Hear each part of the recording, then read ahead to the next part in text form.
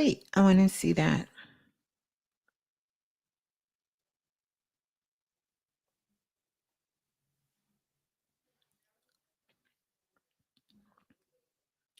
All right.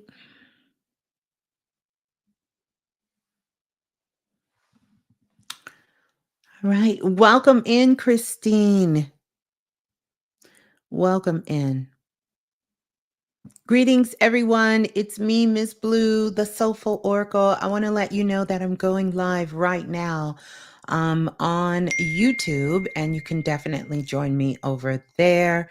It is the after hours edition, just kind of chatting and chilling. So if you're up and you're not doing anything, the Soul Family is here. Look, look. I don't know if you can see them, but the Soul Family is here. Come join us over on YouTube. Peace and love. Ciao.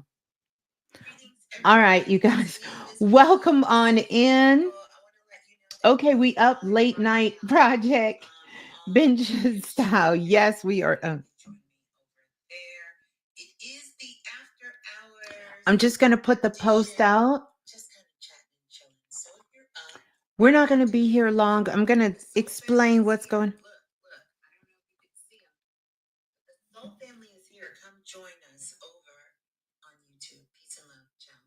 Okay. Greetings, everyone. It's me, Ms.Blue, the Soulful Oracle. I want to let you know that I'm going live right now.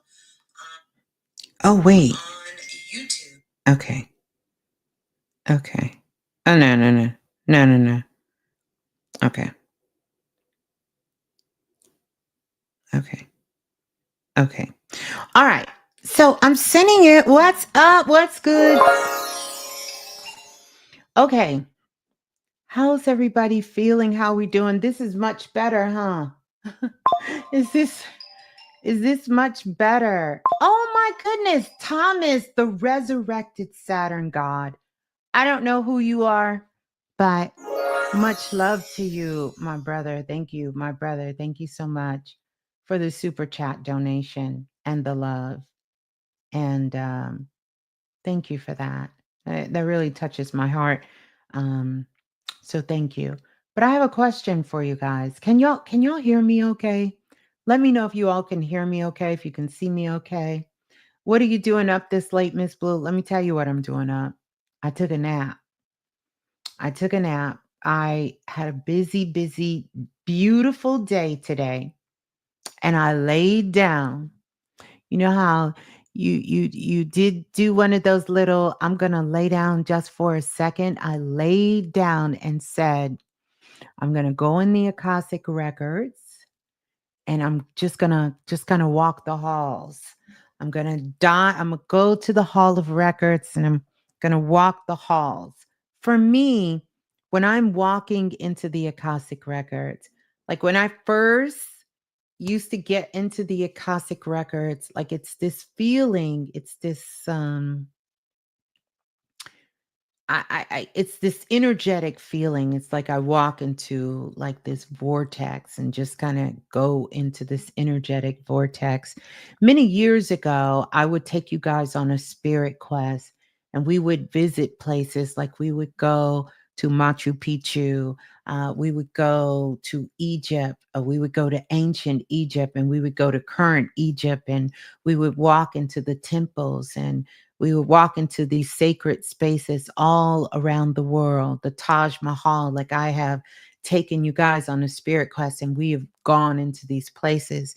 And I always take you like into a door. We kind of come up the steps and we just kind of dive in. Well, that's kind of how I get into the Akashic records. I go through a vortex, sort of this energy field, and it's really kind of freaky, you guys. It's speaking of Friday. Well, it's not Friday no more, it's Saturday, but it's really kind of freaky because I get this intense energy that starts vibrating like around my whole entire body and I can feel it. Like it's so I can't explain it, but I know when I'm going into the records. Now, if you're looking at me from the outside, you can't see me moving. But inside, it's like this vibration, and my phone is filthy. Clean your phone. Listen, look at my phone. How embarrassing. I'm sorry, you guys. I gotta clean this. It's bothering me. But anyway, I would um I would go into I would feel this sort of frequency change. And really the frequency change is thank you, Gotti. You know what I mean. This frequency change would happen.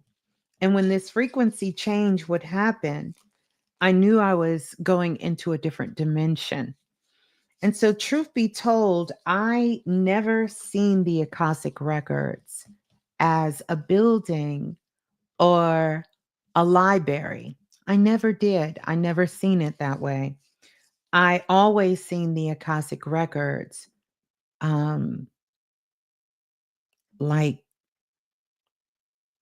this energy field. It's kind of interesting, this energy field. But what I also understand about raising your vibration and going higher is that we can use symbols and symbolic things to help us uh, raise our frequency higher. My guides taught me this very early on. So, most of the time when I'm taking people into the Akashic record, which I have done a whole group activity, let me know if that's something y'all interested in, or we can just all get together as a group in a private sector, and I can take everyone through the spirit quest, and we all can go on this journey and we can go into the records together. I think that would be a really cool thing to do. Let me know. Many of you, I have done group Akashic record readings, and through those group Akashic record readings, I have actually taken a small group of individuals and had to be your guide going into the Akashic records.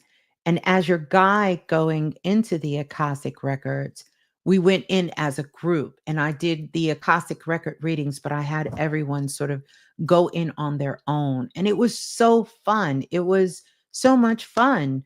Um, this was years ago because I know we love the personal one-on-one when I do the record readings with you guys.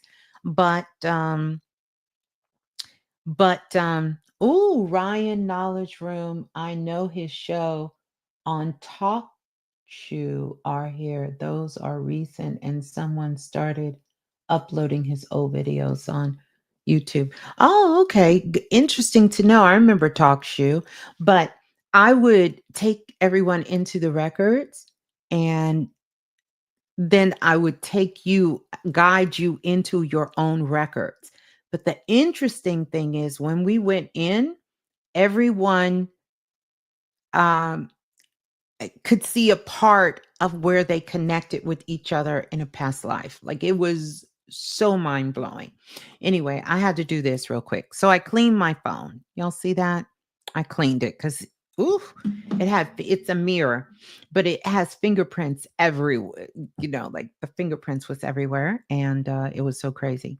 But anyway, that'll be something that you guys are interested in. I'll put that together now. But first, let me tell you another reason why we're here. First of all, by the way, welcome everyone on in.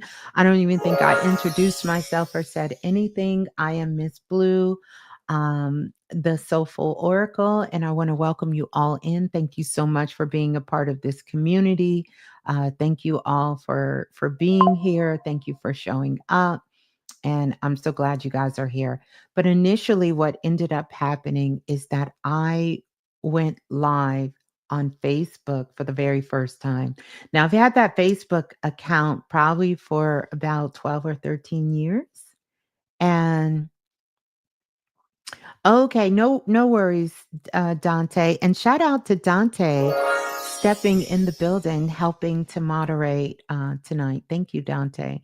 But So yeah, anyway, I was going live on Facebook. And when I was going live on Facebook tonight, It didn't work. It worked, but it didn't. I'm gonna try it again. It's a little bit of a learning curve for me. You guys know I'm a one one girl show over here. So, but I thought it would be really nice.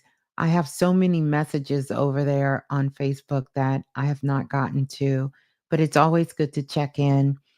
And so just the other day, while doing a session with a client, one of our soul family, uh, I had to actually go on Facebook and connect with them. And I looked at all my messages over there, and yeah, yeah, I'm not going to make excuses for it, but I'm going to do a lot better of getting to all of those messages best I can. Yes, and so as far as there's a question about Blog Talk Radio, and many of you may know, but if you don't know, Blog Talk Radio closed its doors, but all of the remix archives are archived, so they're still available wherever you receive your podcasts at. But Blog Talk ended up closing their doors down; they no longer there anymore, but I have personal copies of everything. But let me tell you what was so exciting, because Baby Blue helped me with that whole operation last year and started to go back through and keep a copy of all of the shows, all of the class. Okay. Cards just started jumping off the table. We'll check in with that. But all of the classes I've ever taught, all of the masterminds I've ever taught, any shows I've ever been on, all of my thousands upon thousands of Blog Talk Radio shows, which over there were more than millions and millions. Yes, all of well, I have access to all of Brother Panic shows that we did together, Brother Bobby Hemmett, everyone who's on there, Dr. Delbert Blair, Dr. Phil Valentine, everyone who Dr. Naeem Akbar, Dr. Francis Cresswell Singh, like everyone from back Queen Afua, everyone, Ra Unefa Amin over the Asar Society.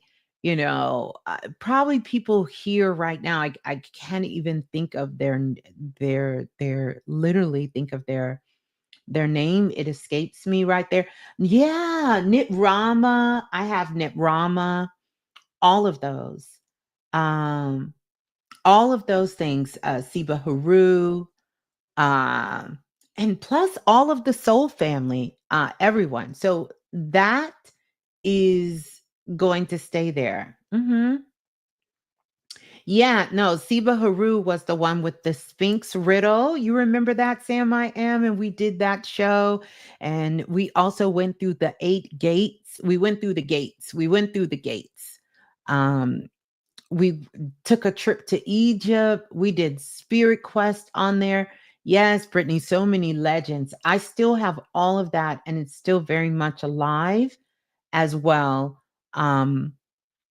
Still very, very much alive. It's work that I feel opened up the portal and the gateway to what the world knows consciousness to be.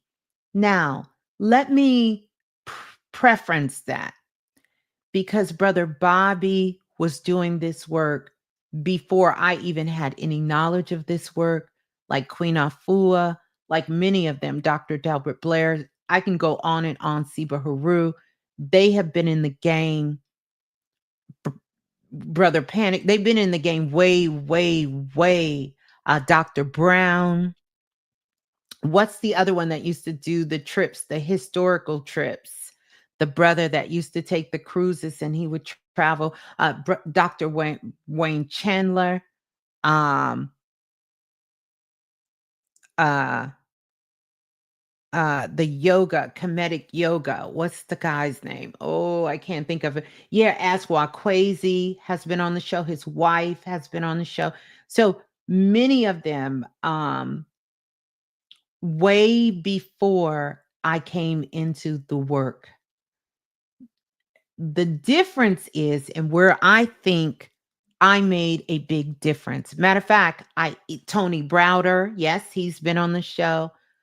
Um, the difference is I brought it to the online world where they were mostly only doing in-person lectures, because it was at a time that in-person lectures were thriving.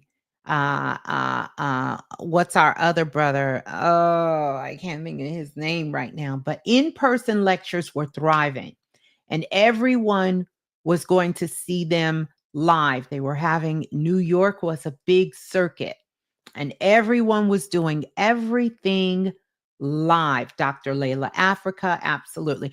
They were doing everything live and in person. So when I came on the circuit, I came on through a different portal, many of you may know, because my quest, as I call it, was for me, was to figure out who I was. And I wanted a platform to interview people who were doing great, wonderful, amazing things in life and that had figured out life. There you go, Bridget B. Thank you. Master Yasir Ra Hotep for Kemetic Yoga. The brother's name escaped me. Had him on several times. So, yes, he's in Chicago. Yep. He's been on the show many times. So, that was my quest. So I was primarily interviewing authors. I had a connection with a publishing house and their authors. The brother reached out to me, asked me would I interview these upcoming authors. And so I was interviewing upcoming authors. This is back in the MySpace days. So, these platforms didn't even exist. It was in the MySpace days. And so, and I'm not going to be long. If y'all are interested in this story, I'll keep talking. If not, we can move on to something else. But I wanted to just kind of share a little bit here about this. But no one was doing anything online. They wasn't. In fact, they hadn't even figured out how to put banners online. And I figured it out on MySpace because I started doing my show and through, Dr. U of 360 Holistic Health, which also did the intro, the rap intro that came on. That was there. It's so many other people that I could tell you guys about. But so on MySpace, I wanted a way to promote who was coming on my show as a guest, like they were doing, like in New York and Houston and Atlanta and all these places, California, where all of these great teachers were traveling and they were doing shows. I wanted a way to be able to promote them online. And so a brother named Dark, which me and him go back to a poetry room, which is where I started coming online because I loved poetry. I love poets. I love anyone who can articulate their words as somebody who struggles to take what is in my consciousness sometimes and have it come out of my mouth in a very ease and a flowing way. I just really have so much respect for anyone who's a poet because that to me is a form of organic channeling because of the way that their words flow and how they are able to articulate themselves through their emotions and how they're feeling. And all of that energy is able to just flow through their being and their body. And it was something I deeply resonated with, even though I never consider myself a poet. And anyone who knows know that I always say that Dr. Ranoko Rashidi had him on the show many a times. And but check this out. So I would go in this poetry room and I would sit in this poetry room. That's where I met Dr. U360 of Holistic Health. I met him in there, but I was still on Facebook. And so I got with the brother Dark because that's where I met him at as well too. And matter of fact, I got introduced to the Yoruba tradition through a brother. Ooh, he's gonna get me because I can't remember his name. But anyway, he was teaching a class and I took his class. He was teaching a class to teach you the sister who wrote the original book Yoruba, who really brought that to the modern world for or to mainstream world that people didn't know about. And she came and also shared some of her insights for what her inspiration was for writing that book. And then we went through the lessons of learning about the Yoruba tradition, and this was on a private platform. And I used to go to all of these different private platforms that were online, which, by the way, I think it's so crazy because we're getting ready to go back to that. We're getting ready to go back to sacred spaces. And even though, yes, we still will have these thriving spaces like Facebook and Instagram and all of this, but watch what I tell you. We're going to have private spaces, and these aren't going to be places like Patreon and stuff like that. These are going to be private spaces. And literally, and I'm going to fast forward, I would tell people, you want to go hang out with me tonight. And I would get invited to all of these. Uh,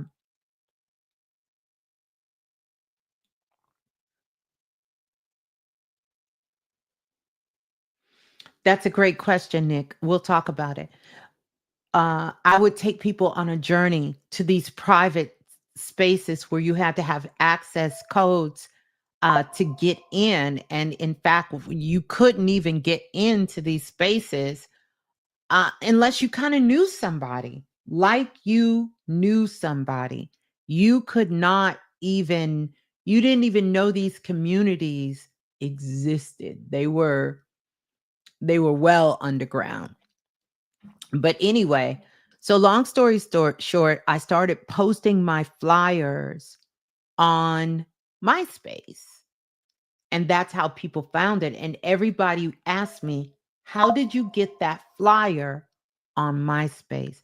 Technology was so different then. And the brother Dark was such a genius. He was able to figure out, he created a website where he could post that flyer because you had to know different codes and stuff to put it up. And they put the flyer up. Now, how I say that I was one of the forefronts to bring people in because nobody was doing podcasts. Nobody was doing this. Everybody was interested in live lectures and events. And those things are so important and so needed as well. But as far as the digital space was, I brought all of that together. I was the person that brought that into the conscious community. And it was through a series of events, meeting Brother Bobby Hemmett. I met a brother named Brother Ogun, who I consider to be a great teacher of mine that really helped me as well. Siba Haru, some amazing, incredible sisters who really kind of took me under their wing because I fell into consciousness. I literally fell into it. I didn't just wake up. I didn't have an awakening. I fell into consciousness. But anywho, and so long story short, um, Facebook had started a few months later, after some time, after about a year or so, 1 or 2 years, Facebook had started. And I wasn't on Facebook. I wasn't interested on going on Facebook. I didn't know. But once I started talking with Brother Bobby Hemmett, at the time, Brother Panic was like his assistant to him. And so he said, I'm going to have you work because Brother Panic wasn't lecturing back then. He had stopped lecturing at that particular point. And so he introduced me. He said, I'm going to let you talk to Brother Panic because he knows how to do all this computer stuff. And I want you to get with him and you to figure out how to promote the show for me. And I said, well, okay, we can do that. And so he started talking about Facebook. I said, what's Facebook? He was like, you ain't on Facebook? Yo, Blue, you got to get on Facebook. I was like, no, I want to get on Facebook. He was like, I'm telling you, get on Facebook, get on Facebook, and I can send you the information. So I got on Facebook. And once I got on Facebook, I was like, oh, okay, yeah, this is a upgraded version of Black Planet. Planet was still black back then. So we were on Facebook. I just caught the timing. Ms.Blue announced she was going to do something different, Planet Remix. Yes, I did. I announced first I was doing something different. And about a year later, they announced they were shutting down, which I started with Blog Talk Radio when they were in beta as well, too. So, well, anyway, the rest they say is history. I got on Facebook. Once I got on Facebook, everybody wanted to know, how are you, what are you doing? How are you doing this? How are you doing this? Like, what platform are you on? And everybody flew over to Blog Talk Radio. Yes, that literally is how it happened. I don't know if many people want to admit that, but that's what happened. And everybody started getting shows after that. So much so, Blog Talk Radio said, you have brought more show hosts here than our history. It's what got them the funding to come out of beta. Yeah. And I started bringing the lecturers online because most of them, some of them were in a low-key retirement state. But I was new to consciousness. And while other people knew who they were, I didn't. They were new to me. I still remember that very first conversation when I called Brother Wayne Chandler and he said, you sure you got the right person? Because he wasn't doing this stuff anymore. A lot of them were not doing, they wasn't even doing the lectures and stuff. I was the one that brought them online. I brought them online, and that opened the space for the whole online community. And then there were some intricate little beefs going on between certain people. But because I didn't know the history, I didn't know that if I invite this person on, then this person wouldn't come, or this person no longer got along with that person, or this person and that person had some history together and they didn't want to be connected with one another. And they didn't have the guts to tell me no because they realized I didn't know. I didn't know. I was clear mind, pure heart. I was like a child. I really was a child. I didn't know the backstory. I didn't know the history. I didn't know the drama. I didn't know any of that. I came with pure love and pure excitement, and they all embraced me. They all embraced me. Yeah. That's how it happened. That's how they got online. That's how they got to the world. That was through that portal of the remix. And so at its height, more than 8 million listeners around the world, people were having watch parties in Africa, Asia. There was a brother named Mark from Japan. Once YouTube opened up, he was making videos on YouTube. When people would call into the show, I was correcting them and they would say, yeah, I finally found you. I was listening to you on YouTube. I was like, oh, I'm not on YouTube. You talking about Facebook? You talking about Blog Talk Radio? Because I'm not on YouTube. But he was putting the videos up. And even though I own the copyright and still own the copyright to all of it and could have shut it down in an instant, business is my professional background. I could have shut it down.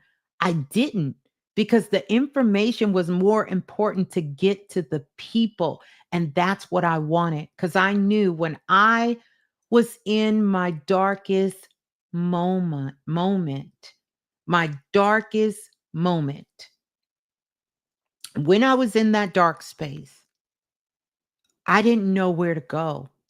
I didn't, there was nowhere for me to search.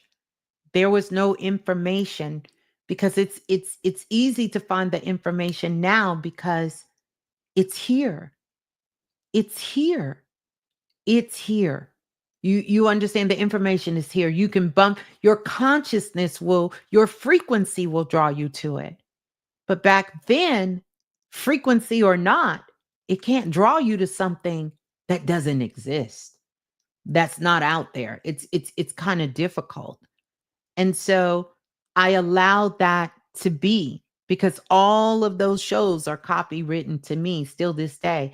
And every time I get one of those notice, it's only been a few times that I have said no to somebody, you know, and people have made thousands and thousands of dollars. Now, I will speak for the brother Mark. Brother Mark was not trying to capitalize off of it. He was doing it for the same reason because he wanted to help spread the message. And that's what community was all about. You understand? And some of you guys have been with me for 15 years, for 19 years, for 20 years. You've been with me on this whole entire ride. You have grown. You've watched me grow. You've watched all of us in the community. You've watched us transform. You've watched me go through things. You've seen me at my lowest when my father passed away, some of the other circumstances and things that happened in my life. But we were able to be together and to put the BS aside. There was no divisiveness. It wasn't nobody trying to jock for nobody or see how many people they could steal for themselves. Like none of that was going on. None of that. And I'm proud to say that those of you guys who are still here, you're still here for that reason. You understand? And some people have grown on and they've moved on, and that's a part of the process too. No, no, no shade there. I'm not a person that holds on to grudges and different things like that. I don't do that.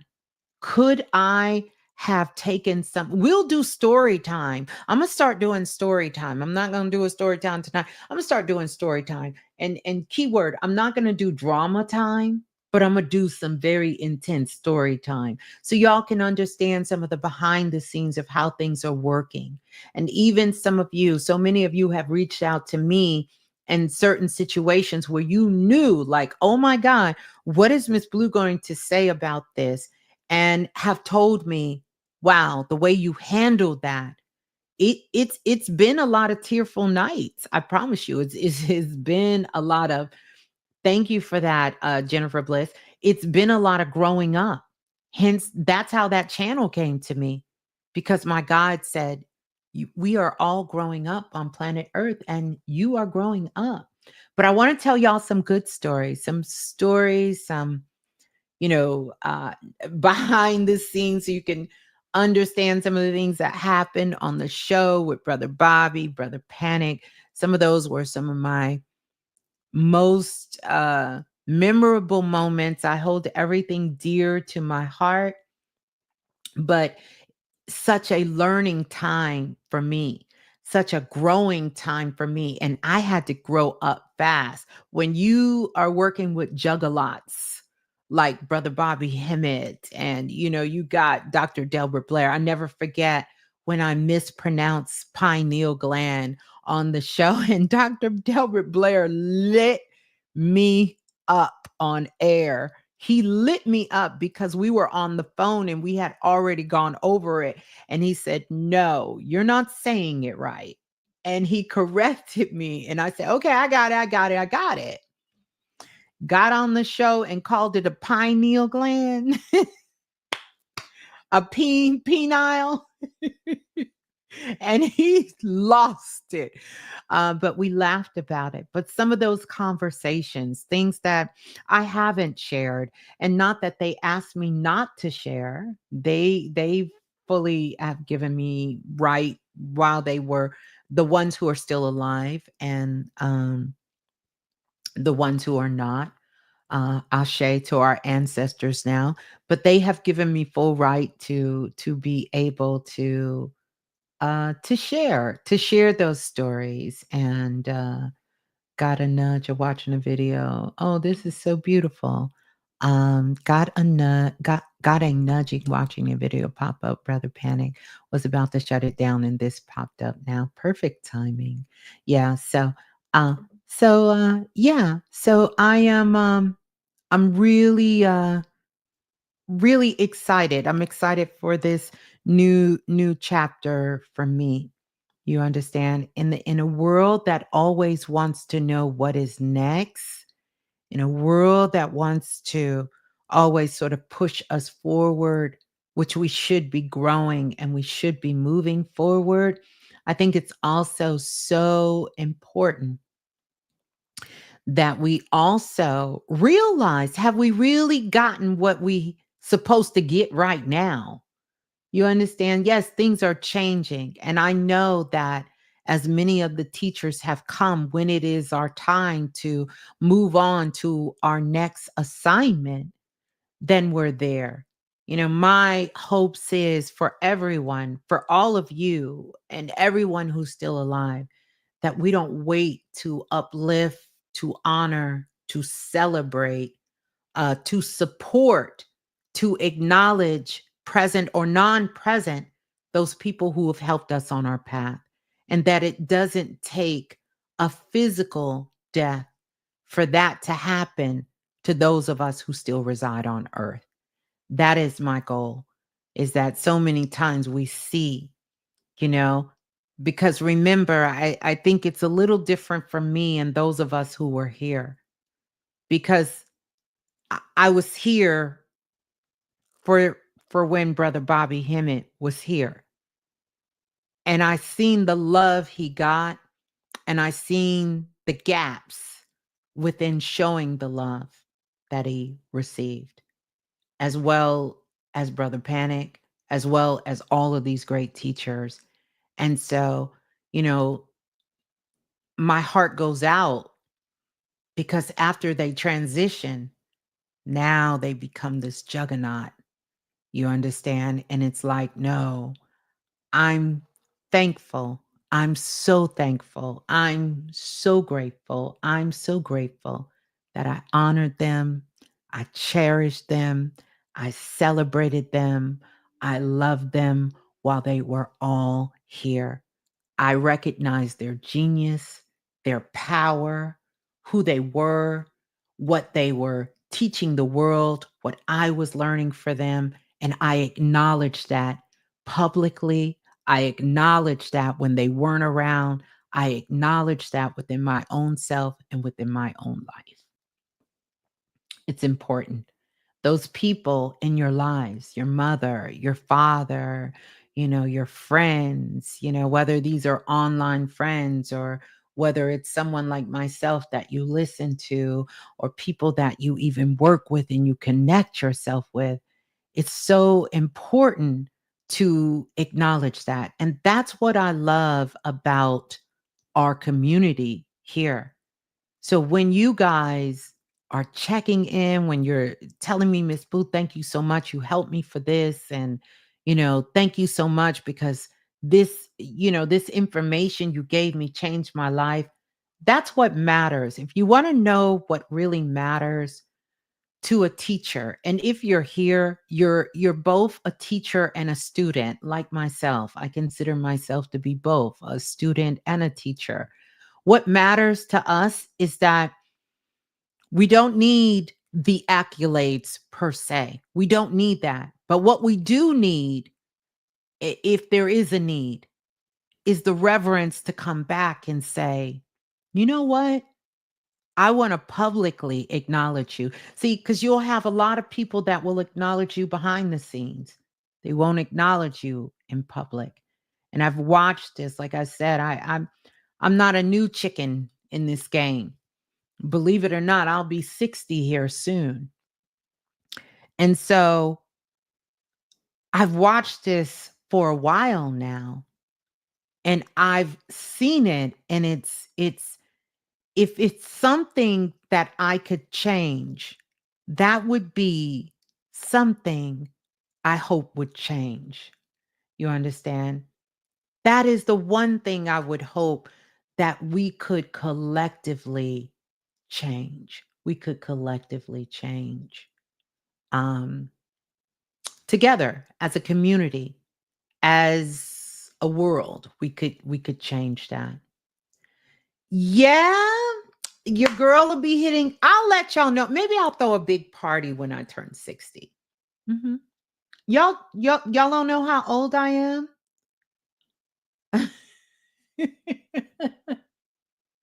Y'all don't know? I have said how old I am before. Y'all don't know?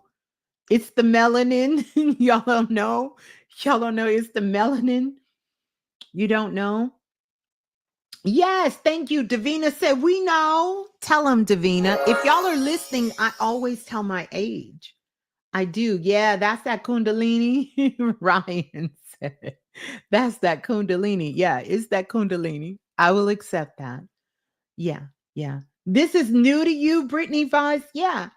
So I always find it funny sometimes when people try to check me like I'm a little young chick. I love it. I love it when I go in Walmart and or go into the spirit store and they tell me they need to see my ID. I'm flattered. I'm flattered because I'm gonna get you young girls on your game. You better get on your ish. You sitting up here looking like you older than me, boo. Get on your ish.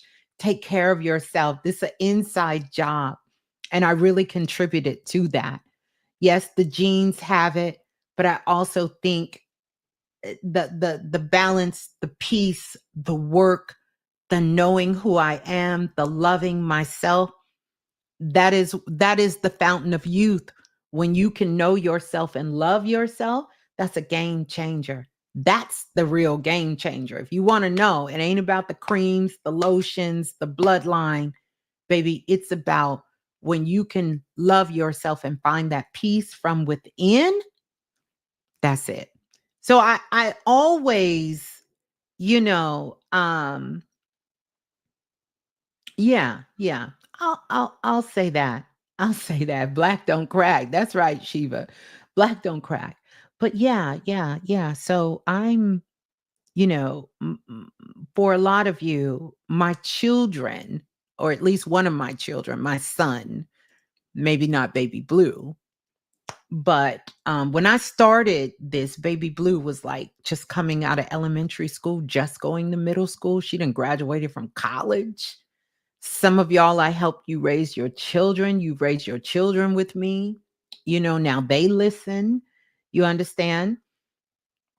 Uh so yeah, unless you smoke it. Somebody said you smoke.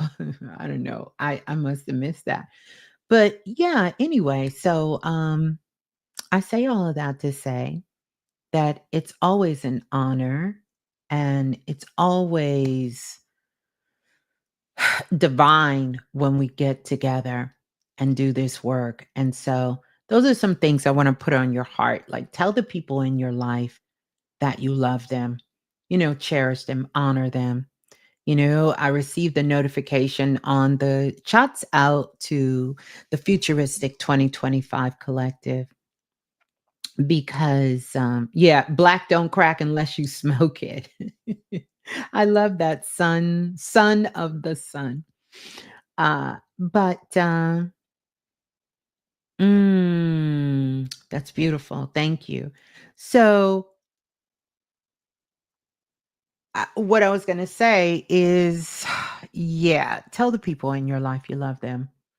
Um, Cherish them, honor them, cherish yourself, love yourself. Life is too short. I received a notification today about a plane disappearing over Alaska. Did you guys hear about that? So we just had another plane. And one of the things in my 2025 predictions video, I talked about the new Bermuda Triangle emerging on the planet, that would be happening. And We'll see. So the shows from the remix will still be alive. I am committed to keeping them alive. They are still available online. I have some unpublished shows that I have Baby Blue working on, and I might post them. I might post them. I have only had maybe 2 shows legally taken down where I got a cease and desist, and I'm not going to go into too many details. If you know, you know. One of them is Steve Harvey. I a show I did with Steve Harvey's Bodyguard. Uh, I have permission to still do the show with the one with Will Smith and Jada Smith. Where the guy it's called The Peasant Who Be Prince. I think that's the name of the show. It's about a young brother when Will Smith was working on the Muhammad Ali movie, and he went to Africa, the continent, to film it, and he met a young brother there, and Will Smith gave him a promise. And before he told the story, because he had never told the story to anyone, before he told the story, he had to get permission from Will Smith and his camp to be able to tell the story. And Will Smith gave permission for the story to be told. And so that show didn't get taken down. So that story is there. And it's a couple, it may be 1 or 2 more that's up there. I think I even have, he was a producer, a famous producer. Yeah, I'm kind of going, I'm kind of drifting. But anyway, welcome. How we all feeling? How we all doing? Oh, Davina, Butch and Sunny. Who remembers Butch and Sunny? Who remember Butch and Sunny? The 2 astronauts. Are they still stuck in space? We need to know if Butch and Sunny is still stuck in space. This is what we really need to know. Is Butch and Sunny still stuck in space? Let me look it up. Let me pull it up real quick. Let me see. Butch and Sunny. I thought Elon was supposed to go get them. Instead of fooling around with all this other stuff, somebody need to focus on Butch and Sunny. They say they not stuck on they say, oh, let me see. Let me see if I can get an update. Are is Butch and Sunny still in space? This was on January the 31st. It says Williams, Sunny, and Butch are scheduled to return to Earth March after a long delay. Sunny and Butch miss their families, but they say they are keeping busy. So yeah,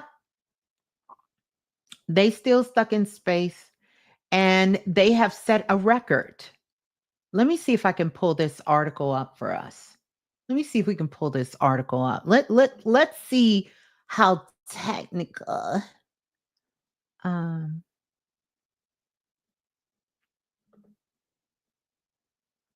Let me see how technical I can get. Let me see if I can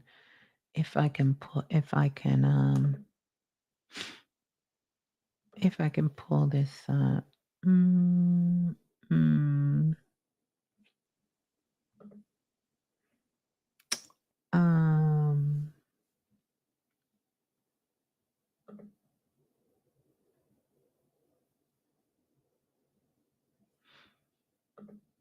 okay, wait a minute. Okay. Um, ooh, we don't want that. I don't even know what that did. Add an item. Here we go. Camera slot. There we go.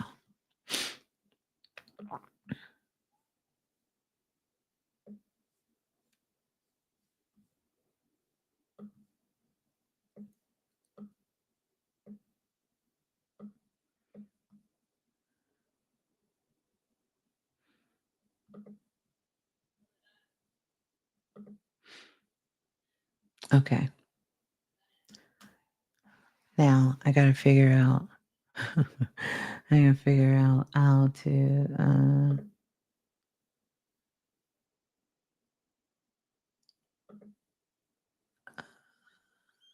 Uh, um. Hmm. Google Chrome. Let me see. I'm gonna try to see if I can listen. This is becoming complicated. Later. Yeah, we just do this later, y'all. I don't know how to do it. I have to figure it out. I'm here, but I ain't here. So we'll have to figure that out. We'll have to figure it out. But yes, long story short, uh Butch and Sunny are still stuck in space. They're still stuck in space and they're not coming back. Yeah, yeah. They are well. Last I heard, they are very, very well. They are very well. Mhm. Is that Drake? Y'all remember when Drake came by? Drake has commented on the show for a while. Yeah, that's crazy. Mhm. Yeah. Uh, I don't think them folks ever figured out how this is so true. Infinite. I don't think they figured out how to get them out of space either. They haven't. They haven't figured it out at all. They haven't. They don't know how to get them out. But that's a story for another day. So what's on your mind, you guys? We're just having a late night chat and chill. What's on your mind? What's good? What you picking up in these cosmic skies and these cosmic streets here about what's happening at this particular time? Mhm. Mhm. What's up? Dreams. Yes, dreams are going to be off the Richter scale. There is an integration that's going on with your DNA and the dimensions. And so, what's happening, a lot of us, for the work that you've been doing for the last couple of months, uh, is being integrated. These things are merging themselves together. Have you spoken to Brother Panic in the astral realm? Actually, I have. I have. There was a situation that came up a couple of days ago, and he came through.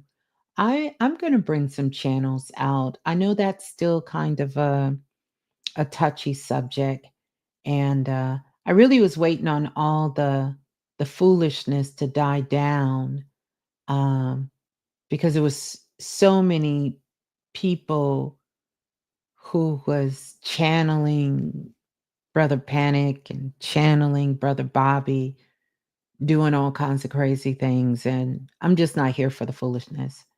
Um, I love them dearly, and the work that they put out, people are still deciphering and don't understand, and that's the nature of a lot of it. I understand, I get it, but yeah. Hmm. Hmm. But yeah, but yeah. Hmm. Well, I'm not unaliving anyone here. Um, I'm not unaliving anyone, and I'm not here to confirm or deny anything. I would just say that when a teacher is done, their work is done. Uh, their work is done, whether they're still here or not. I was talking about Brother Panic. I wasn't talking about Brother Bobby. I was talking about Brother Bobby, but we all do know Brother Bobby is not still out here teaching. We do know that, right? Let's be clear. I want to make sure you all understand what I'm saying. I started following you. It was audio only. It was pleasing to see your face. Always wonder what you look like. Yeah. Let's be clear. We do know that. Thank you, Son of Sons. Yeah. Yeah. So no, no, no. And I might have very well said the wrong name as well. I couldn't sleep thinking about my childhood. Glad I'm here. Yes, Cynthia, glad you're here too. But yeah, so it's a lot of merging going on, a lot of merging energy that's going on. We're in the midst of a great shift. It is the start or the kickoff of the golden age. It really is. And not the golden age that some may be telling you about. Like technically some of us are in our golden age or that golden age of that time right now. We have stepped into a new portal, but this is what I want you to think about. It's just like if you say today, you going to build you a house and you picked out your land, picked out your land. You pick your land out. Thank you for that. Books, Spiritual Tea and Me. Miss Blue, you would be the only one I trust to channel. Thank you for that. That's a pleasure, you know. And of course, his loved one, of course. But yeah, but all that other stuff, I could do a whole lecture on that because we really are only channeling as high as our own frequency and consciousness is. If I'm stuck in fear and I'm stuck in a lower dimension, I'm in the first dimension or the second dimension. If I'm stuck in one of those dimensions, my channel is only going to be as good, just like your readings, just like anything you're doing. It's only going to be as good as the dimension that you're in. That's it. That you're truly in. Call it what you want, say what you want. You know, we still haven't caught up to this world. We're still in the intellectual aspect of understanding spirituality. And this is why I know for sure that Brother Bobby's, Brother Panic's, and a lot of the great teachers, their work hasn't really sort of embraced itself amongst the large amount of those who are conscious because a lot of people are still looking at consciousness or looking at consciousness or awakening at this point as a new job title. I'm going to quit my job and I'm going to come over here. I'm going to hustle this and this is going to make me that millionaire, that billionaire, that person that I couldn't be in what we call the everyday life. They're looking at this as I must find a title and that title must be how I'm going to make my money. And that's like kind of ass backwards thinking. You don't do yourself justice when you come into it from that. Is the material a part of the process? Absolutely. The material is a very major part of the process. In fact, this is where me and a lot of my spiritual teachers, physical spiritual teachers, and teachers, we sort of separate because I've never believed in separating the worlds. There is a way to achieve supreme balance in both aspects. Does it take work? Hell yeah. If it was easy, everybody would do it. hmm Everybody would do it. Every single person would do it. hmm Yes, every single person would do it. It's not easy. So when people would come here and I would start to teach them about self love, because this is the foundation of you got to be able to get this part first before you start building, because this is your foundation, whether you're a man or a woman. You got to have this down. If you don't have this down, you're not going to be able to move yourself forward. But this is the step everyone wants to step to skip. Think about it this way. Remember during our time, because some of you guys are older than me, some of you are younger than me, but just during our time, how everyone is focused on the third eye and the crown chakra. And now the heart chakra gets a little tiny sprinkle of extra love. But when it came to any of those lower echelons, ain't nobody was effing with it Nobody ain't want to deal with the root chakra, the solar plex chakra, because they were thinking linear. They were thinking in linear, like there was some sort of hierarchy. And so to be in your lower chakra was to mean that you were in your lower self. And I never subscribed to that. That to me was a great mistake. And we have to be honest in doing this work so we can keep expanding it and moving it forward. We have to make sure that we're honest about where we are on this journey. I'm not saying it was always a mistake, but it's been a great mistake for the last maybe 40, 50 years, even before I came into consciousness, that somehow you ignore, you become a energetic quadriplegic, and you only focus on the things above. That's the most craziest thing. And so what you had is you have these literal geniuses. Think about it. It worked the same way when R&B first came out, and a lot of these artists that our parents grew up listening to, how they all ended up broke.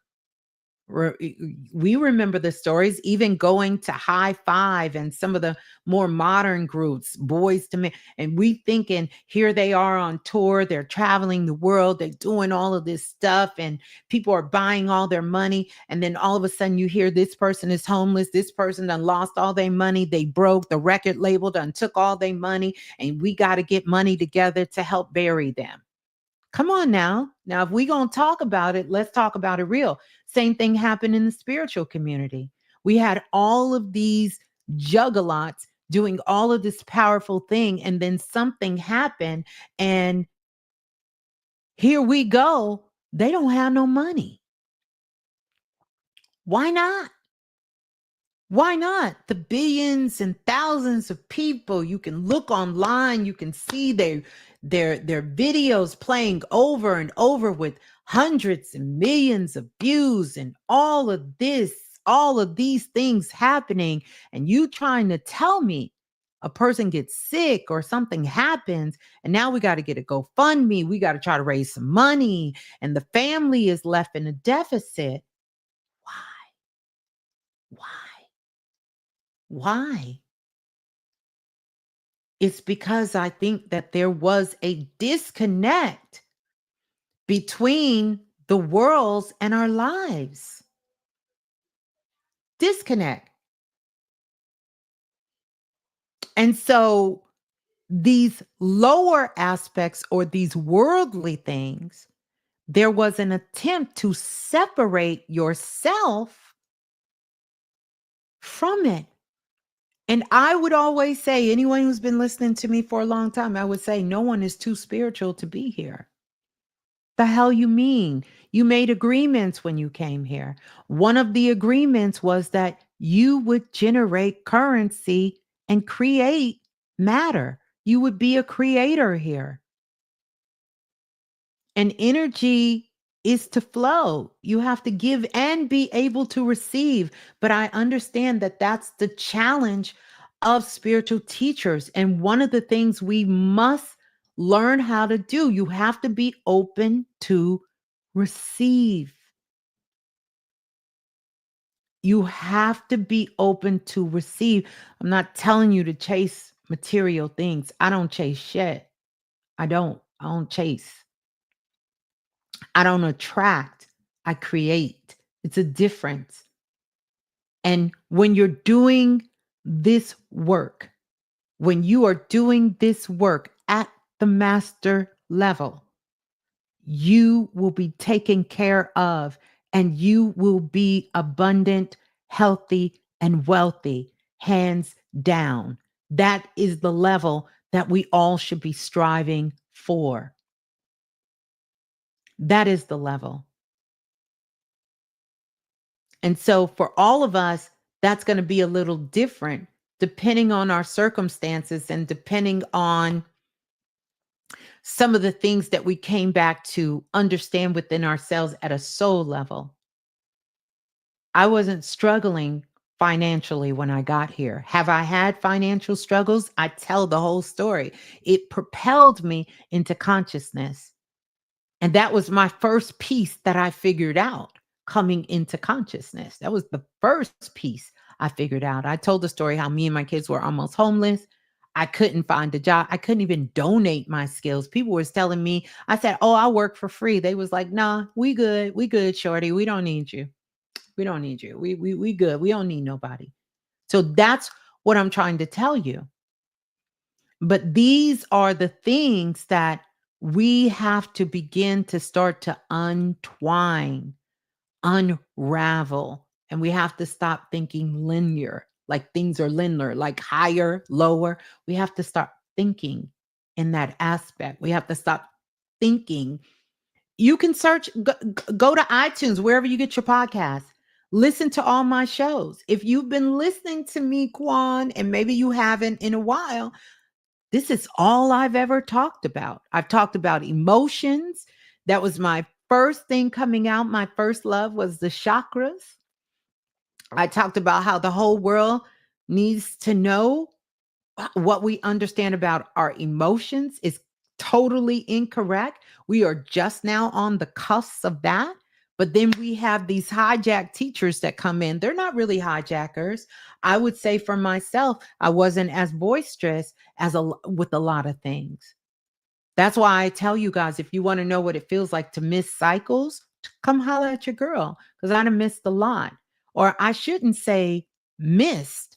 I should say I made the sacrifice, because what was more important to me was my own soul and my own personal growth. Ain't no way I'm out here teaching you some shit that I'm not living. I'm not teaching you how self love can change your life, and I don't love myself. I'm not teaching you about abundance and wealth and how to make money, and I'm broke. Like, come on. You should be listening to teachers who have truly got into the area to be able to master some of the things that you're dealing with. I'm not telling you certain things about your children and different things, and I haven't experienced it. I'm not going to tell you that your teacher or the person you're looking to or listening to has to walk your exact walk. But when it comes to foundational things, you better make sure you check some damn receipts, because you might be listening to someone and their whole transformation may just be you paying them, and that's what they're calling transformation. So I don't, this is soul work for me. I do this because I love it. There's so many things that I could charge for. I don't do that. There is a balance here. And I understand about giving and receiving, and there is no lack. But this is not what is making or breaking my world. And I don't say that from an arrogant point of view, but I say that to you. If I could come from where I was before I awoke into my consciousness, and I can transform my life, so can you. So when I say things, I'm not a teacher for everyone, because I'm sort of a straight shooter, and I'm a female. And so a lot of times, not for the brothers, because brothers allow me to mentor them, but for the sisters, sometimes we can get a little touchy feely in that area of me giving sort of that kind of guidance. I've heard of that brother, Bonner. Yes, he reminds me of and I hate to say somebody reminds me, but he reminds me physically, mentally, and spiritually of Siba Haru and some of the things he talk about, which we know there's only so many kind of avatars on the planet, and we're here to bring forth that message. But this is some of the BS that I'm trying to get people out of, that somehow you think you don't have to do certain kind of work, but you just gonna pray to some, well, I shouldn't say pray. You gonna summon some god or some demigod or some ancestor and burn some money, and your life is gonna be changed. It don't work like that. Or let me be respectful and say, it don't work like that no more. How about that? Because I can't speak about before I was conscious. So I'm just going to tell you, it don't work like that anymore. It doesn't work like that anymore. That's not how it works. And your ancestors, your spirit guides, are not here to take over your free will. Really, their purpose is to help train you to become your own creator, help train you in your multisensory abilities to become your own God, your own creator. That's what they're here to help train you to do. And it is through that listening, because all of that is coming from the higher self. Okay. I'm not talking about the earth God, the God they taught you to pray to. I'm not talking about that God, because that's not the God, the source. That's not the God. But if you don't study, you get stuck in thinking that's when I say God, I'm not talking about earth's God. I'm not talking about the God that is over earth. That's not who I'm talking about. I'm talking about the supreme source, right? Where your soul comes from, where your soul comes down. Because what you're attempting to do is to connect to your soul, because your soul is so big, all of it cannot even fit in your body. It can't even fit on earth. You're a, a fractal, a particle of that. And you want to connect with that to be able to bring that information through. Do we have help on the other side? Absolutely. So this is where the ancestors come in, and they are helping you to raise your frequency. The ancestors are training you because you have a physical connection with them. So when you want to talk to your grandmother and you know what it feels like to be in the presence of your grandmother, the energetic energy of what it felt like when you walked in your grandmother's house, when you sat in your grandmother's lap, or when your grandmother was doing your hair, or what her food tastes like when when she was cooking for you and you were sitting there and you were eating her food. That feeling you would get when your mother or your father would say, "Hey, we finna go to your nana's house," or whatever you choose to call your gaga's house. You knew what that feeling was like. When you're channeling, you get that feeling and you know, I done connected with my grandmother. And let me listen to what my grandmother, what my grandfather, my mother, my father, my sister, my brother, my cousin, my friend, my teacher, my lover, whoever is telling me. This energy comes in through your pineal gland, but it comes in through this a whole class, but I'm gonna give it in through your crown chakra. Uh-huh. Uh-huh. In your crown chakra. But you have to raise your veil. The veil is not some cloudy thing that's hanging over earth. Earth has a veil, but each one of us has a veil. You know, when you're born and you're babies and they got that little soft spot that you can see the veins in their head when they're born, and you have to protect that. Every mother knows you have to protect that. I remember when my babies were young and I would just take my hand and just kind of move it over their veil, because when children are born, because most souls do not even enter into the physical body. That's why this foolishness about people trying to tell women what to do with their body is a lack of understanding of anatomy and a lack of understanding of spiritual consciousness, because a soul doesn't technically even enter. Most souls, not all, do not even enter the body. By the way, it comes in through the hip, through the solar plex, until they take their first breath. When you open your mouth as a baby and you go like that, that's when the soul has entered into the physical body. Before then, when the mother is there and you feel the little flutters of the baby kicking and the baby's heartbeat, that baby is coming in and that baby is leaving. It's saying, okay, I'm just checking in. I'm just checking out. That's why sometimes mothers will get panic and say, I haven't felt my baby move in weeks. Oh, because your baby is still in the astral realm, deciding whether or not it wants to be born into your messed up, twisted ass family. And whether or not they made the right choice about the bloodline they're getting ready to incarnate in. That's what the baby is doing. The baby is deciding because souls know they are more connected to source on the other side. So whether or not a woman aborts a baby, whether she has a miscarriage of a baby, whatever happens to that baby, that incoming soul already knows. 9 times out of 10, the soul wasn't even in the body, but they want to hold you to a book.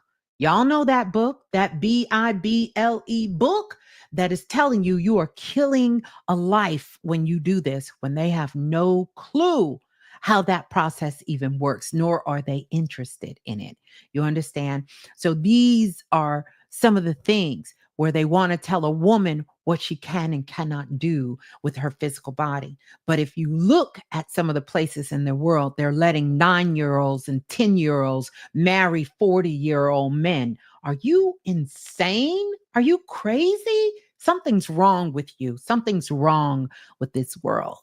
But don't worry, things are changing real fast. I got a little passionate there, got a little passionate, but I know y'all understand what I'm talking about. So this is crazy. This is just foolishness. But see, the more that you raise your consciousness and know who you are opening up that veil of yours again. Your veil doesn't just automatically become open because the earth's veil is becoming open. Now, there are times in our lives and different times during the year where the veil on earth is thin, but if you are waiting only to connect with your higher self, source, the divine, and your ancestors just when the veil is thin, baby, that's a boring ass life. It's a dull ass, boring ass life. It's boring, it's dull. And you are going to be waiting a long time. You're going to wait a long time. Open your own veil and you're not going to get around the work. All the babies God kill, he ain't got much room to be checking, folks. It's not God killing babies. That's not God. Unless you're talking about earth God. See, we have to preference when we talk about God. We talking about earth's gods, or we talking about the source? Because I'm talking about the source. Matter of fact, I'm going to start using that word because I don't want y'all to get it twisted. Source. And I don't have no qualms about what people choose to believe because that's your life. If it's working for you, if it's elevating you, is it uplifting you, and you can hold your consciousness in it to a point, hold it. Hold that damn line. That's what I want my Eagles to do when they get out there and they play this football game. I need them to hold the damn line. We need to bring this one home because that's my team. But anyway, sure do. My last son delivery seemed as if he was dropped off. Yeah, yeah. Hence the reason why you see the stork. Remember the story that most people were told, even though it's some foolishness about the stork come flying in and delivering the baby, but really it's just symbolic of the soul entering into the physical body, into the physical body. Now, I want to speak about something. By the way, shots out to Irv Gotti. Ashe to him because that brother passed away. Made some great music. A lot of his music was a big part of my era growing up. You know, all of the Ja Rules and the Ashantis and all of that. And so Ashe to him, he made his transition. May he rest in power, you know, and love and find peace as he continues on his journey. But I want to talk about that a little bit because I got a couple of questions and people were talking about the Grammys. And if anyone checked out the Grammys, let me know if you checked the Grammys out. I didn't get to see much of it. I did watch Kai Cenat's version of the Grammys. Love me some Kai Cenat. My daughter put me on to him. I love that kid.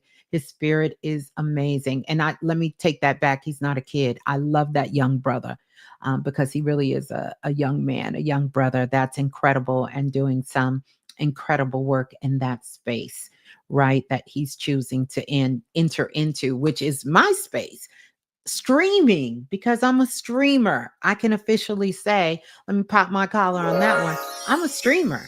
I've been a streamer, especially I've been live streaming since 20 years ago. I was live streaming. So I absolutely love it. But I did get a chance to catch some of the Grammys and some of the highlights. And I want to talk to us as a community here. And if I can be, see, this is why these words, and I didn't even know what I was going to talk about, even on Facebook. Ms.Blue Live and Unfiltered. That's why that's the title. I guess now I'm figuring it out. But here, quite a few people commented about this situation with Kanye West and his wife. I think her name is Bianca. I could be wrong. But I listened to an episode on The Breakfast Club and I was a little shocked at the way that they responded. Uh, well, I take that back.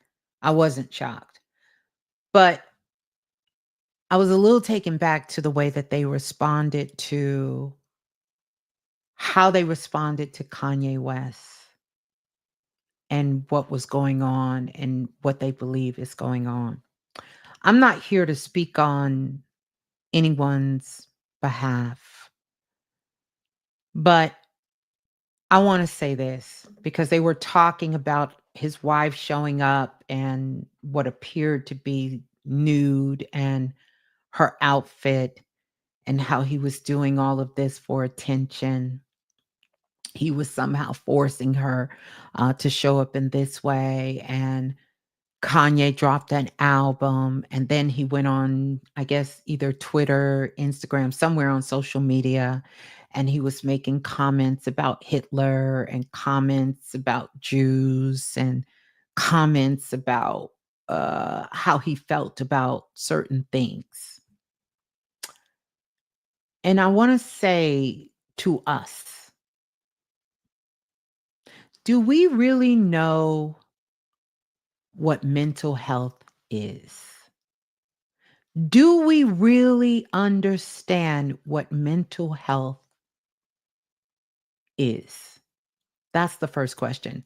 Second question, do we understand what having a mental uh, disturbance, imbalance looks like?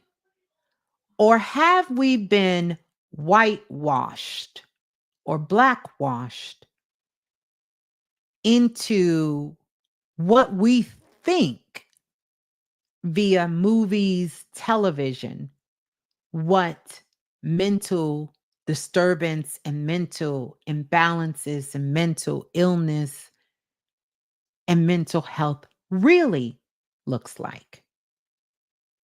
Because when I listen to some of the comments, I'm trying to understand what part of this conversation don't you understand? What part of what's happening do you not understand? And the only reason I will say the brother Charlemagne's name, because wasn't he the one that was an advocate for mental health and brought the sister and did the whole sort of documentary about we need to start as Black people going to therapy. We really need to start taking care of our mental health. And he was leading by showing uh, his self to be true. Remember? Am I the only one who remembers that? Because I watched the series where he documented his live therapy session and had the psychiatrist, the sister, come on. And I want to say her name started with a J, but it escapes me right now. But he was saying that we have to take good care of our mental health, and that mental health is not what we think, and we got to remove the stigmatism in our communities as, whatever we want to call ourselves, Black Americans, whatever we want to, the African diaspora, minorities, or just all people, because it's for all people. It's mental illness has nothing to do with your exterior, right? This is an interior. Tell me that. Tell me that. Does anybody remember this? Does anyone remember this? Mental health has been weaponized and misappropriated and misdiagnosed. This is true. I'm not debating none of that. But we do know, just like you can catch a cold, you can get sick in your physical body, that your brain can get sick too, or your brain can, for lack of a better word, your brain can become unbalanced. Oh, Jolie said, oh, he wrote a book about it. So you all tell me, and I'm not advocating that you go over there and listen to the Breakfast Club, whether you do or don't, I don't care, or whether you listen online. But I want you to go over there and listen to his comments about, he said that Kanye was just doing this for attention because he was, and this isn't quote his words, this is me paraphrasing. So if, Charlemagne got something to say to it, I don't want to misquote nobody because I don't want nobody misquoting me. I respect the brother and the work he has put in. But on this piece, I don't agree. I don't agree with any of them that sat up there and did this. That he was doing this because somehow he was jealous that Kendrick Lamar was in the spotlight. And they were saying that Kendrick took out Kanye's main op, who was Drake. And that's why he was doing all of this. It's why he was going online advocating for Diddy. This is why he was saying all of these things, because he, quote unquote, just wanted attention. How do y'all feel about that? He wanted attention. Is this just an attention grab? Or can we read energy for real? Or are we just talking? Wait, because this is the same show that wants y'all to believe that that's Wendy Williams in live person talking to them on the phone. I made a post about it, and the world will soon see, and it'll eventually come out.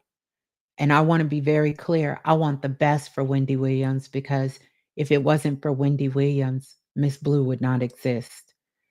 I wouldn't exist in many platforms for not just women, because I hear people say, oh, yeah, she did a lot for women. She did do a lot for women and women of color, but she did a lot for that industry, which include men as well, right? To open up doorways for people to even know that it was possible in radio and doing the work that she does. But that voice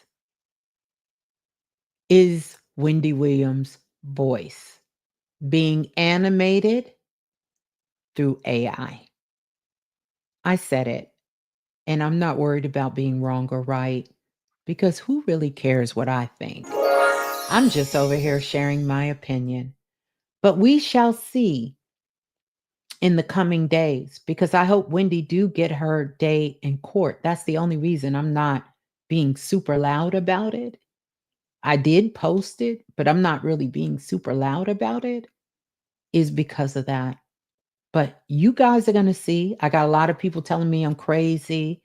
And here I go with this dumb shit. I don't know what I'm talking about. That is not Wendy Williams speaking in real time to them on the phone.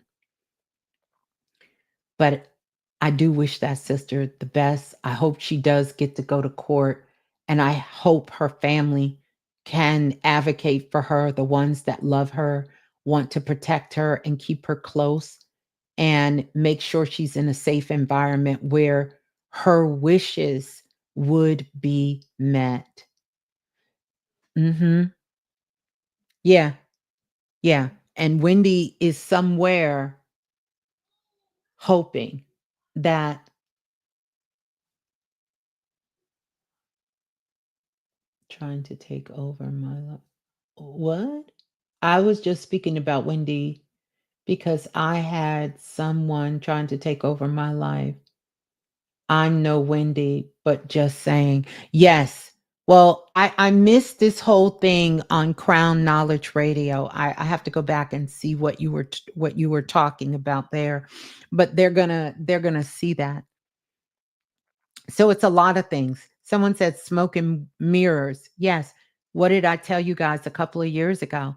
That it was going to be very, very hard to tell what's real anymore, and that you cannot rely on that gorgeous, wonderful mind of yours. You have to rely on your intuition. And let's see, Kanye ain't been right ever since he went to the Kardashians' house. That's not actually what happened to him. Truth be told, ugh, this gets so deep, and I don't want to cross no confidential NDA lines. So I'm going to leave that there, but I don't agree with that statement. That's not true. It was a lot of things that happened to people, but you got to know that we all have different paths and different journeys. If you want to know the truth be told about Kanye West, it's something that has happened to many of us in our lives, and I can attest to that, is that Kanye hasn't been Kanye since his mother made her transition. Just like a part of me haven't been myself since my father made his transition. Those things change you. It changed the way you see the world. And we have so many different ways of grieving and really understanding that process, you know, of how we integrate these things into our lives, but we can always uh blame these things on external things outside of us, but it's really the things closest to us. And when you are apart, because we are half our mother and half our father, when their soul leaves this planet, whether you're close to that person or not, you feel that.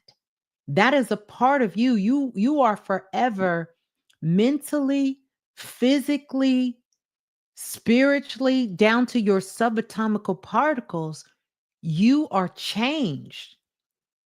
And that change can look very, very different for so many of us in our lives. So many of us, especially when it comes from the mother's womb, the father as well too, but definitely the mother's womb. You understand? This isn't, we talking science here. This ain't got nothing to do with just your pure emotions. This is science. You understand? We haven't become that decentralized that we understand that. It is a process of when someone you love and you care about, whether it's a child, a parent, a loved one, a friend, that when their soul leaves our galaxy, this energy, when their soul transcend, it changes us. So if you're here still hold in one piece and you have the consciousness to be able to understand that from a higher ascended space, consider yourself to be grateful. because most of the world hasn't got that yet. They haven't learned that yet. They haven't transcended themselves yet. They haven't. Thank you, Geo. Love to you and Mama Gail. Geo said, Miss Blue, your mic settings are literally perfect tonight. It is the best I have ever heard. You gotta save this. I will save it, but I haven't done anything. You know what I have done? Uh, I stopped listening to me. If you want to know, truth be told, I stopped listening to me. That's what I did, Gio. Yeah. Yeah. So, um, so that's what happened. We want to give the Kardashians more power than they really have. They have power, but so do you. And that's not the downfall of anyone. You understand?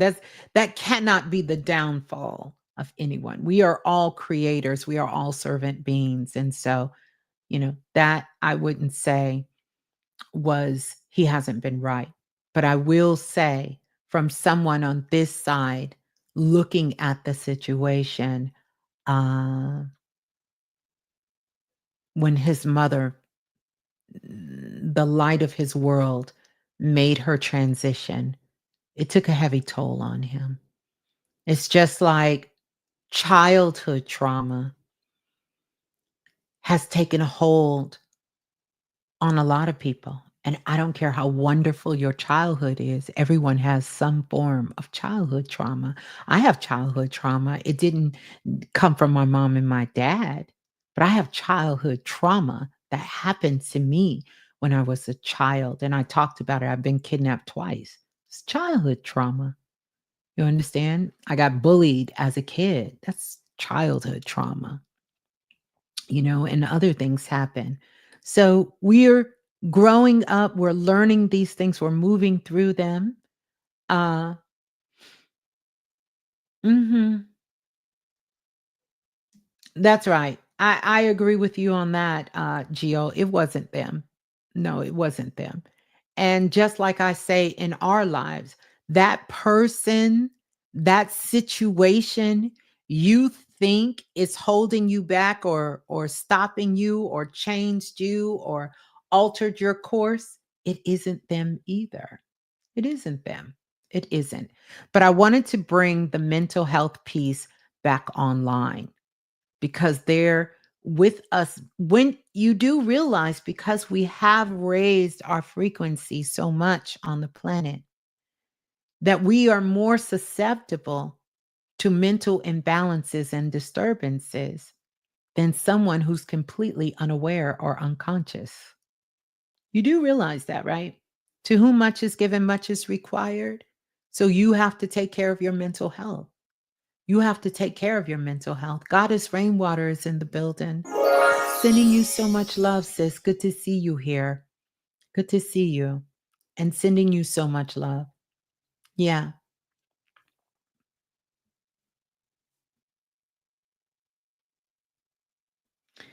I'm not charging them, but everybody that goes over there lose their mind like Lamar. Lamar had issues before he went over there. He was a drug head. Everybody knows that. He admitted that on the show. He was doing that prior. So did he go over there? This is what I'm trying to tell you. If we understand about energy, now if we just gonna talk like we ain't got a brain and we just out here yapping, then yeah, we can say that kind of stuff. But if we're gonna talk about from the level of doing the work and doing inner work on ourselves and understanding about true consciousness and understanding about spiritual laws and understanding about occult science and occult knowledge, we can't have the same kind of conversations that the world is having, or we're going to be put in the same space that the world is having. It's a very big different thing that's happening right now. Mhm. That's happening with all of us right now. That's going on with all of us right now. It doesn't make it an easier conversation. Well, it should. It should. Hmm. Hmm. I want to read this. Attuned to kin. I don't have a close relationship with my mother, but still my heart is too big to handle her transcendence. My father, too. I've been trying to convince them to take their health more serious. Um, so are they still alive? You said transcendence. Did they go somewhere? Yeah. I think it's great to remind the people um about love and health and taking care of themselves. Um, it is good. And then sometimes we have to learn how to love people for where they're at and not where we want them to be. I love that. Yes, Maria, be accountable for yourself. You have to. We have to be accountable for ourselves. We are sovereign beings. We are sovereign being. Mhm. Cynthia said, my granddaughter has mental health issues and she doesn't want to take care of herself. I worked in a mental health clinic and it's really sad when when you have family members that don't want to seek help. Yes. And it's also really sad that we don't have mental health facilities that really understand more of a spiritual aspect of mental health because it is different. I will tell you this that I have worked with and mentored many psychiatrists, many those who work in the social field, many of those who deal in the mental health space. And so they are bringing new things to the forefront. It may take a little bit of work, but you want to find a therapist or clinics or places that understand from a holistic point of view about this. And we're getting there. We need more of this in the world because this mental health thing is not just on just not in America, but it's everywhere, right? And so uh, we need to definitely make sure that those of you who have a passion and work in this field, that we are building this new world to be able to care for that. You know, at one time, one of the greatest fears on the planet was public speaking. And then the other thing, know that at this time, at least since I last checked, one of the most treated thing that people in the world are being treated for is their thyroid, which is in the throat chakra. Because most of us do not speak our truth. We don't know our truth. We don't want to live our truth. So, thyroid issues, hormonal issues with the thyroid is on an all time high on the planet because we're not speaking our truth. We are not connected to the true essence of who we are and living that out in the world. Mental illness on an all-time high, mental disturbances because we are overusing and processing our brain for things that the brain cannot figure out. And so through the evolution, this is teaching us to understand that there is more to us than just our physical mind, that we are spiritual beings and that we do have senses and we also have unseen senses that are internal. You understand? Mhm. What about liver issues like fatty liver? The fatty liver comes from on a if we're looking at it from an occult point of view, a metaphysical point of view, that fatty liver is about not living your life to the fullest. You understand? And wanting to be delivered from a situation. Think about what the liver does and how the liver processes and digest things within the body to help with that whole process. And so that's a big issue with the liver. Are you truly living? Are you living a joyful life, a life that you love? Or Is it a lot of frustration? Is it a lot of sadness? Is it a lot of grief? And not grief, we can be grieving our own lives, not just the lives of our loved ones that die, grieving our own lives. Yeah, great question there. No, they are still alive. I just know this is a 9-year cycle. And I've been watching my mom get blood transfusions for a while. So I'm worried. Well, the worst thing you can do is worry. And just because it's a 9 cycle, you know how many 9 cycles your mama and daddy done lived through? You know? But I will tell you this, if your mother has had a blood transfusion, y'all listen to me close because this is something I've had one. Thank God I've only had to have one in my life. But if your mother had a blood transfusion, or even your father has had a blood transfusion, or even if you've had a blood transfusion, I want you to know that if you were to take a DNA test to prove that that was your mother and that was your father, the test would come back negative. Did y'all hear me? The test would come back 99.9% you are not the mother. 99.9% you are not the father. I personally think that's why they took a lot of those paternity shows off TV because they didn't want to get a lawsuit.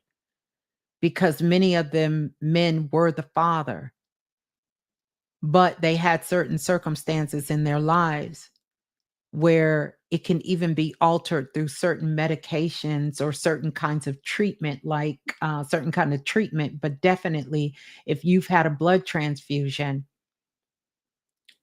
and someone takes you to court or you have to prove paternity, it's going to say you're not a match because of your blood. And most people don't know that. They don't. So while you're young and healthy, if you have children, do a paternity test if you want to um if you want to uh if you want to just have that documented in your family history. I mean, it's all fun and good while we're young and healthy, but what about if you get older? Or what about if there's some questions that come up in your life a little later and someone has to go back and prove paternity? If you don't have any kind of blood testing on file prior to that, and they don't have a blood card to go from, and I'm not in the medical world, so that may not be the right term, then if they do a DNA blood test, they're going to come back and say, you are not the father. And so, of course, we know that when most people are getting blood transfusions, they're getting their own blood, but it's their own blood type. It is not their blood unless you get the additive. That's a little different. I can't speak on the additive, but I can tell you for sure that if you have it, uh it's not necessarily well personally I think all of our blood types have changed, and I did a show on this maybe about 8-9 years ago, and they just haven't told anyone because when we used to go to the doctor, I don't know about you guys, that was something they would ask your parent or you would need to know, what is your blood type? If you go in the doctor's office now and ask them for a blood type, the first thing they're going to ask you is, what do you need to know for? And they're going to try to take you through the rigmarole. They're not going to try to want to put a current blood type on a thing. And so they have moved, their language has changed. The language has changed from blood type to DNA. How many people remember that? Because that language change, I want to say, started coming in really around heavy around the early 2000s.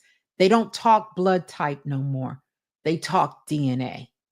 You know, they'll tell you, we did your blood test, this, that, and they're not even gonna, if you do not verbalize that you want to know what your blood type is, they're going to speak very generic to you.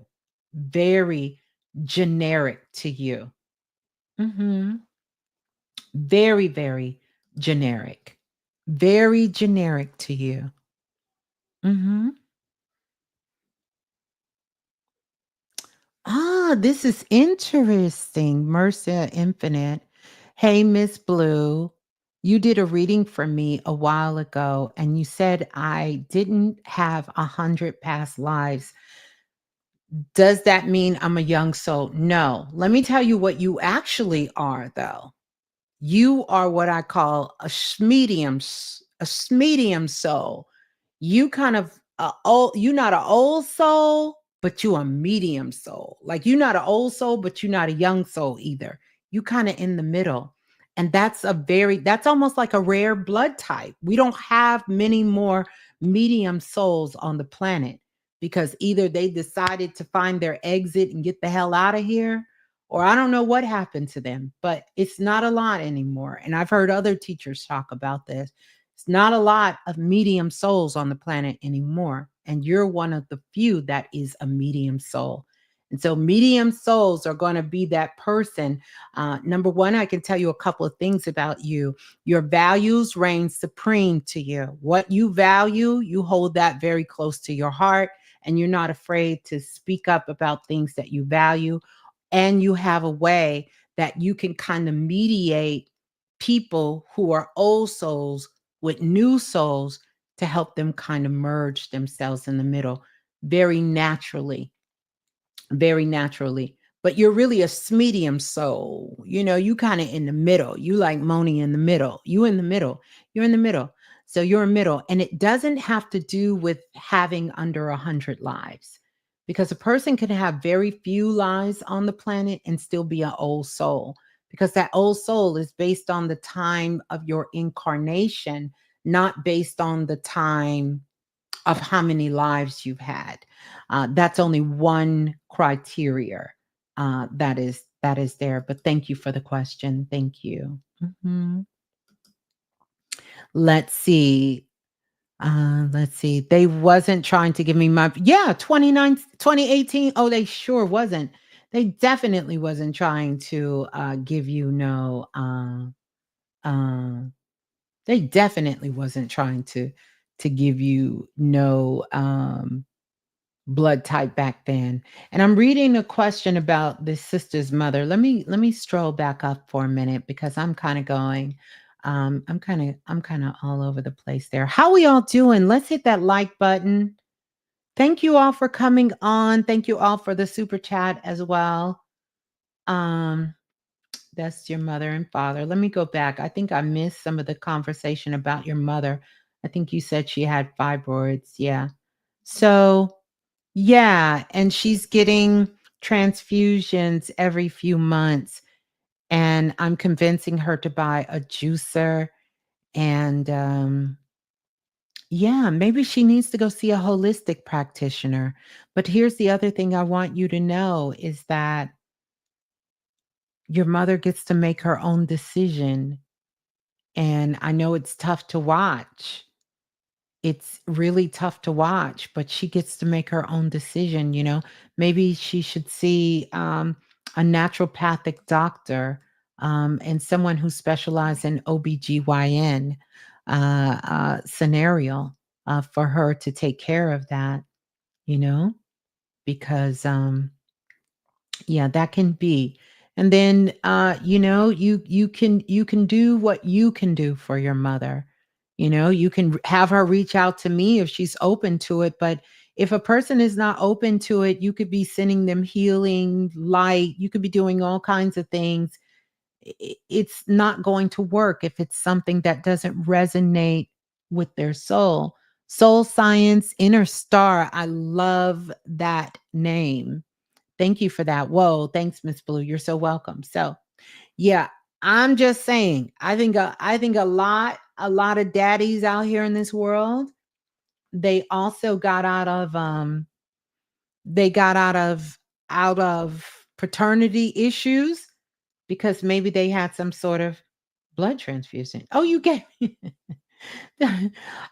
Cool. Interesting. Thank you, Ms. Wu, for answering the question. I've been trying to figure that out for 4 years. Shut the front door. Oh, I'm so sorry. I would say email me, but guess what? You might have did that and I didn't get a chance to get to it. So thank you so much for the super chat donation and love to you. So just know you one of the 1% on the planet. It may be a little bit more than 1% of you, but you are a medium soul. That's why sometimes you can get over here and you can jive with us. And then other times you back over there in the trenches, baby. You back in the trenches. You could you can navigate in all these inner circles. You can navigate in all these inner circles and not get lost in the sauce. Because you're a medium soul. So that's a beautiful point. Yeah, yeah, yeah. Mhm.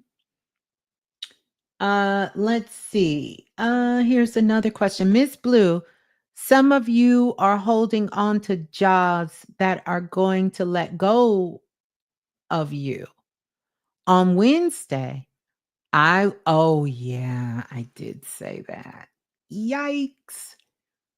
I was let go of my job on Thursday. I hate it, but I'm a bit scared. Any advice, please? Listen, you are in the best position. I promise you.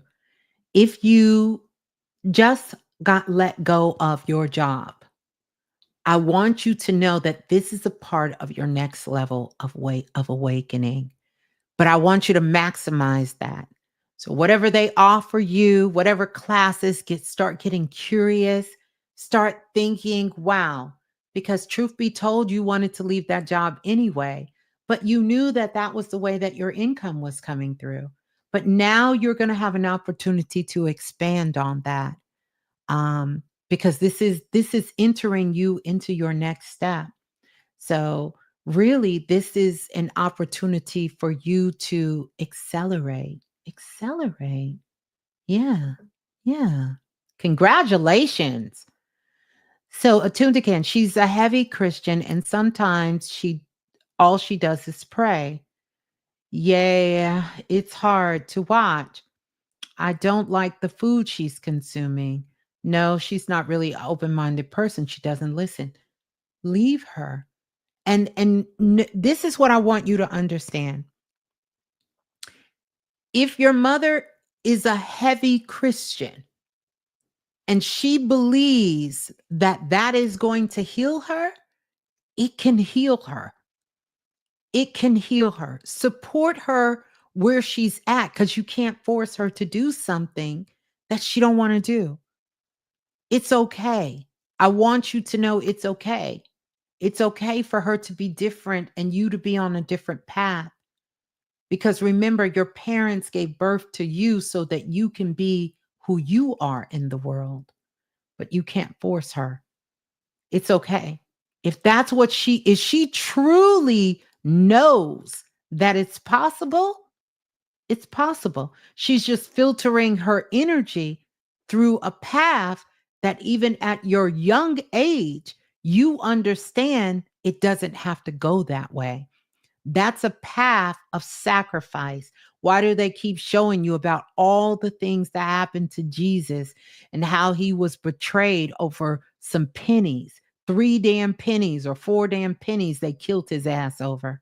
Why do you think those stories in the Bible really show you those lessons? It's not so much so you can take them literal, but to understand that if you're choosing to take this path, it comes with great sorrow. It comes with great loss. It comes for great sacrifice. It comes from waiting for glory, not here on earth. It comes with knowing that no matter if you're stripped of everything here, your soul will seek salvation in the afterlife, which is heaven.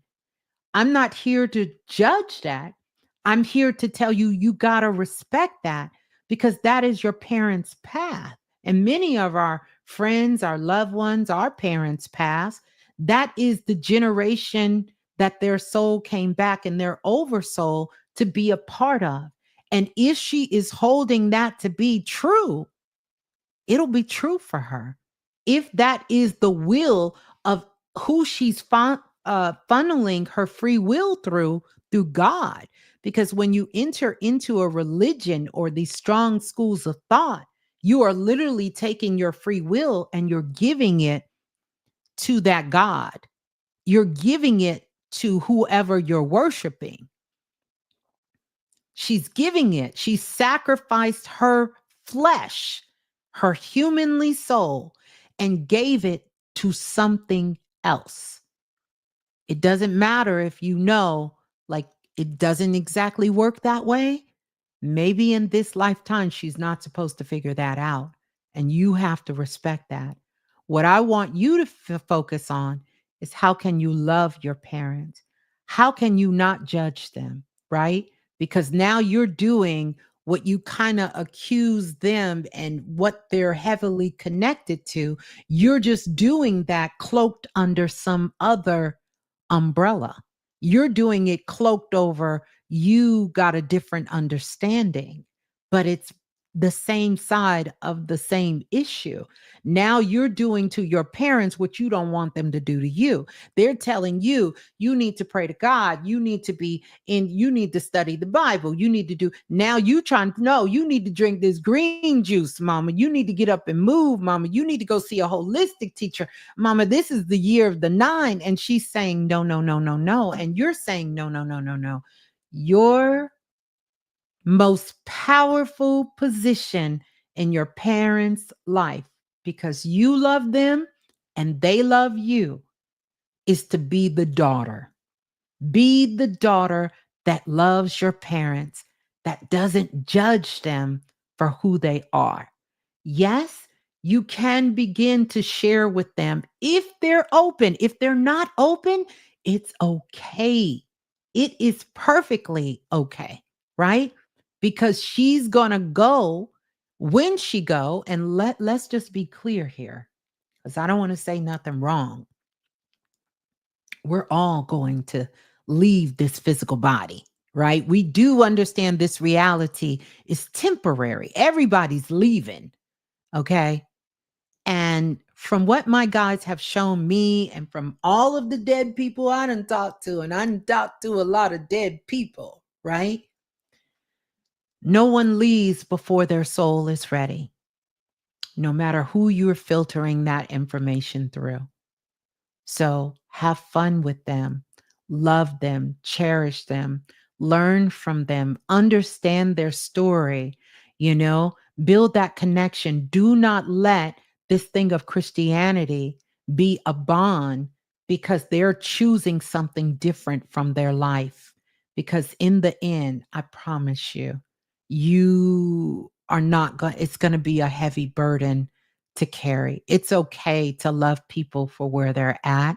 And it's okay if you set boundaries with yourself. The boundaries are not with people in our lives, the boundaries are on ourselves. And you have to set a boundary with yourself to know that I am the daughter and these are my parents and I love them. That's my role. Let me be the damn daughter. That's what I can do for them. I can be the daughter. And what is going to make them happy? When I can give them some sunshine and give them some happiness. A lot of people won't tell you this. They'll tell you to run from this. And I know a lot of us that are running away from these religious systems, it's not just because of what we've seen in this lifetime. It's because of some past life things where the church and different religious organizations have betrayed us and all kinds of things have happened. I get it, right? But in reverse, how do you know your parents ain't already been where you're trying to go? And they done already experienced this spiritual life and being on this quest of understanding that God lives within them and they have the power to create here, to heal themselves and do that. Maybe they've done that and they want to come back here and experience something different. Okay. Your job is to be the daughter. So if it will make them happy, because, and I'm not saying you're not responsible for your mother's happiness, but if it will make them happy for you to sit down and watch a little Sunday church and clap your hands with them, sit your ass down and clap a little hands for your mother, not for the church. Do not let anything come between you and the people who love you when you know that connection is there. That is not going to hurt you. I have counseled and given spiritual counsel to people over the years. They don't want their kids going over there. Oh, my mama and them on that church shit. And I don't want my kids learning that. Are you crazy? You gonna destroy your whole family for that reason? You telling me that what you're teaching your kids and instilling them about love and about spiritual laws and understanding about energy, that they ain't gonna be able to see past that their grandparents are in a different zone that they're not in? You can't see past that? This is why we gotta grow up. We got to grow up because I personally know when you're the one who knows, you're the one responsible. I don't care if you are the baby of the family. I don't care if you're the youngest. If you're the one who knows, then damn it, you're the one who has to be responsible. You cannot expect them to be responsible and they don't know. And then you have to start where a person is at and not where you want them to be. Otherwise, y'all at the same level, baby. You ain't no different than your mama and daddy. You at the same level. Y'all at the same level. Same level. Same level. Nothing is changing. Y'all doing the same thing to each other. So come out of judgment. Be the wonderful, beautiful daughter that you are. That's going to be more healing energy to your mother because she will accept the love from you. Your daddy will accept the love from you. You understand? You know how to translate. You know how to read signs and symbols. When I go home and my mother say, "Oh, you know what would make me happy? For everybody to just come with me to this event." And I'm thinking, "Here we go." Of course, I don't have a problem with doing. I don't have a problem with going in the church. I don't have a problem with going in the mosque. Do I subscribe to those things? I certainly do not. Not in the way that the people who are in there, 90% of them subscribe to it. I don't. But I know how to read. I know how to read signs and symbols. I know how to translate. I know how to speak all the languages on earth. And I know how to stand in my own power. So I'm not afraid. I can talk to a Jehovah Witness that's at my door. You catch me, baby, when I'm on a break in between readings. We can have a great conversation. I don't hate you because you think something different and you're choosing a different path. So be the daughter. That's going to be so much healing for your mother. That's going to do her better than any blood transfusion, any holistic medicine, green juice, prayer, anything that she can get. To know that she has a daughter that loves her, that doesn't judge her. And eventually, your parents will start to see you in a different light. But as long as you keep matching their same energy, it's difficult, right? I know it's hard to watch, and I'm sending you so much love, but I'm telling you how to navigate through this situation so you don't feel like you can see something and it's desperate. I'm going to tell you a story, and I don't think I've shared this publicly. And I'm not making any predictions here, so please don't think I'm not making a prediction here on your parents. But I remember when my father fell and had an accident, and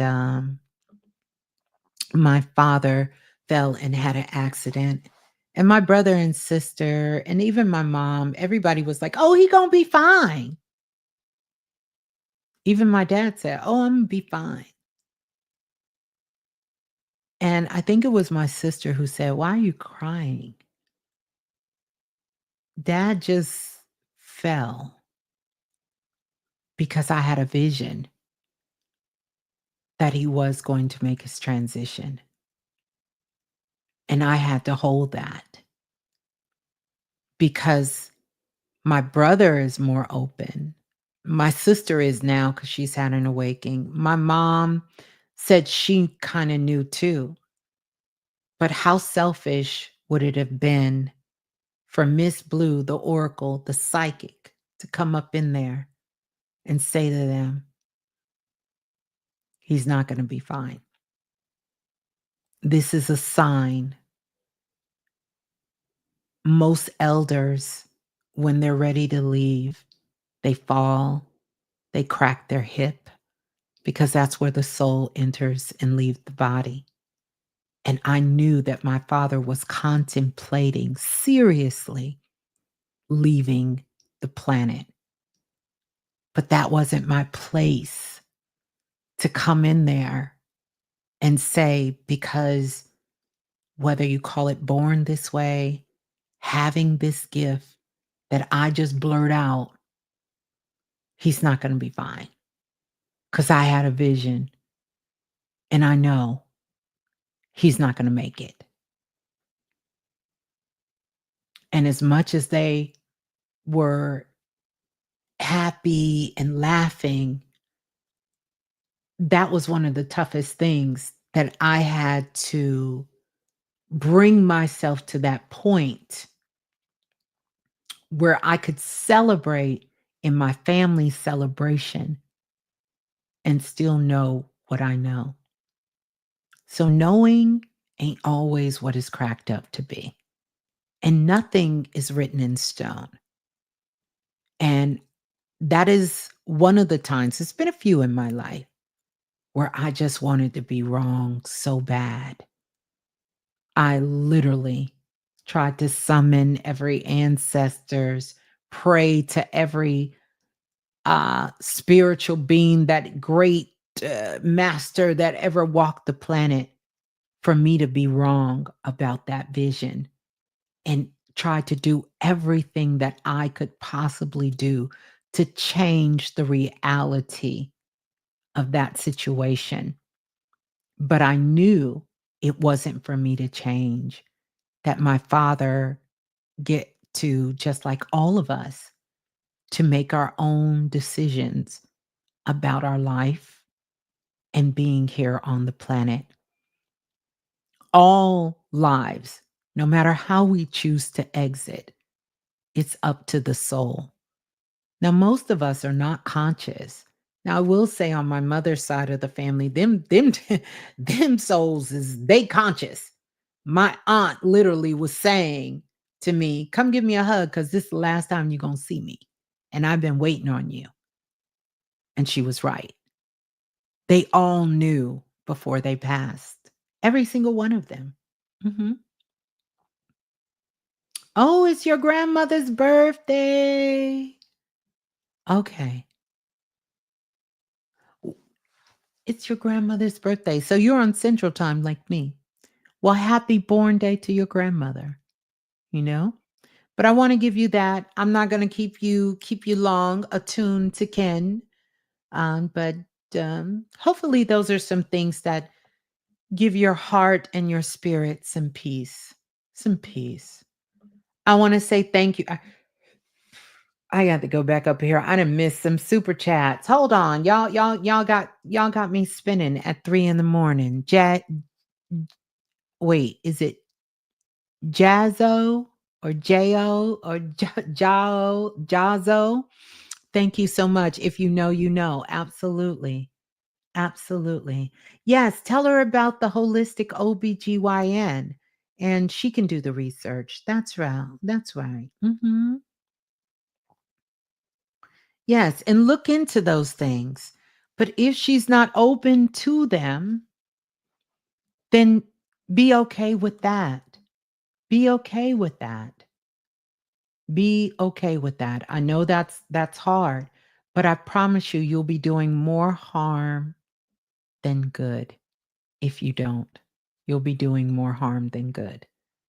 Yeah.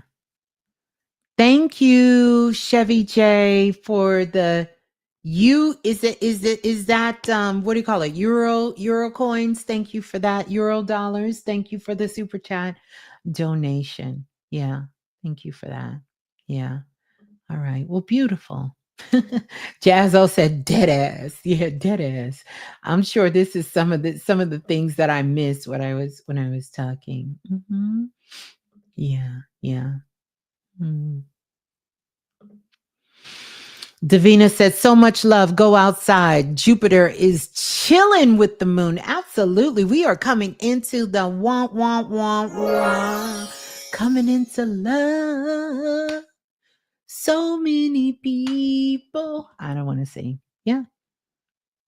Oh, well, thank you for that. I'm giving high praise. Beautiful. All right. Thank you for that because I didn't want to be fake around my church going folks. Now I can navigate the way without yeah. It's like speaking a different language with a person, speaking a different language. I'm not telling you to get along, go along just to get along. That's not what I'm telling you. But you can't tell me that you don't have enough love that you can be in the presence of someone without, you know, making them uncomfortable or you uncomfortable. Yeah, you can't tell me that. Her birthday is March 17th. Whose birthday is March 17th?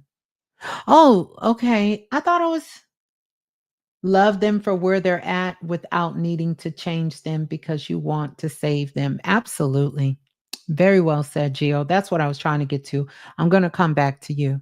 Yep. Yep. Very well said. Love a person for where they're at. This is where I said, and not where you want them to be. Because sometimes I want y'all to be here and y'all back here somewhere. So I know y'all taught me that. Y'all taught me how to love people for where they at, not where you want them to be. Y'all taught me that over these years. Y'all taught me that. Her birthday is March 17th, the time to reflect on her birthday as you were telling me your story about your father. Same thing happened to my grandmother before her transition. She had fall and you had a feeling. There you are, right? Because you are in tune to kin. Of course. Of course you had that. Of course you had that. I love this name. I don't know how to say it. Cookie jar. What is it? Wait, the X is silent. So what is it? Jin Jin cookie jar? Love you too, Jin Jin. I hope I said it right. Maybe I didn't. Uh maybe I didn't say it right. If I didn't say it right, I apologize. Are y'all still chatting or no? No, not chatting? How we doing? Lola Falana, Dante. Lola's in the building. It's 3 o'clock in the morning. So how y'all doing? I've said a lot here. Little bit of unfiltered, Ms.Blue unfiltered. Well, I'm always unfiltered. Maybe I should have put unhinged. Ah. Oh, it's Sheen Sheen. Okay. Oh, okay. Well, there you are. There you are. Beautiful, beautiful. Good to see you. Good to see you. Good to see you. Ooh, Miss Blue, me again. You're spot on as usual. I've always been walking between two worlds, masculine and feminine, past and present, good and bad. Bad. I I'm a life path of two. Interesting. And I have personal Gemini placements in astrology. So that's a real interesting path life of two. That two is going to want to go into that energy, especially when it comes to balance, that energy of two. But you are Claire sentience. That's one of your strongest superpowers is because you are clairsentience. You can feel shit. Like you literally are just kind of moving through the world feeling, your sense of feeling is picking up. You're highly emotional and you are extremely sensitive. Yeah, you sensitive. You sensitive. You sensitive about your ish. You're sensitive, very sensitive. I love it. I love it. And you're smart. You're a poly. You are a polymath, a genius. So good to see you. Good to see you. All right. Yeah, unhinged, Geo. For real, unhinged. Maria, good to see you. It's 9 a.m. in London, London. Mm, I need to come over there. I need to come to London. I got some stuff I need to get from London. Only London can give you this. I don't know when then. Let's see. Miss Blue, do you have cards, dear Oracle? Do I have cards? You mean like, do I have cards right now? Or you mean, do I have cards like, do I have cards to sell? Or do I have cards like y'all want me to pull some cards? Oh, wow. See, this is why you read energy because it kind of supersedes all of that when you really can tap into your multisensory abilities. Because look what Infinite just said. I'm a Cancer sun, a Cancer moon, listen, very, very emotional. Don't play with it. Don't play with it. Don't play with it. Don't play with it. Am I still doing readings? I'm always giving out spiritual counsel, darling. Always. Always giving out spiritual counsel. Let's see. What's this? What you say, Miss Blue? How can I find out my purpose? Figure out what you love. Figure out what you love. You said spiritual. What is your name? Spiritual overlord. Not Lord. I didn't click the thing off. I got a trackpad, y'all. Apple done messed around and gave me a trackpad. I got a trackpad. I don't know how to act. Apple done turned around and gave me a trackpad. Yeah, I got some cards. I can pull some cards. We can do a little something something. We can do a little something something. And I'm going to get back to you, but your name in itself, what you have chosen to call yourself, spiritual overload. I want you to think about what that means, but find out what your joy is. You are amazing at when it comes to dun dun dun dun. When it comes to energy healing, I think you should really look into that. But you have a strong mouthpiece. You want to teach, you want to run your mouth. So I would suggest what would be beautiful for you is all the things that you're learning, you start sharing that with people and really do those things that you love because you have a beautiful communication portal on you and you have a lot of stories to tell. Lots of stories to tell. Oh, you got a lot of stories, girl. You got a lot of stories over there. You got a lot of stories to tell as well. And you're really, really good when it comes to connecting with people. I'm going to pull a card for us. We're going to pull, this is a deck that someone sent me. And forgive me if you sent me a deck. Then yes, ancestors are coming through. Your Now, I know you're not calling yourself spiritual overlord and you didn't call your mama deceased, but thank you for letting us know. Your mother is coming to you a lot in dreams. Beautiful. That means you're visiting with your mother. You're visiting with your mother. It's not a dream. You are connected with your mother. You are connected with your mother. That's powerful. Life path of 7. Ooh, and you sick right now. What's wrong with you? Thank you. Thank you. I'm sure you are beautiful too. Life past 7. Any messages from God? I'm sick right now. Well, mm, I'm gonna come back to you. Don't go nowhere. I'm gonna come back to you. I promise. I'm gonna come back to you. But there are some people that I need to get to first. Yes, I'm going to pull a card, but I'm going to pull a card for all of us. And so we're going to anchor ourselves into this energy. Like I said, the deck is called Manifesting Rituals. Maybe I'll put the decks afterwards. I'll come back and if anyone cares, I'll put these decks down. But I've been changing my studio slash office around. And so I've really been enjoying all the gifts and decks that people have sent me over the years. Plus, of course, I have my own deck.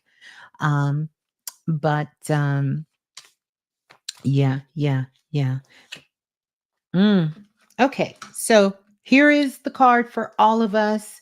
We're going to use this to anchor us for this weekend. Can you guys see this? I attract kind and nurturing love into my life. It's looking, it's giving, it's a love fest energy for us this weekend. And so, what we should be attracting, resonating, vibrating to is nurturing and love in our lives. Uh huh. Oh, the lady in Pakistan. I done got about 10 emails about her. I got to check her out. But I don't want to get off subject into our life. But I can tell you just based on the message. By the way, shouts out to the futuristic activation collective. But based on the channel that I got yesterday, really it's been coming in for the last couple of weeks, but I put it out yesterday, the channel yesterday, is that a lot of past lives are coming online. And so this is a combination of a past life coming online from from just what I've seen. I'm gonna tap into that because I didn't get a chance to really tap into that, but from a past life coming online and some sort of awakening that has caused some mental imbalances at the same time. At the same time. Yeah. Yeah. And so that's what I have to say. Yeah, from what I energetically picked up just based on you guys sending me the information about it, because our past lives are merging themselves together yet again. This isn't the first time, but yet again. Let me see. What? Who's sending me something?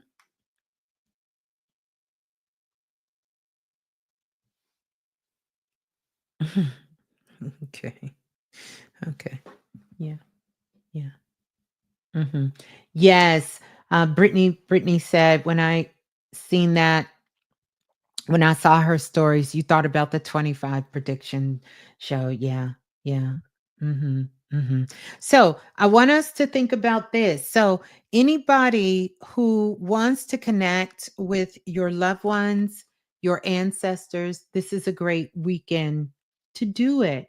You can invite them in your dreams. In fact, this is a great place to invite them because they will be having visitations. So when your loved ones show up in a dream, these are visitations. They're not actually dreams. And so invite them to show up in your dreams, invite them to connect with you as well. And yeah, hmm yeah. So powerful, powerful. So there's a card. There's a card. I'm gonna pull. Let me see what I'm trying to think about what decks I have in front of me that I don't have to get up and go get. That I ain't gotta get up and go get. How about that? I'm gonna pull from my deck too. Of course, my decks. I have my decks. I always have my decks with me. I keep my decks with me as well. Let's pull a numerology card from my numerology deck. Ashe, it's always loving energy grand when my granny visits me in the astral. Yes, yes, beautiful. Oh, and look at this.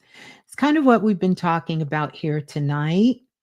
And that is 606 here, the vibe of gratitude, you know, the vibe of gratitude, to be open to receive. Be open to receive. It's such an important and empowering position for us to be open to receive and have that vulnerability. Mhm. Yeah, be open to receive.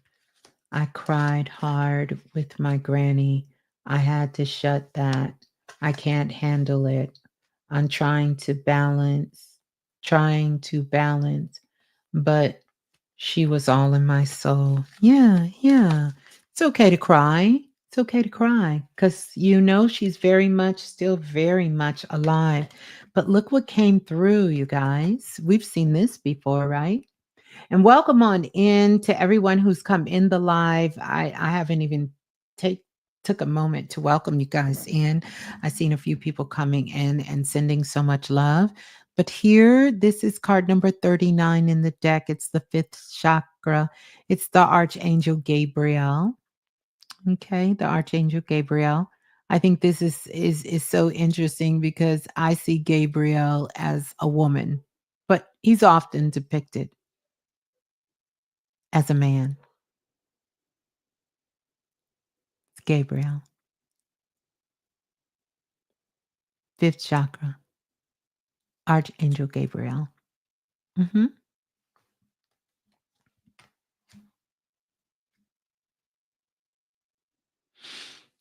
Yeah, this is interesting. Here's another card. Y'all just got quiet on me. Where we go? We went to bed. 333. Look at this. The door to romance. Mhm. The door to romance. Romance. The door to romance. I have no idea what y'all are talking about. Oh, you talking about the Archangel Gabriel is androgynous. Um, Technically the angels do they are not androgynous. They will be depicted based on the person's soul. So sometimes just depending, some people see them. I got to talk to y'all about something. Lola Falana, uh you just reminded me of something. But here we are. Uh-huh. Uh-huh. 3 a.m. wake up listening. I feel so connected to my soul, trying to create my own reality. It's like a dream, heaven on earth. Bless you. She fly. But look, how many of you remember the song One Bad Apple Don't Spoil No a Whole Bunch? How many of you guys remember that song?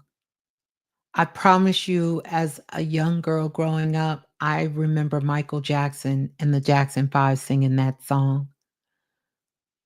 But there was a sister, I think, that corrected me and said the song is actually the Osmond family, the Osmond brothers, which I listened to the Osmond brothers and family growing up and loved them too. But I remember that song as Michael Jackson singing, "One bad apple don't spoil no whole bunch, girl. No, I don't care what they say." The song is by the Osmonds. I truly believe it's the Mandela effect. I think half of the world experienced Michael Jackson and Jackson 5 singing that song, and the other half of the world experienced the Osmonds singing that song. Because this is the second time someone has corrected me. And the second time someone has corrected me when this has come up, but I keep in my mind, I can't erase that song. Lola, I think if you Google it, you're going to find that the Osmonds sung it.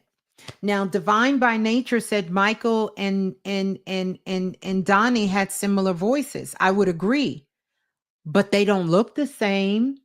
I am not confusing Michael Jackson with Donny Osmond because I thought they both were some good looking young guys when I was a young kid.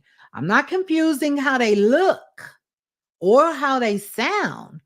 I'm telling you, when I grew up, I remember the dance. I remember Michael Jackson and the Jackson Fives singing that song. I do not. Now, I remember all of the Osmond songs, but it wasn't that. I'm just putting it out there. Could that be the Mandela effect? And I just wanted to know what you guys think about it. Does anyone else remember that? Divine Nature said it's always been the Osmond.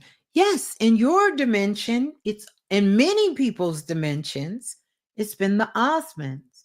But there's clearly people saying, I remember seeing an animation with Michael Jackson singing it. It was a cartoon. I remember clearly. I remember the cartoon.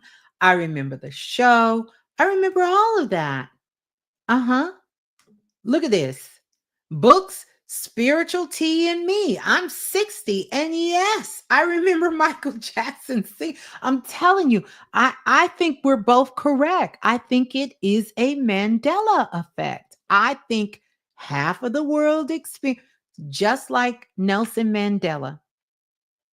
I remember Nelson Mandela getting out of prison, traveling the world, and getting putting that stuff behind him. There's half of the world that remembers Nelson Mandela died in prison. I- I-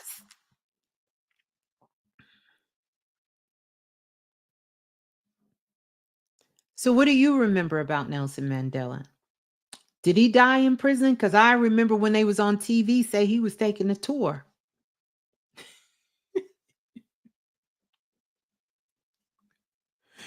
I remember when he went on tour. I listen, listen. I remember him going on tour, and then I remember one day somebody said to me, "No, he died in prison." I said, "No, he didn't. He got out of prison." Oh, wait a minute. We got some intel coming in. It says you're correct. The Jacksons recorded it first. Well, somehow I heard that. I heard and seen them perform it.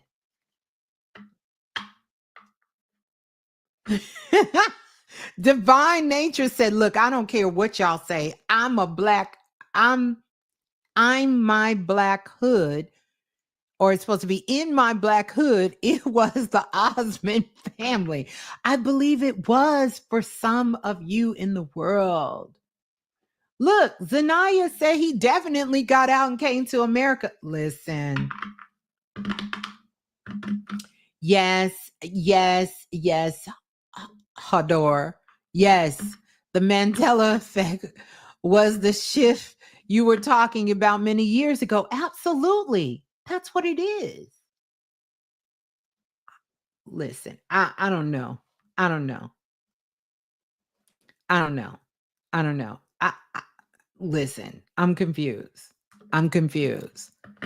You remember the South African movie, and then I seen Mandela touring the world.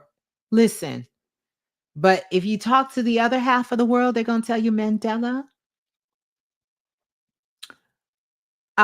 did not. And this is where both things can both be true. But listen, I want to say this before I forget it. How many of you have medical insurance? How many of you have medical insurance?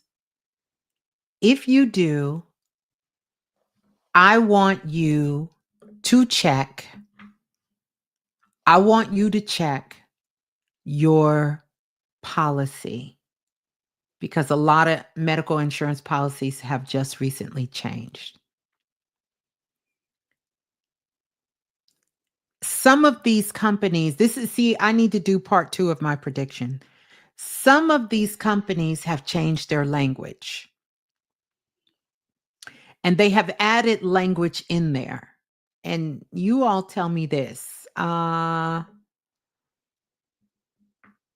Tony Stark said, died in prison when I was in junior high school. I was a current nerd. Then years later, he came on tour to the US. I'm telling you. Listen, listen, it's wild. It's wild out here. But listen while I'm telling you this about your insurance, your medical insurance. They have changed the language in the medical insurance. And if you become ill, if you get hurt, if you suffer some sort of life altering damage from being at war, in a riot, or some sort of act of a T,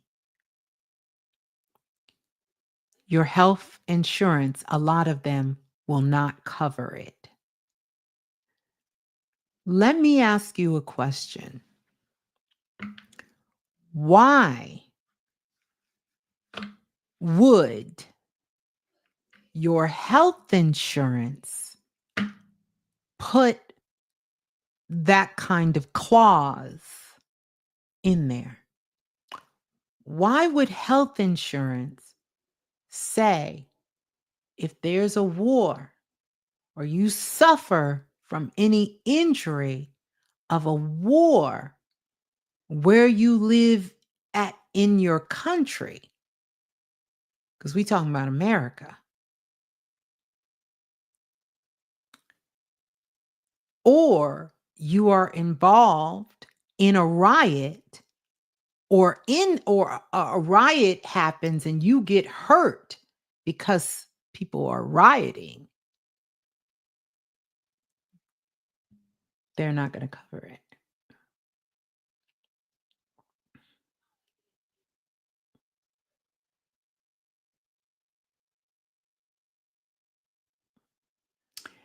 Exactly, Zanaya. Just like the insurance company made their amendments months before.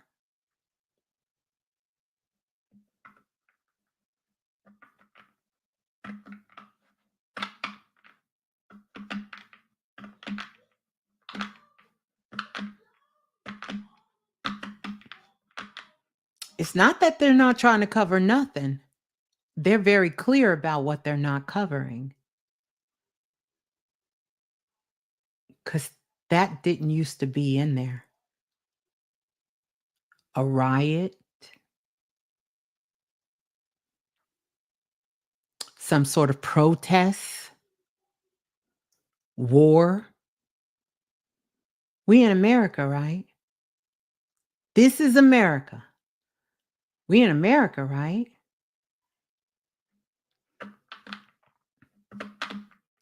This seems to be about money or depopulation because they're giving us heads up. Absolutely. I would say for the heads up.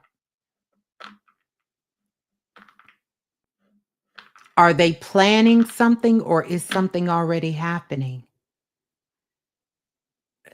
Listen at me. Are they planning something or something's already happening? Now, I'm not saying this for anyone to be in fear because we don't do that here. This is for you to be aware and to be aware, to understand, to be aware. Be aware because many of the sciences and these ancient systems and these spiritual systems that we study, they're studying it too. And just like I can sit here and give you guys predictions and tell you guys all those things I told you about the airplanes and what's happening and about all the other things that I've predicted over all of these years and they've come true, it's the same thing. It's the same thing. A prediction only is about the collective consciousness. And if people are moving into a certain direction and they don't do anything to change that, then that's the course that will be there. So I want you all to think about to really just kind of think about that. You know, dehumanization, the end game. it can appear that way. It can appear that way. But we know it ain't gonna go to it, this is something that I used to hear my uncles and the men in my family would say to some of the younger men in my family when they were feeling themselves. And they would try to buck up against my older cousins or maybe even kind of get a little frisky with their dads and stuff. And they would say, my dad would say, "Oh, it ain't finna go down like you think. Oh, it's not finna go down like you think. It's not. It's not finna go down like you think." So it's not. I'm not worried about that. It's not going to go down like you think. And really, this is where understanding who you are plays to your advantage in this game of life. Because many of us, even if we haven't experienced tough times, we have a DNA gene pool and we have ancestors and those who've been in our lineage that have passed down ways to us, uh, verbal ways, written ways, through stories to tell us how to survive when things are tough. And what we have to remember while we sit here being very privileged to be up at old dark 30 in the morning or afternoon or evening, depending on where we are in the world, um, that there is somebody of this life that we're living that has been having it rough, been having it tough. And that person may only be a few blocks away from you. They're not in another country, no matter what country you're in. There is someone right there in your cipher that what we say they are predicting, what we say is a possibility of what's coming. They have already lived this. They're in this, they're living this now. And that's important to remember because we tend to think about where we are in the world and our level of comfortability of what we're having at this particular time. So before so many people were displaced in 2025 in the Los Angeles fires, do you know how many people in your own country, your own city and state have been displaced for years and years and years and years and years? Some due to many different reasons. And this is where the gratitude really should touch our hearts and our spirits for us to be in this space to know that you're being called not just to exist, but to support, but to stand up for what you feel is your truth in your world and to be a voice for those who don't have a voice if you feel called to be that. And for what you feel is your own sovereignty rights. We're all being called to do that. And it really is going to take all of us. This ain't the time to be in choir. Have you ever been in choir, whether it's in high school choir or any kind of choir, and you don't know the words? And when the choir is singing, you do this and ain't shit coming out? How many of you are guilty of that?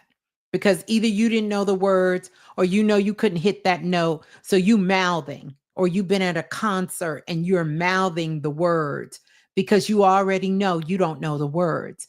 See, them days is over. I'm going to need you to one, learn the words, and two, scream as loud as you can, even if you can't sing. And I'm going to need you to participate. This ain't the time to sit on the sidelines or to be faking it.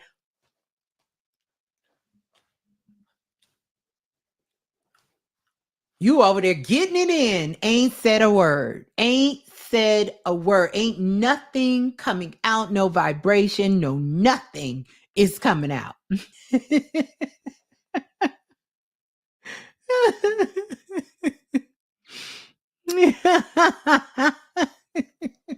They called you out? Yes. That was you? Yeah, I done did it before too. Ain't saying a word. I'm over there getting it. Put the mic in front of me, ain't nothing coming out. I remember being at Nicki Minaj concert and this chick was in the audience going back and forth and Nicki gave her the mouth and she, oh girl, you done messed me up. You done messed me up. You done threw us all off up in here. We know all the words. Pink, pink one, pink two, early Nicki, old Nicki. We know all the words. And you over here messing us up because you up there acting. Because that's what you doing. You acting. She up there. So they passed her the mic. And what? What was that? What song is that? So this is not the time.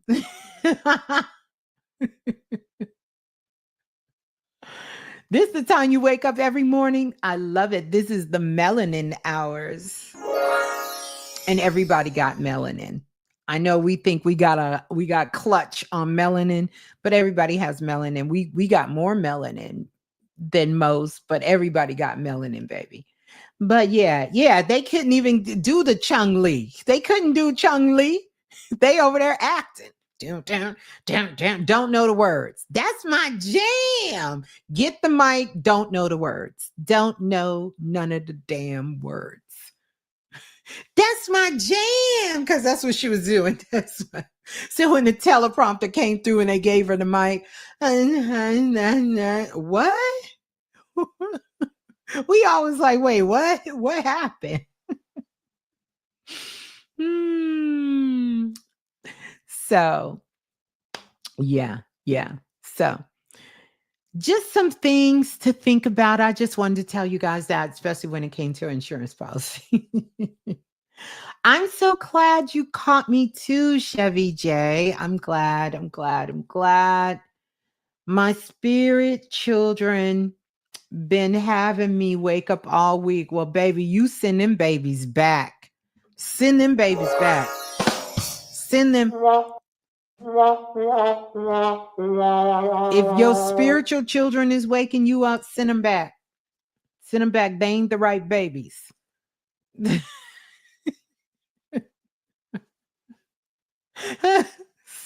them back. Yes. Send them back. Send them babies back. If your spiritual babies got you up all night, we sending them babies back. Tell them babies they can go back where they came. Them ain't your babies. Send them back. Send them back to their mom. Tell them to go find them another mama. We don't need babies that's gonna keep us up all night.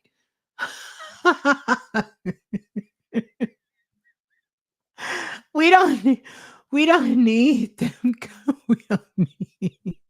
We don't need them kind of babies. We don't need them babies. Yeah, Zanaya. Send them back to their mama. Tell them, I know y'all thought I was y'all mama, but I'm not. I'm not y'all. I'm not y'all mama. I was just babysitting. We gonna send you back. We gonna send them back. We gonna send y'all back so y'all can go find your mama. We gonna send them back. We gonna send them spiritual babies back. We not staying up all night. We not doing that. Them babies would have went back as soon as they came. I'd have played with them for about 15, 20 minutes. And I would have said it was nice meeting y'all. But I don't think this is a good match. And we're going to swipe left. Okay. We're going to swipe. We're going to swipe on this one. Yeah, we'll swipe. But it was nice meeting you. Yes, Brittany, return the sender. We gonna swipe. We gonna just swipe. We gonna keep it moving. We gonna keep it moving. Yeah, we gonna keep it moving. So yeah.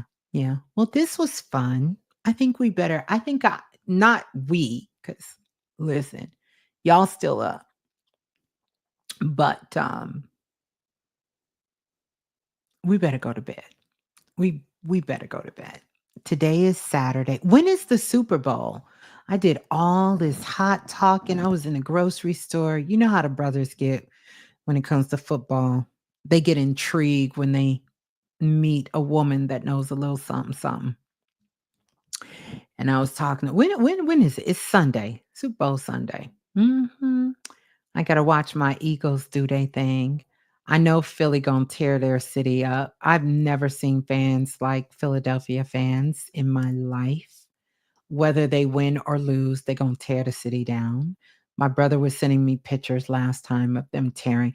And the crazy thing is in Philadelphia, they have to grease the light poles. The fire department goes out and they put oil and grease all over the light poles because they like to climb the poles when the game.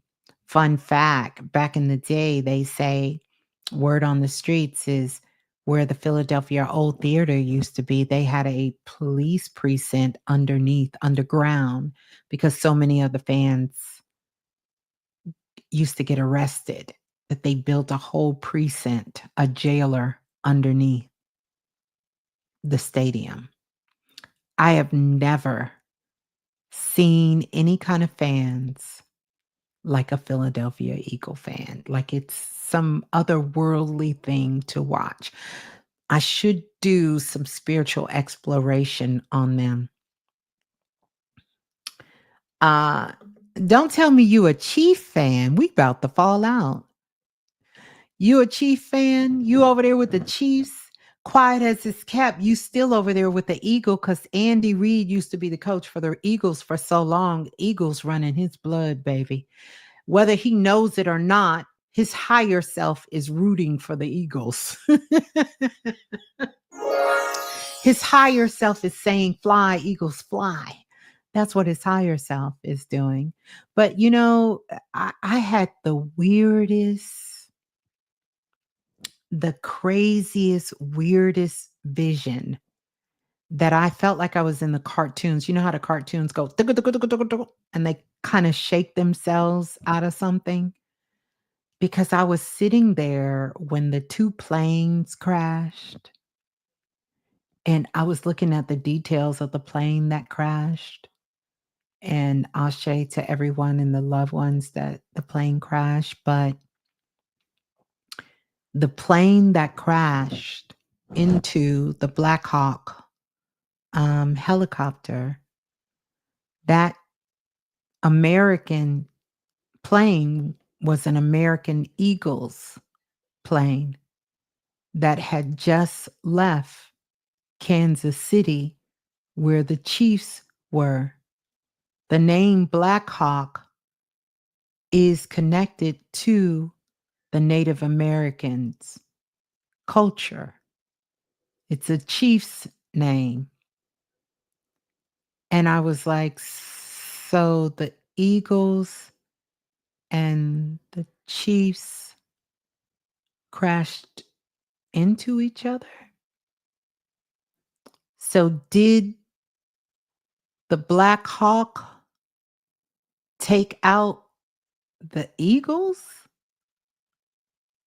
And the Eagles left from Kansas City? But wait, the game is being played in Dallas.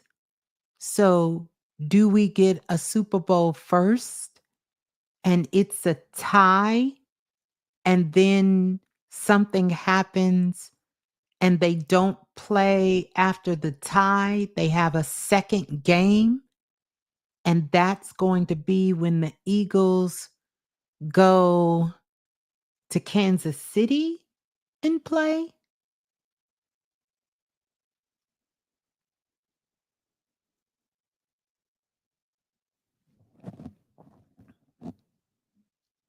And then I said, Blue, your ass is doing too much. Go take a nap. Go take a nap. You're doing too much. You're doing too much. You doing too much. And here's the other thing that came up.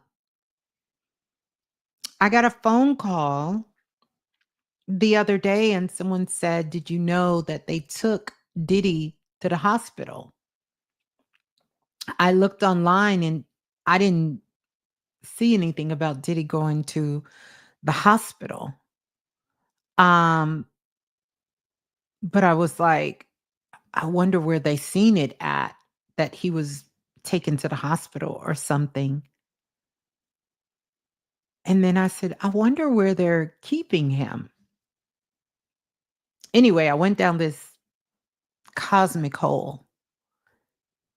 Did you guys know that the guy Luigi who took out that president, his lawyer is married to Diddy's lawyer, their husband and wife, and they're in the same prison together, Luigi and Diddy?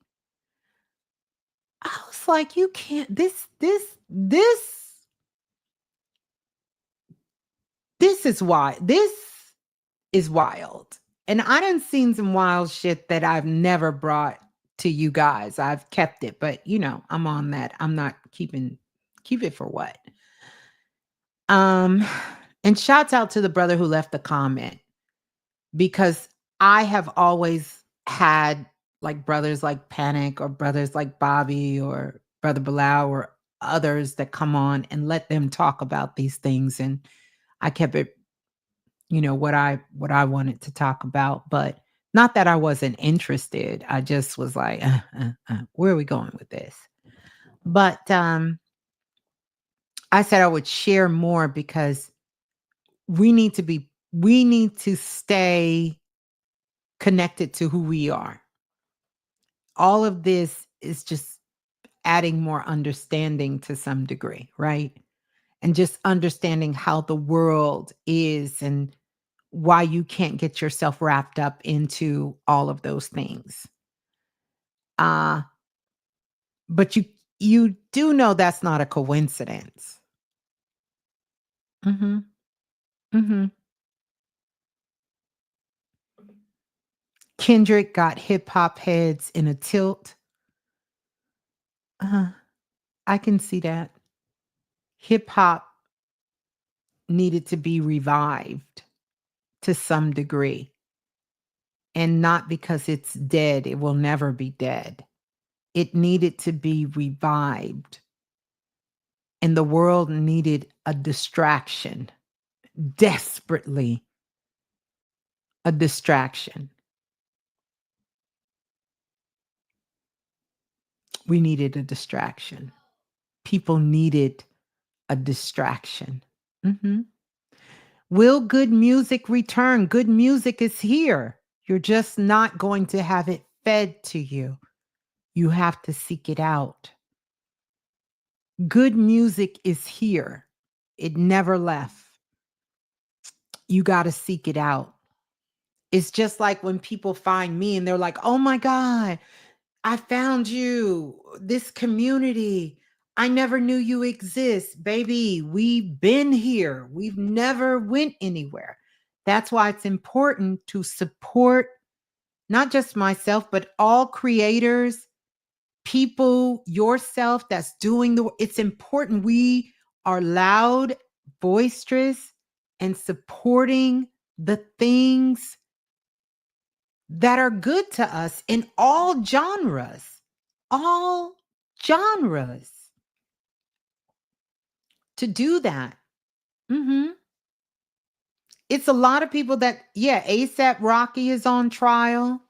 I haven't seen that, but they say that's a whole lot of whatever. I haven't been able to take a look at that, but it's a whole lot. Beyonce winning Grammys for country music, but you haven't given her a Grammy for anything else? Shouts out to Dolce winning her Grammy, but Nicki Minaj been putting in this work, baby, for over 20 plus years, and she ain't got a Grammy. I'm not saying that Dolce don't deserve one, but I'm also saying, don't you think Nicki Minaj deserved a Grammy? Don't you think Beyonce, I'm not saying her cowboy country and western music is not great, but don't you think Beyonce deserved a Grammy for all the other stuff she's done? So this is how you know we're in the golden era of sovereignty. Because what if Beyonce didn't give herself her own Grammy? What if Nicki Minaj didn't give herself her own Grammy? Then they would still be waiting on someone to accept them. They'd still be waiting on uh, someone to approve them, someone to finally say they're worthy.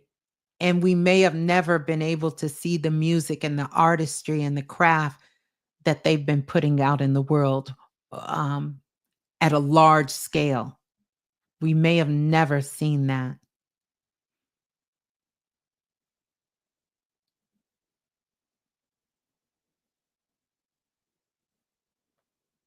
Okay. Listening to indie pop rock in Needles. Okay. On the app Needles? Are you on the app Needles? Is that what you're saying? I'm going to have to mess with this, but I mess with him every time you come in here. King Low Fitness. Well, that's good. And thank you for that. And by the way, you all know that I've been going live on Needle, on the app Needle. And I want you all to what I think would be helpful. I'm not going to talk about it tonight, but what I think would be real helpful if you're not signed up, to sign up and put your number in, and put your number in so the next time that I go live, um I'll let you know when I'm going to go live and you can have this already. If you download the app and you search for my name, you will be able to uh, heart me so you can find me. You can find me there. Forever grateful for Brother Bobby intro, intro, introduced to you through him. Can I live, or can I live? Yes, can I live? Thank you. And we're so glad for you to be here. And I'm so glad for the connection. And then did you guys, is that Michael Jordan? I can't see good, but and y'all heard about Michael Jordan's son. He didn't got arrested, got caught with the white powder, driving crazy, high, drunk, bless his heart. Mm, mhm. And Michelle Indigo won a Grammy. I didn't see that. I didn't get a chance to watch the Grammys, but did I see somebody write Michelle Indigo? Michelle Indigo, that's my girl. She's been making amazing music. Like, it's so many artists, and I can name them, and not just those artists that are in the African diaspora, but let's just keep it real. This is where they were not getting their recognition. And thank God that people know who they are. Oh, yeah, that is Michael Jordan. Know who they are so they don't have to worry about trying to get that kind of acceptance, because they're doing things that they love, that they love. I love anyone who's passionate about their work, period. Point blank, period. I don't care your genre. I don't care what your skin color is. If you are doing what you love and you're passionate about it, I respect the craft. I respect the art. Because that's a tough place for people to be on the planet. It shouldn't be, but it is, for somebody to, because it takes a lot of intestinal fortitude to do what you love and be unapologetic about, I'm going to do what I love to do, and to hold that, because everybody doesn't see the same uh love for what you love. And sometimes it's the people around you that cannot. King, what is a humiliation ritual? Please don't tell me what are you called? Sometimes When I talk about that mental disturbance, some of y'all is on that. Some of y'all is on that. Some of y'all is really on that. I'm not saying you are, King, but what are you talking about?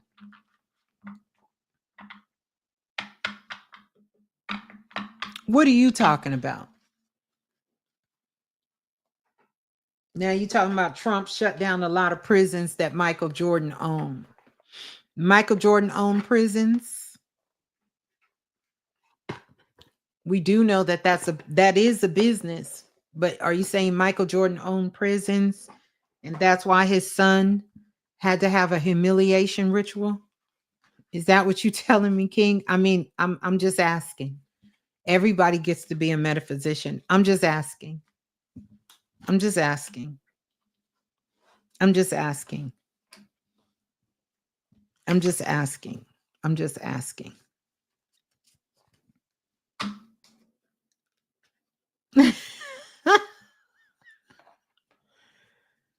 Willow's.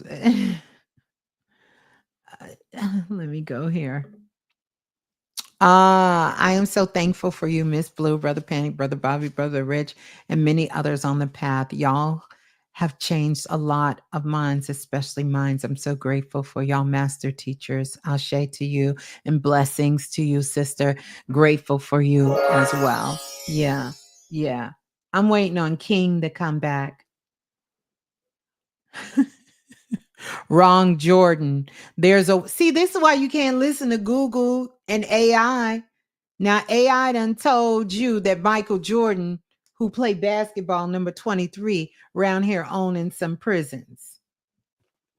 Come to find out it's a white man named Michael Jordan. Now you done put Michael's name out there. Ooh. Listen, we got a fact check around here, and I'm not talking. It's okay, King. You watching patterns. I'm gonna need you to do a little bit more than watching other people's patterns. I'm gonna need you to do a little bit more, a little bit, just a little bit more, a little bit more, a little bit more. You finna have Mike come for me. I don't need Michael coming for me. I love me some Mike.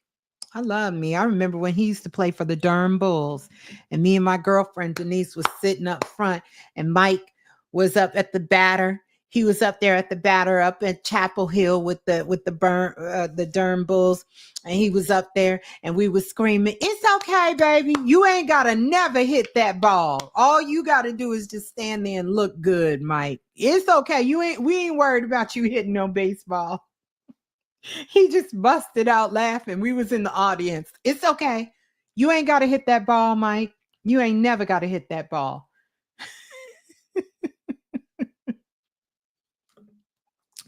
It's okay. Oh, okay. One more card. One more card. See how easy I get distracted too? Where are those boots Michael Jordan was wearing at that basketball game? I don't know where they are, but I'll ask him. I'll ask him. At the White Sox game. I don't know. I'll ask him. I'll ask him. Next time I talk to him, I'll ask him. How about that? Thank you, Griffin. Thank you, love. Oh. Let me focus. I'm supposed to be pulling a card. Y'all got me telling y'all story. What? Popeye's chicken got a collab going on.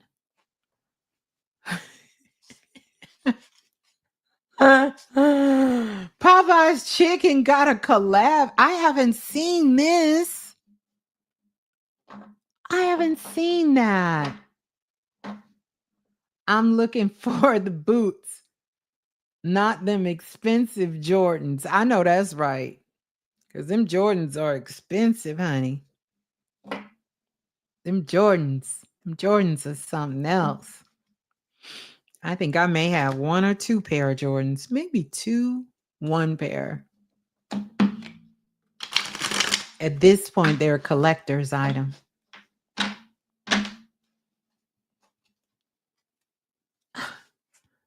Popeye and Hennessy. Popeye chicken and Hennessy. Are y'all making stuff up now? They got some tequila flavored chicken. I don't eat Popeyes. I try, let me tell y'all something, because I'm not really against listening to myself, but maybe about 8 or 9 years ago, I had this channel come in, and after I finished the channel, I said, "Whoo, I'm hungry." I was so hungry. And I went to go get me something to eat because I didn't feel like cooking. And I was driving around and I was driving around and driving around, and everywhere was packed. The only line that wasn't packed was Popeye's chicken. And I said, well, it can't hurt. I'm going to go get me some chicken tenders, little small fry, little drink, because they got that sweet strawberry. I said, I'm just gonna get this. I ate that Popeye's chicken and almost died. Literally. I don't know what it did to me, but I almost died.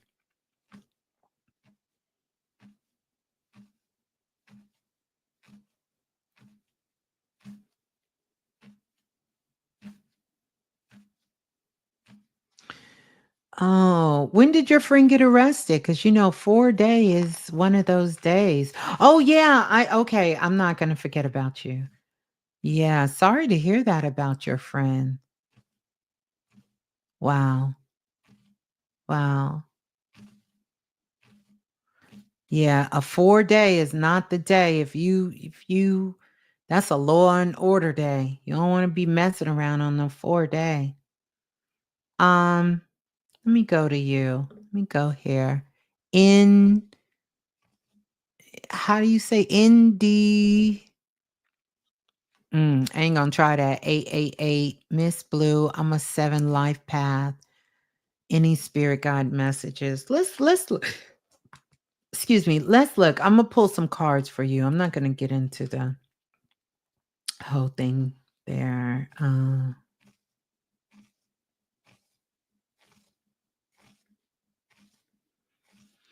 Yeah, New Orleans was the only legit Popeyes I've ever had. They even said that Popeyes ain't even legit, but what do I know? Let me see. Yeah, I Popeyes almost took me out. Now it could have just been the location. I'm not trying to stop nobody's business. It could have been that location.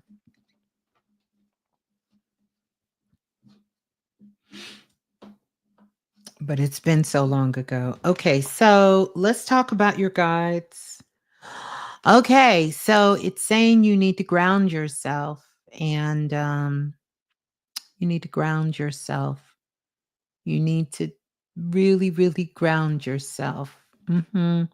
You are, dealing with a lot of internal energy during this particular cycle for you. A lot of things are going on. You got a spiritual cycle coming up, a spiritual upgrade cycle for you because you're already spiritual, but you have a spiritual upgrade cycle that's coming for you.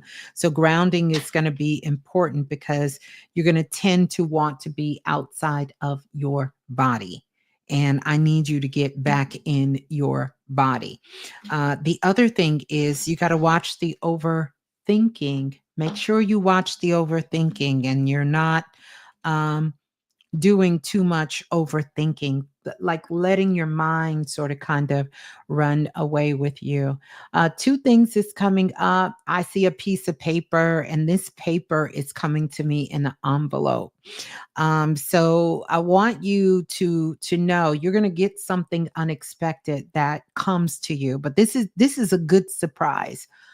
That's going to come. So it's either going to be like maybe you worked on a job or you were working for a company and you no longer work with them and they send you a paper and it's going to say like maybe you have a couple of $100 or even more still available to you that never got sent to you. So this is about some sort of funds or something coming to you because that is going to come to you at this time, or you're going to be able to have access to it.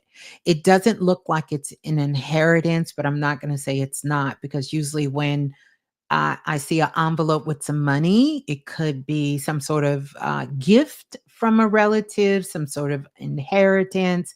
Usually, if it's in an envelope and it's from a relative, then that relative is either no longer with us, and so that's some sort of money that's coming in for you at this particular time.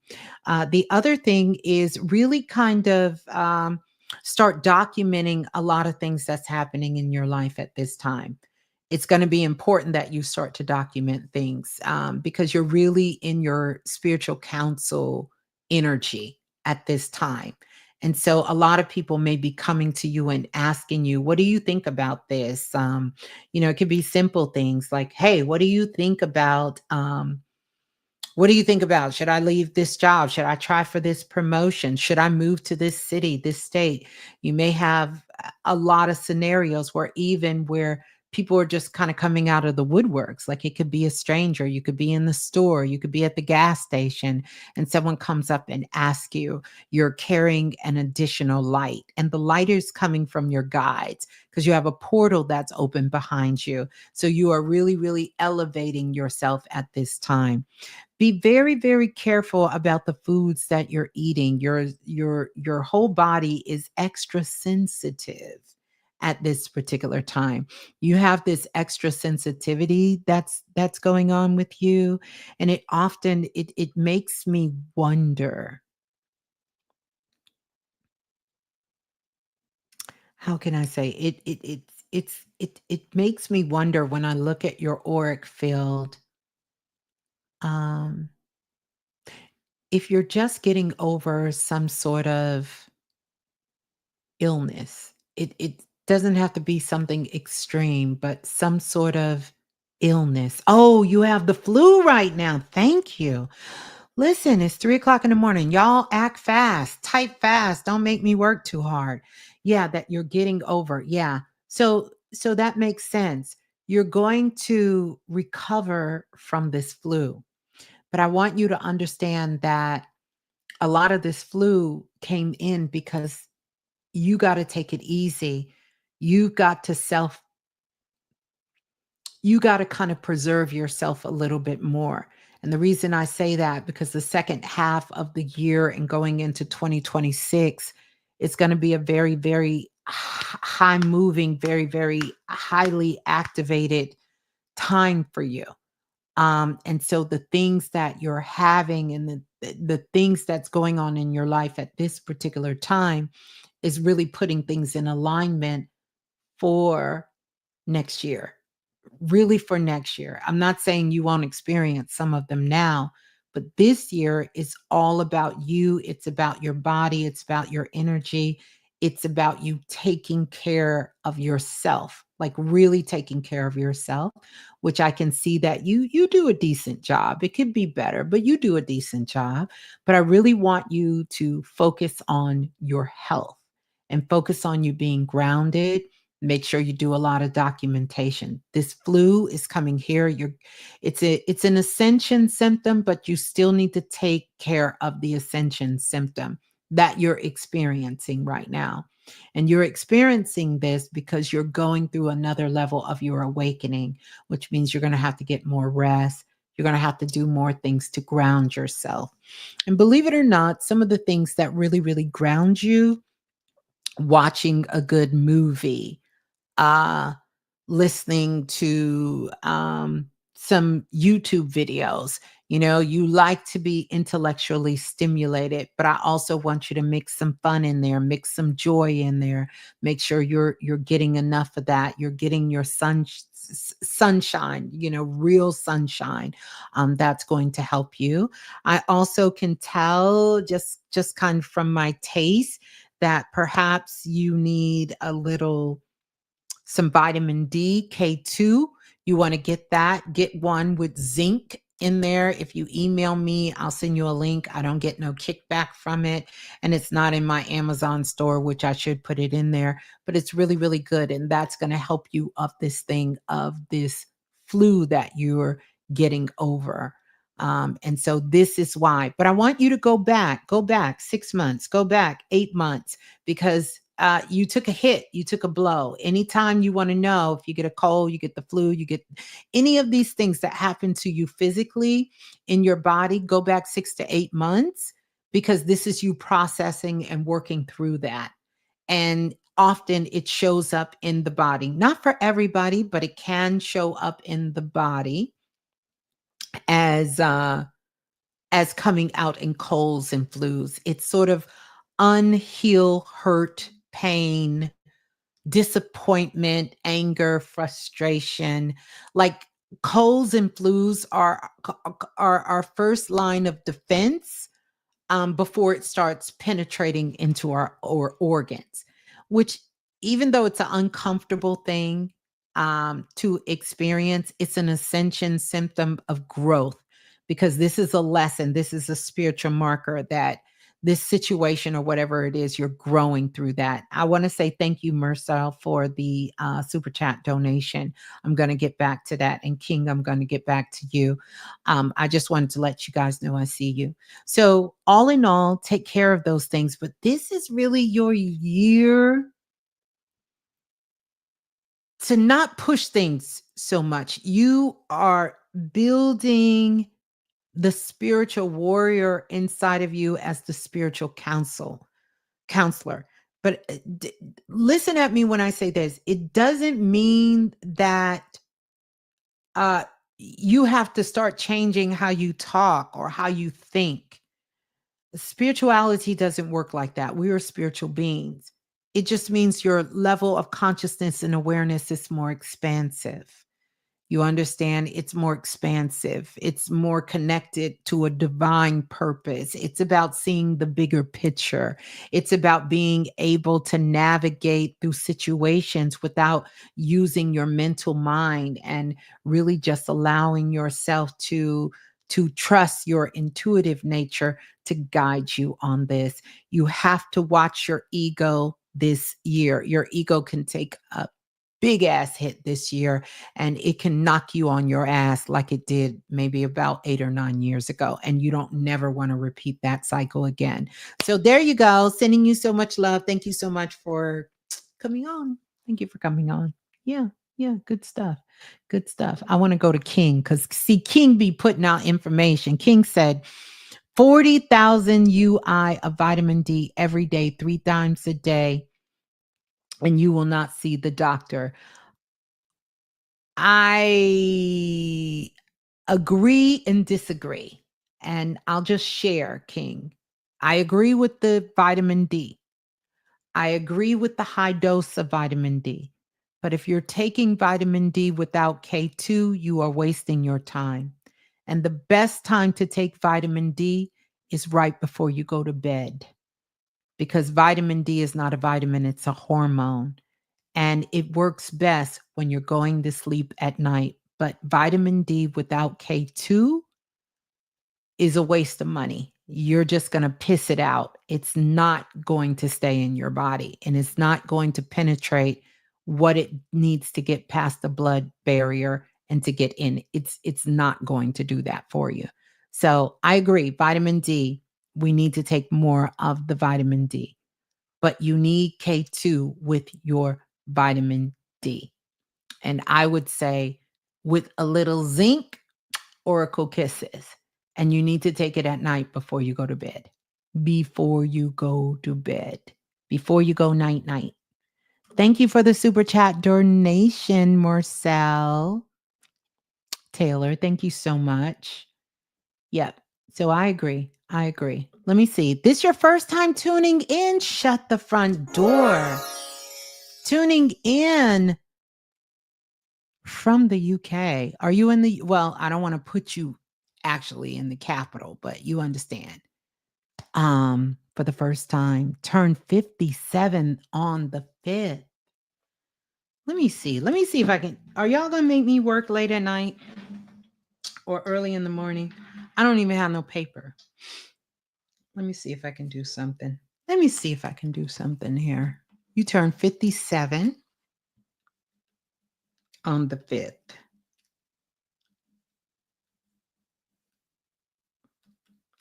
That was easy. That was easy. Mm. Mm.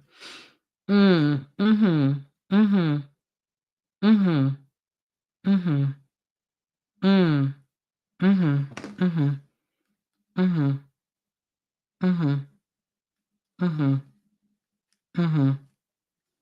Mhm. Mm. Mm. Okay. Okay. Okay. Okay. I'm sorry, y'all. I'm sorry. I'm getting ready to answer the question. Just give me a minute. 57. Okay. So you are at a beautiful turning point uh, in your life. In your life, I should say. Hmm. This is interesting. So here's the thing. You're in a personal year of 7, of a 7 cycle. Just like the person before you, you're in a personal year of 7. Yet this is a universal year of 9, which kind of puts you in that 7-7 energy, right? This is your year to step outside your comfort zone, which you've already been kind of forced to step outside your comfort zone a little bit. I see that happen maybe 3 months ago towards the end of last year. Great changes happen in your life, especially when it came to career and family. Last year, you were a very dedicated man and had to step it up when it came to those people in your life you're close to. This year, I want you to take some time for yourself.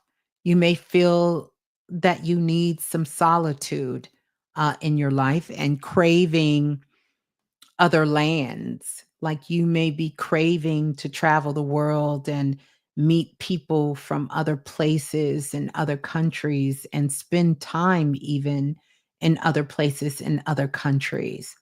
Um, to experience something different. You're looking for something new, something different here.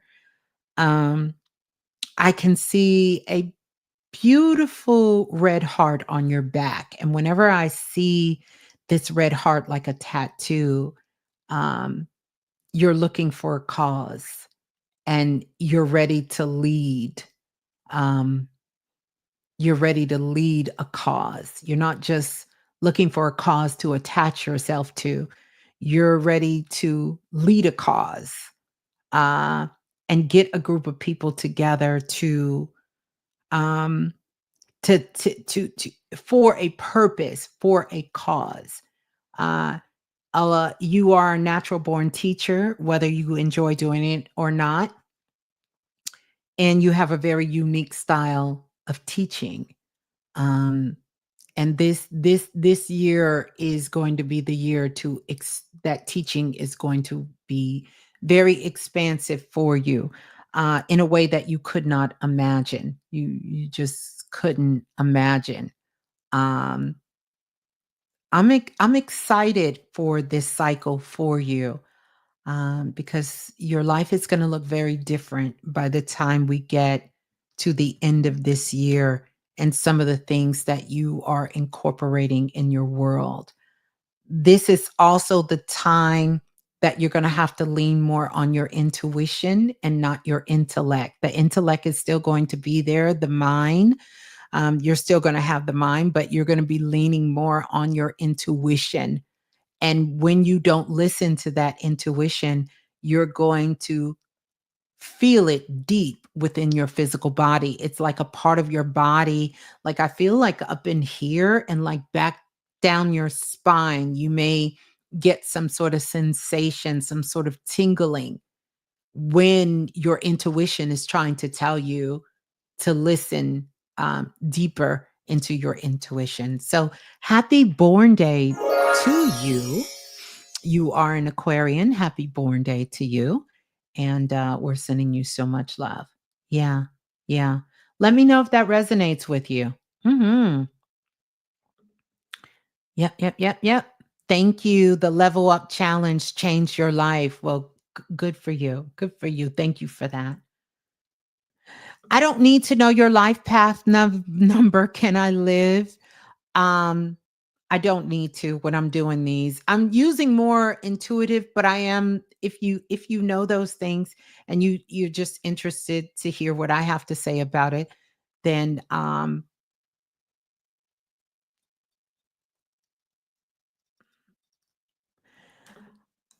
uh, Cynthia, actually, I would say no matter what your number is, if anything that I'm saying resonates with you, then it resonates for you. Even though I read for the individual person, I'm not per se reading for a life path number or a soul number or a life cycle number. But if you have that, I have a love for numerology and numbers, so I can share that. But anytime, because we're a soul group here, if you feel like something resonates with you, know that it's real. It's real. It's real. Divine Empress said, I thought my eyes was deceiving me when I seen that you were live. Yeah, we've been up here for a minute. Welcome on in. I don't know where that brother went. Did I scare him away? He never came back. Marcel, where you at? Did you hear what I said or where you at? You ain't say nothing. He like, oh no, what's going on, Miss Blue? What's going on? Where you at? Mhm. Maybe he gone. Maybe he gone. Uh-huh. Okay, what'd you say? Have you heard of PQQ? I don't know about those initials. Maybe if you tell me what it is, um, I can tell you if I heard about it. I can tell you if I heard about it. Mhm. It's so many supplements out there, and for so many reasons. I think in best case scenario, we should get as much of the actual food that we can. Um, Thank you, Lola. That's right. Thank you for that. Please make sure you like, subscribe to the channel. Don't forget to turn your notifications on because if you don't have your notifications on, it doesn't matter if you are subscribed and you hit the bell. It doesn't matter. Doesn't matter. What's interesting? Can I live? And why you around here asking people, can you live? Who done told you you can't live? It was somebody else that said they wanted a reading. I'm trying to go back. I have no children. I have numerous nieces and nephews, but the younger nephew has a battle. And I feel that's my last chance to fully support fully, but it's been difficult with his mother. Yeah, I know, Jazzo. That's always hard. Um, we choose the family we choose to be born into, so not only are children choosing their parents, but parents are choosing their children, but they're also choosing their uncles and aunts as well too. So, but you're pretty creative. You're going to find a way to communicate, connect with your nephew in the way that you want and share what you can because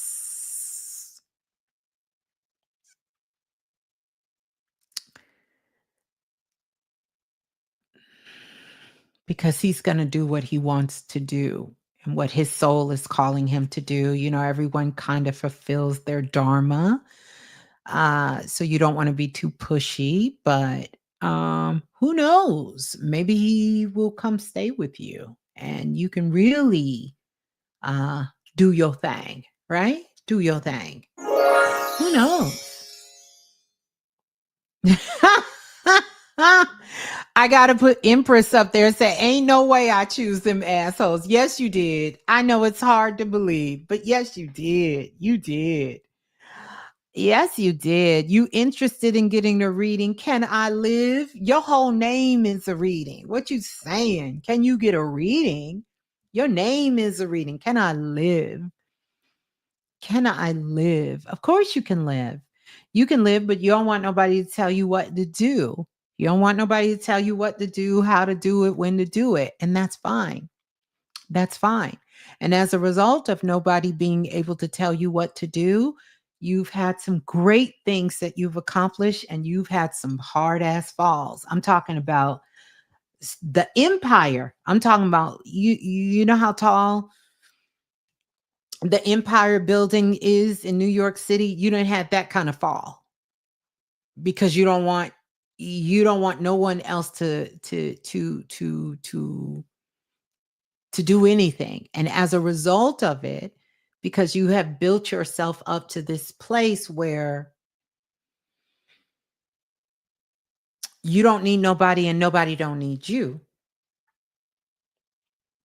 then it's hard for people to give you the assistance you need, and you need some assistance. It's a lot of things that you don't need assistance on, but you need assistance. You do.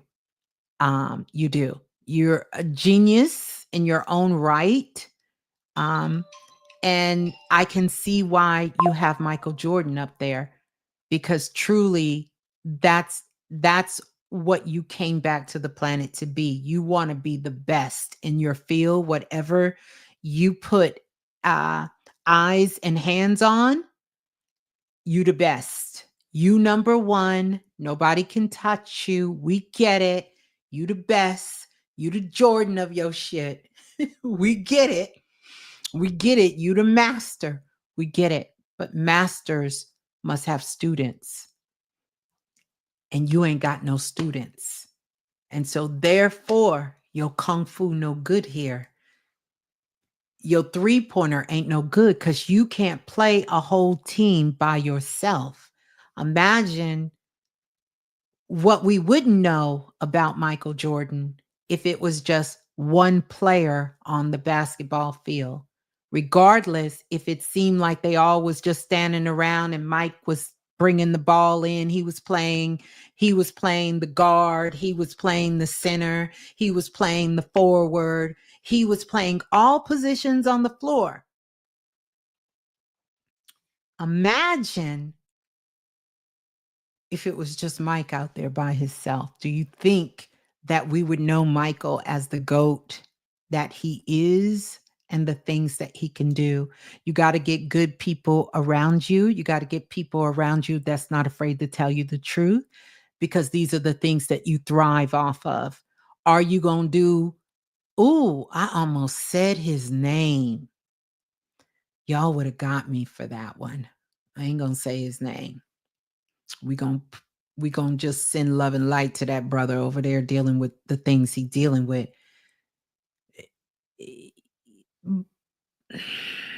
But you need to put good people around you. And if all of your dreams stay in the false matrix, then we don't get to know, other than seeing Michael Jordan, for it to trigger somebody who don't know you that you are great. You are a GOAT. So if you're going to be the GOAT, then you need to do some GOAT shit. And you got to get good people around you. If you're going to be a master at what you're mastering in this life and be the best at it, then you're going to need to have some students. You're going to need to have some students. I got students. I have people who've been under my teaching. I got students all over the world. Now, they may not call themselves a student, but they students. You understand what I'm saying? So that's what I got for you. So can I live? Of course you can. We ain't stopping you from living. You living your best life. You doing whatever you want. It's just not going the way you want it, because you can't do it all by yourself. So that's what I got for you. Take what resonates, because I know it's kind of hard for you to, kind of take it all in. You don't really like that. You don't like that kind of stuff. You don't like nobody tell you nothing. You doing a Kanye. You trying to tell me something? You can't tell me nothing. Yeah. So there you go. There you go. So keep doing great things. Keep living. Come back and share that life with us. It was somebody else. Okay. I'm going to wait for you. Oh, thank Thank you, Brittany. Brittany said, I'm proud to be a student, and she an A student too. Brittany, an A student. Let me let me just put that out there. She's an A student. She top tier. She come the lotta, you know. She at the top. She one of the top students. Thank you for that. So let me know, let me live. Okay, so this is what we're gonna stop doing. We're gonna stop Ms. Blue give a reading and y'all disappear. We're gonna stop that. Where you at? Let me live. You was just over here asking about some boots and some Jordans. Where you at?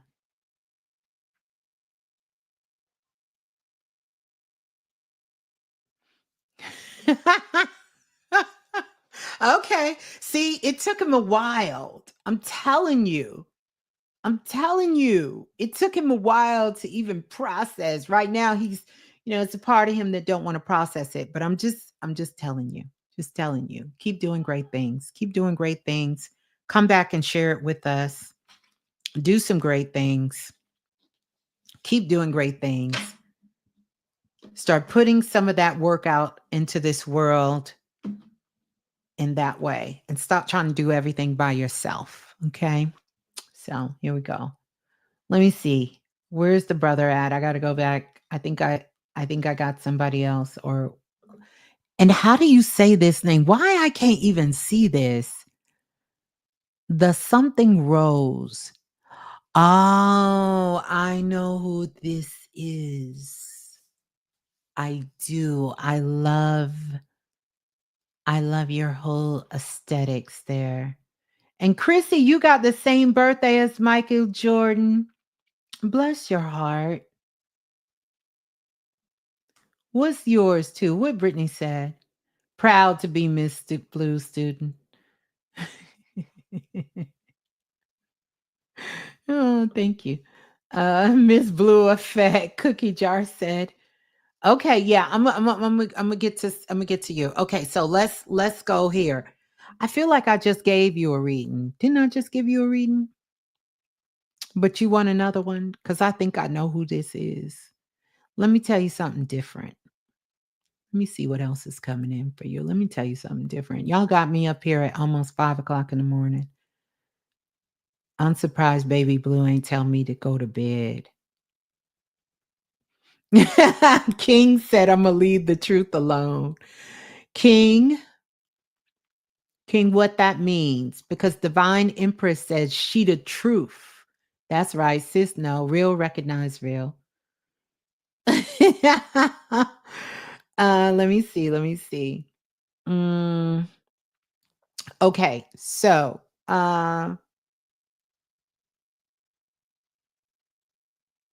here's what I'm gonna say to you.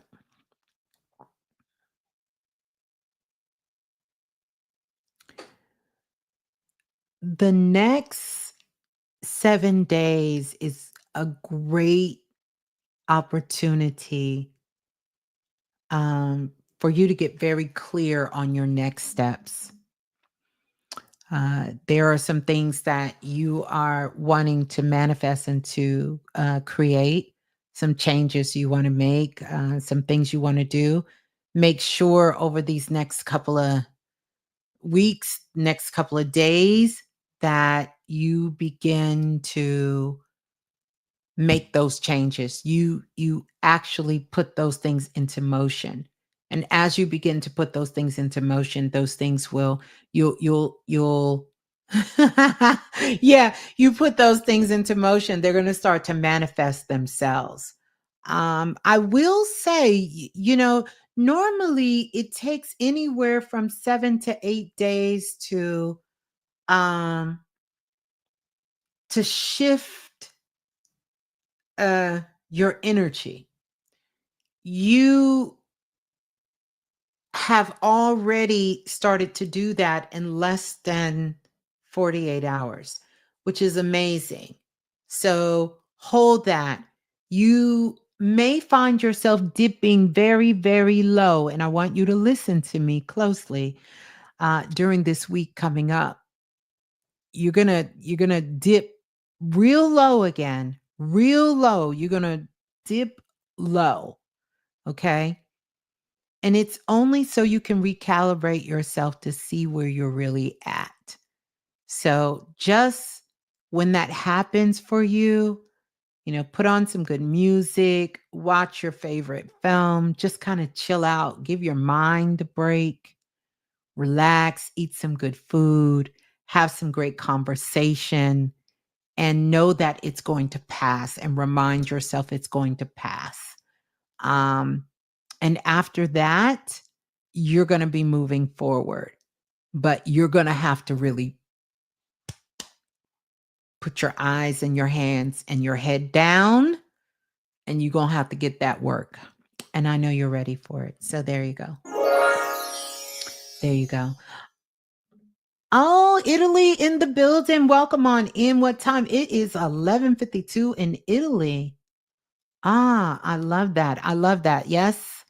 Jolie James says, how is the work I do advocating for my daughter shifting me? I feel like it's pushing me into politics or something. Well, we need some conscious people up in there. I just talked about this, one of my predictions as well too.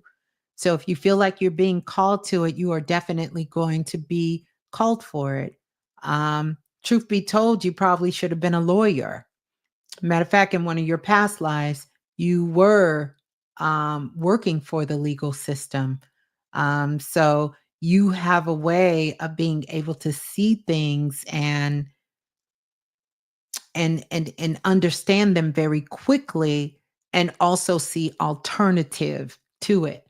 So I want you to put that advocating alternative in front of everything that you do going forward, even when it comes to politics, because you will not be doing politics in the way that the world knows politics to be. She said, oh my God, I wanted to be a lawyer when you were a kid. Absolutely. You were a lawyer in the past life, and that's why you do this so well. And so you doing the work advocating for your daughter, it is pushing you because you are a visionary and you can see how, one, so many people don't even know this is a thing. Two, what is out of alignment when it comes to these type of conditions, situations, and circumstances. And three, you know the solution. And anyone who's here, if you have a vision and you get the solution, that's what you're supposed to be working on. Don't worry about the title. You're not going to lose your spiritual card, baby girl. That spiritual card go with you everywhere you go. I don't care what kind of work you're doing in the world or what kind of title they're giving you. The worlds are no longer separated. They never were separated. There's no such thing as a mundane life. We are spiritual beings and we are living in this physical world. You understand? So this is what I want you to understand. I wrote a bill that I want to get passed in the family courts for children. Did not listen. I'm going to call myself the fucking goat at this point, right? Of course. That's what I just told you. This is exactly what you need to be doing, because the only person that can get it done is you. And your daughter came back so that she can help you get activated into a higher calling in this lifetime. But I don't want you to be so fixated on, listen at me, getting this bill passed. I want you to work on it, and this is your goal, and I want you to aim for it and know it's going to get done, but don't put just blinders on, because you're going to see a whole lot of other things, and you may say, you know what? This is another bill that needs to get passed in family court, and that one may get passed before the one you want for your children. Do that. Do that. You're going to be like you're going to be like the patents lady. You're going to have more things passed in the family court where people are going to know your name. They're going to know your name. When you walk in, they're going to know who you are. They're going to say, we know who this person is. In fact, you're going to change that whole ruling because here's another thing that your guides are telling me. You also see a completely different way of what the role of someone who's supposed to be an advocate for family court and for social service. And that law is going to change things across the board for how they even do the negotiation for for navigating sort of these circumstances and situations. She says, yes, my daughter, she definitely made me get activated. I fight for her and her rights more than I ever have before. It's like she brought out that fight in me. Absolutely. That's what she came back here for. And she knows it. She knows it and she loves it. You understand? She knows it and she loves it.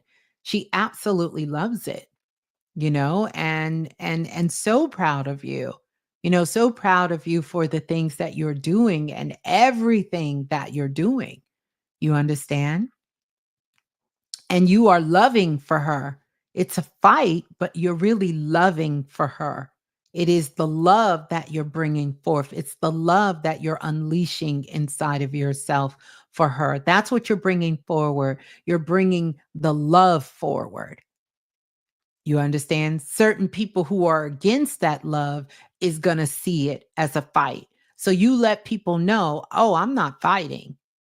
I'm bringing love forward. It's only a fight because you're choosing not to see the love, because that's what you're actually asking people to do, is to have this unconditional love. And you're bringing it forward. And you're asking these systems who support those with special needs, can they stop fighting? Because if they could see the love in it, then they would be able to change things so things are uh, uh, more opening and deserving for all those involved. Yeah, that's powerful. I'm excited for you. And congratulations to you and your daughter and this wonderful work that you're doing. So, yes, go out there, represent, shout us out when you get up there because the soul family will be right here. And Griffin, what is this you talking? Griffin, Ms.Blue, your new camera. Who told you I got a new camera, Griffin? Man, it's doing an amazing job. It has been panning left and right, zooming in and out and getting glamour shots. Yes, it's working. And well, I don't have a new camera. Well, I have a new camera and I don't. I got a whole new desktop, and my desktop understands the assignment. And it's a girl. She's a girl, and she's pink. She's pink. She's pink. She is. She's a girl, and she's pink. And she's pink. And she's pink, Griffin. Yes. Yes. That's so powerful. I wasn't sure if I would just be a coach after my corporate career ended. You're going to be doing all of that coaching, advocating, changing laws, all that good stuff, all of that. So all of that, you're definitely activated, and your daughter came back for that. Like I said, your past life of your lawyer is stepping all the way up front, and they looking at you like, how she know that? How she figure that out? Who told her that? How's she getting this done? I love that. Hmm. Hmm. Who did I miss? Who did I miss? It's some people up here. Let me see. Let me see. Let me see. Tony Starks. I love that name, Tony. Ooh, wait a minute. Cookie Jar said, yeah, I want to be a lawyer, doctor, programmer, hairstylist, bartender, massager, massage therapist, master gardener, investor, artist. Just moving on this journey. So, wait, you said you wanted to be this? You telling me you ain't did none of this? You ain't did none of this? It's been hard, even with her dad, my ex. We've been in court for years. Yeah. Mhm. You 2 are one and the same. You and him. Y'all probably both used to be lawyers fighting each other in the past life, and y'all ended up in this life thinking y'all know each other and y'all was soulmates. Y'all are. Y'all are. That'll pass too. Remember, change your language. You're not fighting. You're trying to bring forth love. Let everybody else do the fighting.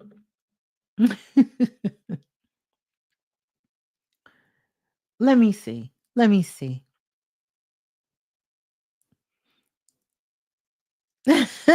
Thank you, Cookie Jar. But Cookie Jar, I'm gonna need to know, what have you done? You said I wanted to be. I want to know, what have you done, Cookie Jar? Cookie Jar. Sheen Sheen. What have you done? I know you have done some of that. Let's see. Ka Black Sun. Hi. Do you have time to do a reading for me, Miss Blue? I know that's right. I listen. I've been up here for 4 hours. I am it's all good. It's all good, Griffin. She love you, Griffin. She don't care. But she's a girl. She pink. She pink. She pink. She pretty and pink. That's what she is. But the camera, I think you right. I think that's a man, because he do be catching them angles. I think that is, I think that is a man. I think you're right about that, Griffin. Yeah, yeah, yeah. Yeah, I think you're right. And what was you asking about, Griffin? Mhm. That's right. You advocating for love. They the ones fighting. You trying to get them to understand what unconditional love is. Mhm. Great thinking. This blue, great thinking. I ain't really thinking. You know how I feel about that mind and all that. I've been thinking. I've been thinking. No, we don't want to do all that thinking. I'm just teasing King. King knows I like to give him a hard time. Hey, April to Crystal. Good to see you.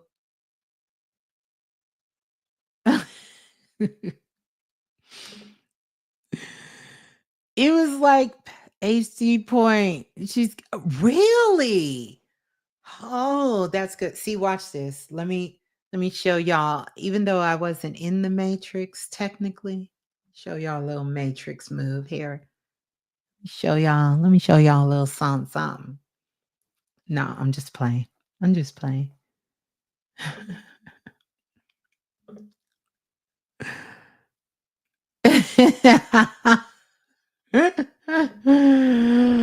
I did most all of them great, and I'm in Atlanta doing massage therapy. Yes, yes, that's that body doctor, like Priestess Erica, studying also gardening and spas and loving acrylic paintings and oils. I love that. You're creative, so this is all good.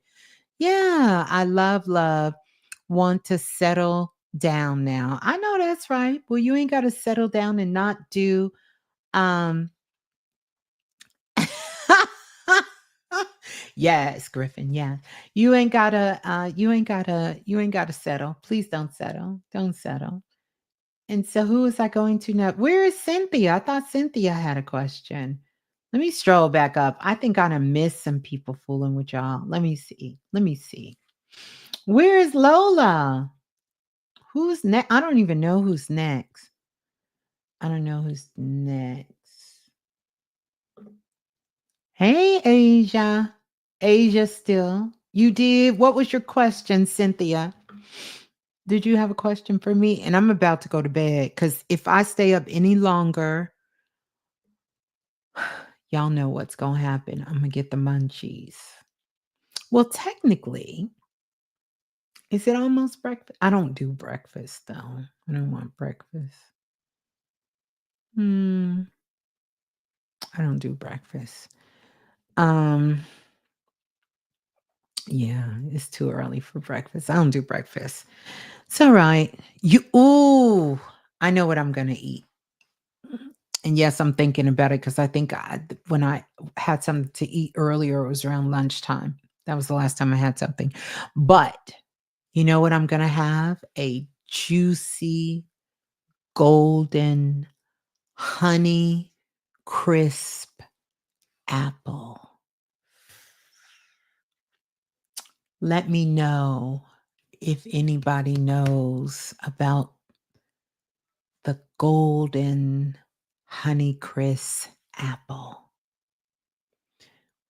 Top tier, top tier, top tier. I'm waiting on Cynthia. Let me see. Cynthia said, I've been thinking about my great grandmother. I never met her. Okay, well, I think it's a great time for you to do some exploration and connect with your great grandmother. I don't know if you've ever tried my coffee bean. I don't know why it works. The ancestors just tell me it works. You're gonna go to the grocery store, you're gonna get your little brown paper bag, like a small little brown paper bag, and you're gonna go down the aisle and you're gonna, just kinda see what coffee aroma chooses you. You're gonna press the little button, you're gonna put a little bit of that coffee grind or coffee beans in the bag. You don't need a lot, you just need a little bit. And take it up to your little register. T-D-D-D-D. You're going to pay for it. And then you're going to set aside time, get you a pen, piece of paper, maybe light a candle, kind of do your bath ritual, get yourself nice and good to go. Put you a little bit of oils on, little sandalwood. You want to get a little sandalwood, little Egyptian musk. Always does the girls nice, right? And then you want to sit down and you want to think about some of the questions you want to ask your grandmother. And I want you to write those questions down, some of the things you want to know, something you're curious about, or something you would like for her to share with you. You're going to take that bag, you're going to hold it, sit yourself at the table, and then you're going to smell that coffee bean and you say your whatever it is, your devotion, your intention. You're going to invite your grandmother to come have a sit at the table with you. And then you're going to smell that bag again. You're going to take it all in. You'll sit with your eyes closed. Do it about 3 times. Just kind of relax. Close your eyes and you're going to feel the presence when your grandmother comes to the table. And then you're going to have a conversation, your higher self with her higher self. And then you're going to do some automatic writing and you're going to answer the questions that you want to know about your grandmother. Yeah. Yeah, yeah, yeah, yeah, yeah. Yeah. Mhm. Mhm. Yep. And if you have a picture of her or something that belongs to her that was passed down, that's going to work as well. That is going to work as well. It's going to be so powerful for you to be able to do that and connect. I know, Cynthia, because you're doing the work. And so I want you to do that. That's going to be a beautiful experience for you to be able to do. Nick says, thankful for being a student of yours. And I've been in the records and the astral traveling with the tent. Do you ever communicate with any spirit or energy from the future? Well, technically, whenever you're in the records and you're astral traveling, then you are connecting with those uh, beings and energy and spirit from the future. They are coming from the future, past, and present because it doesn't exist outside this dimension. But to specifically answer your question, yes, I have been in communication with energy and spirits of the future. In fact, I actually went and met myself in the future. And here I am. How you like me? I've done it several years. Matter of fact, I've even taught a class. I can't remember. It might have been in Self Invested, where we went into the future. I know often when we talk about the Akashic records and past lives. We do a lot of talk about past lives, but also future lives are important, and you can go and speak to. And let me be clear, you're tapping into a timeline. So be intentional about the timeline that you want to connect with.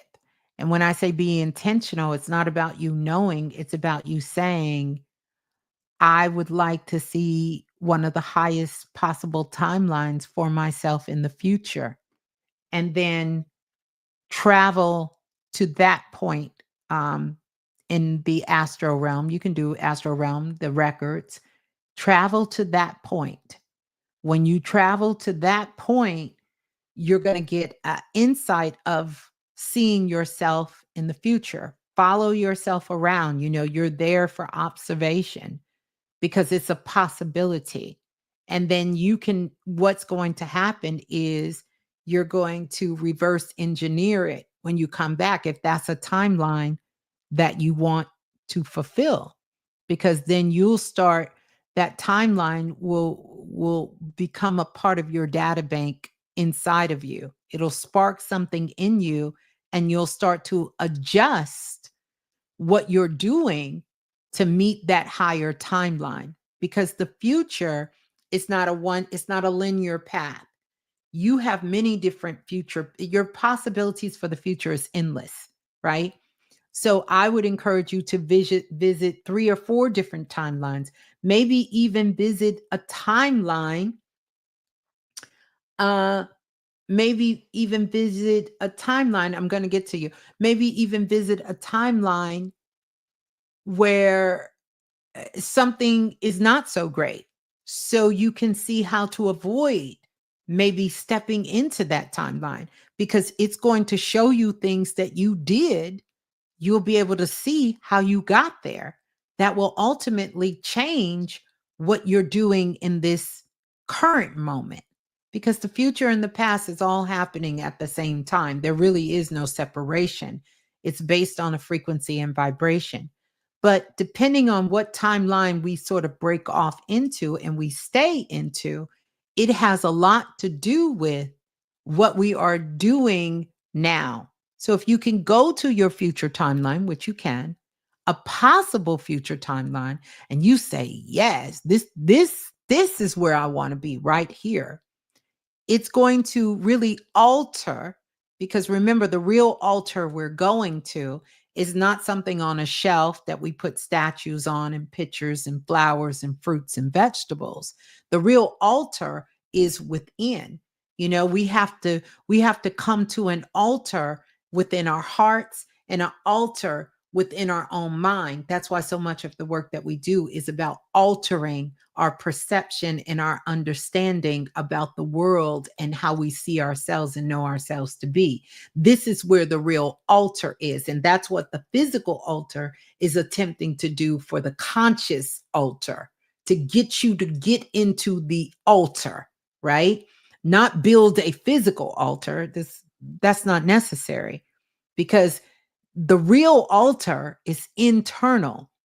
And so the moment you step inside and cross your doorway, you've entered into an altar. You've left the physical world and you're in an internal world. That's why everything in your house, I can do a reading for everyone in your home based on every piece of paper, every cup, every piece of clothing, every carpet, everything that's in your house is a representation of the internal altar that is happening inside of you.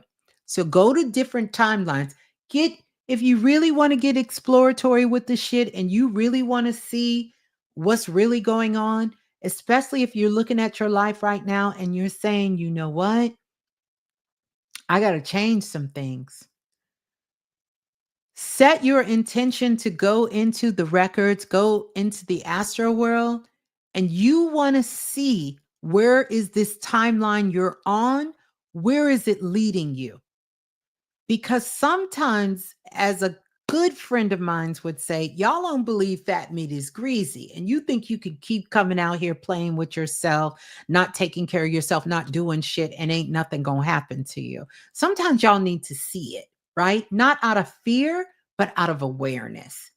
And if you see that timeline and sometimes Here's the truth. You may not know what you want. You may be thinking, I want to do something.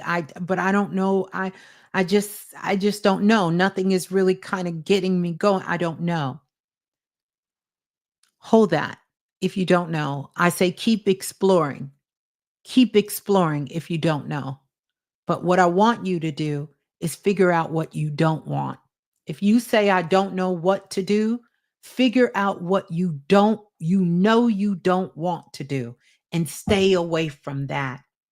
And you can even explore those timelines so you can see, oh, I got to change this. Every now and again, I let myself fall into this bad habit of doing X, of doing Y, of doing Z. I got to change this. Speaking of which, I got to change this. I can't keep doing 4-hour shows back to back to back to back. Every now and again, I let myself fall into this habit. I got to change this, right? I'm using this as a real life example because this is the only way you're going to see this. I got to alter this. Let me go into the astral realm. Let me go into the future and see what happens if I keep on this path. You'll see it.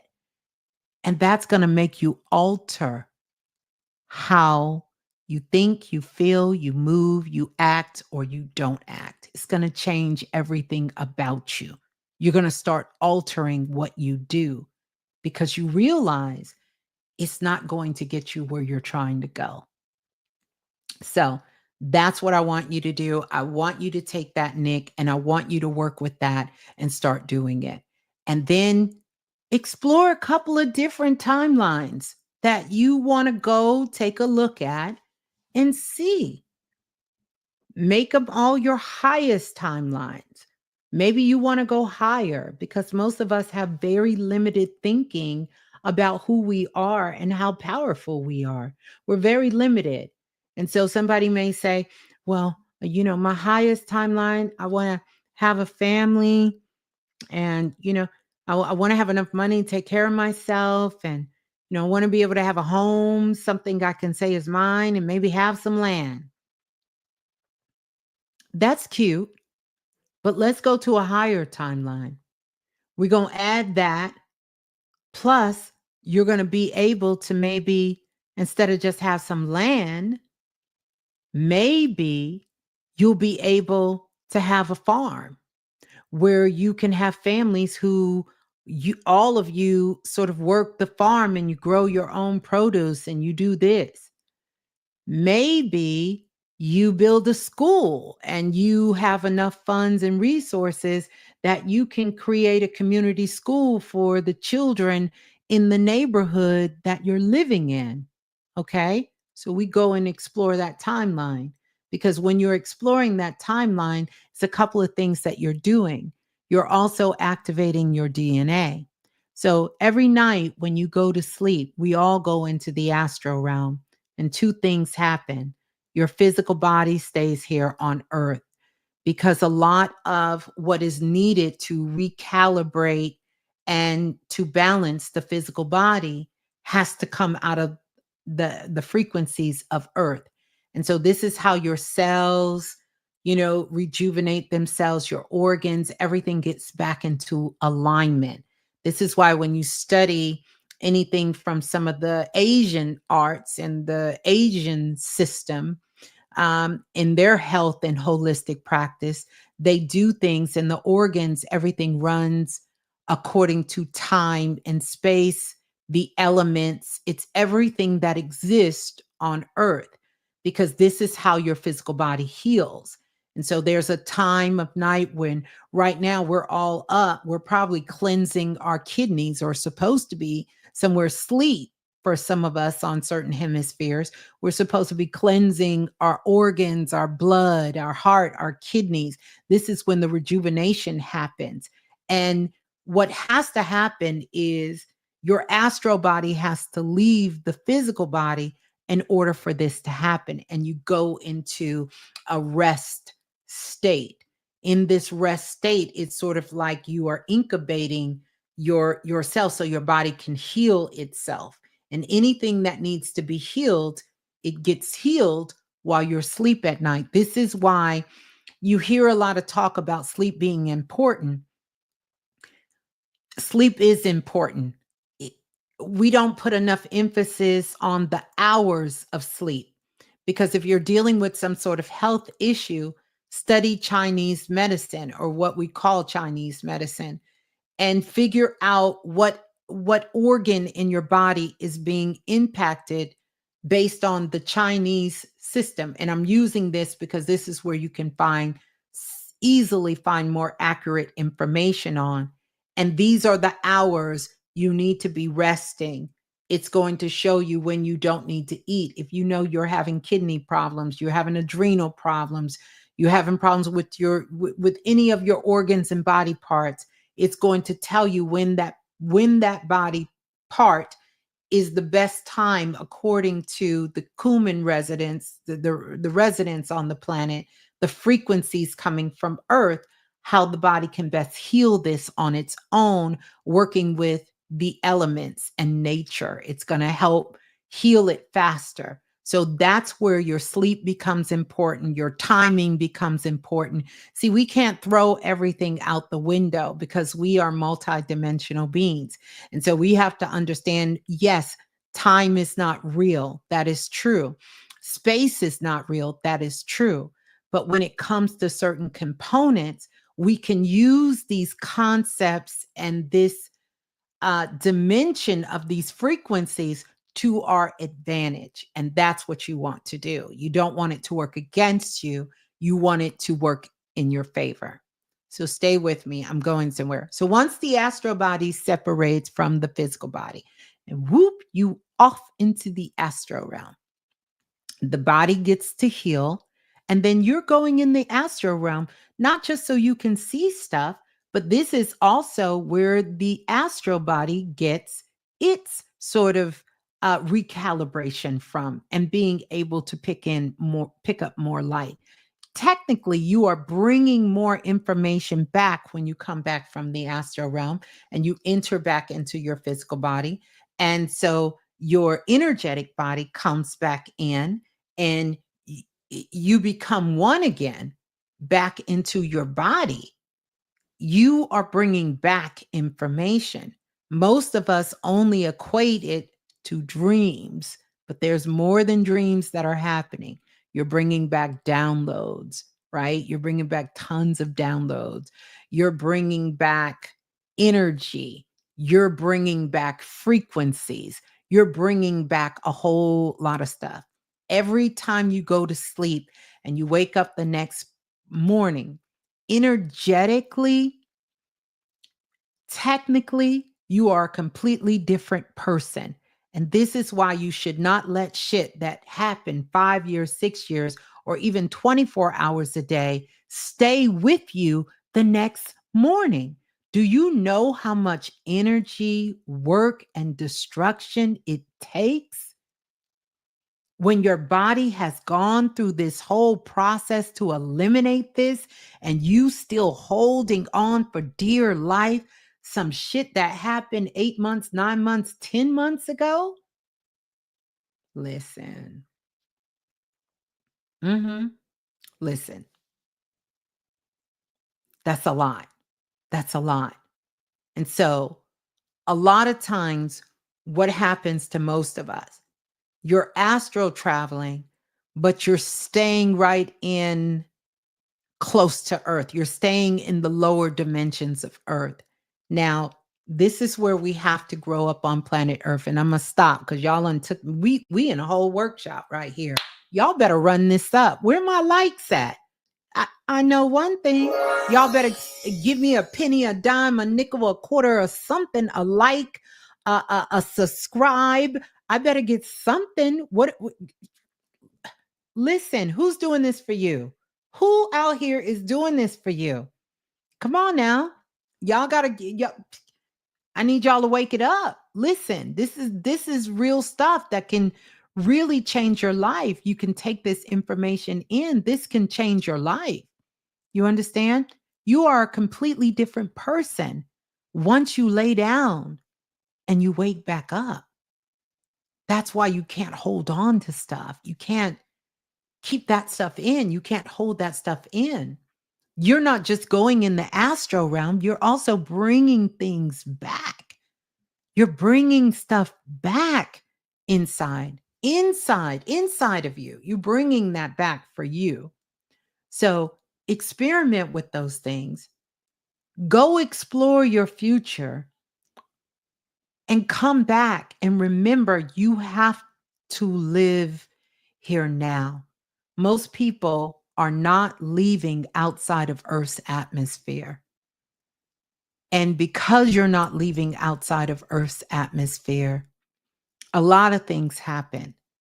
You're carrying such a heavy load that, think of it this way.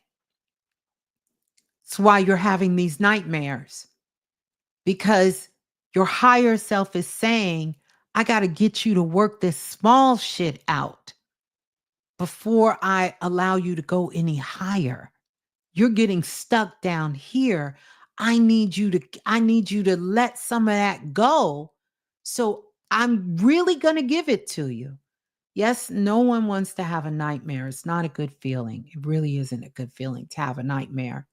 But if you can look at your life from an honest, non-judgmental way, you will know that you are doing everything. Your future you is doing everything to help you figure out what's happening in your life right now. It is trying to give you the solution through signs and symbols. Somewhere in your life, you are stuck on the Nile River. You're in denial. If you're having these nightmares and you're looking in your life, they're not prophetic. Excuse me, they're not prophetic. You are in denial. You're stubborn. There's a part of your life you're not willing to see different. You're not willing to change anything. You are fighting in the wrong direction. And that's why it's happening. And I guarantee you, if you would just say that to yourself and take it in, like really take it in, and you would say that to yourself, what you're going to find, hold on, what you're going to find is you're going to have a instant transformation, and the nightmares will go away. They will go away. It will go away. It's a sign of being in great denial. It's a sign of being stubborn. I'm not talking about a nightmare that you had a dream and something in the dream scared you. I'm talking about nightmare. You haven't been like some of our service members and been to war and you haven't seen this horrific thing. I'm not talking about visions of situations and circumstances from trauma. That's a part of it, right? But not from trauma. I'm talking about when those things have not occurred and you are having these nightmares. That's where it's from. And even PTSD from any source is unprocessed emotions, and it's things that you're not willing. How can I say this? You're not willing to change your perception. And so even though what you experience is real in PTSD, or what they call PTSD is real, what makes the situation exacerbated, because I've worked with some service members on this, is when you are using that same sort of mind focus in every area of your life. And so now you're not just having post-traumatic uh, uh, uh, injury, right? because of a traumatic situation, because everybody can understand that. You're having it in your day-to-day life because you're using that same sort of mindset, that same sort of thinking of holding on to everything. So everything becomes a part of that trauma in your life. You understand? So it takes a lot of healing, it takes a lot of reprogramming, and it takes a lot of self-love to work through that.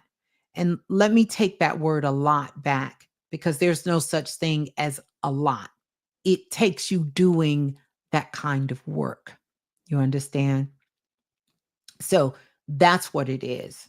So you begin to see your world through that. That's why when we fail at something, if we're not in a balanced position, then everything starts to fail in our lives and we consider ourselves to be a failure, right? We start to consider ourselves to be a failure at everything, even though it was just this one area where we failed. How am I a failure because this failed?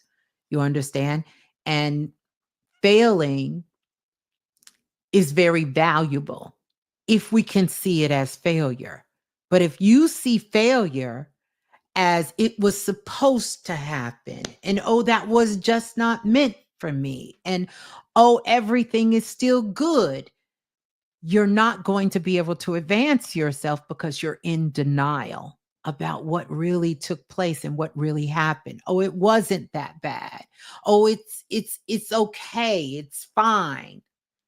You're never going to be able to move forward.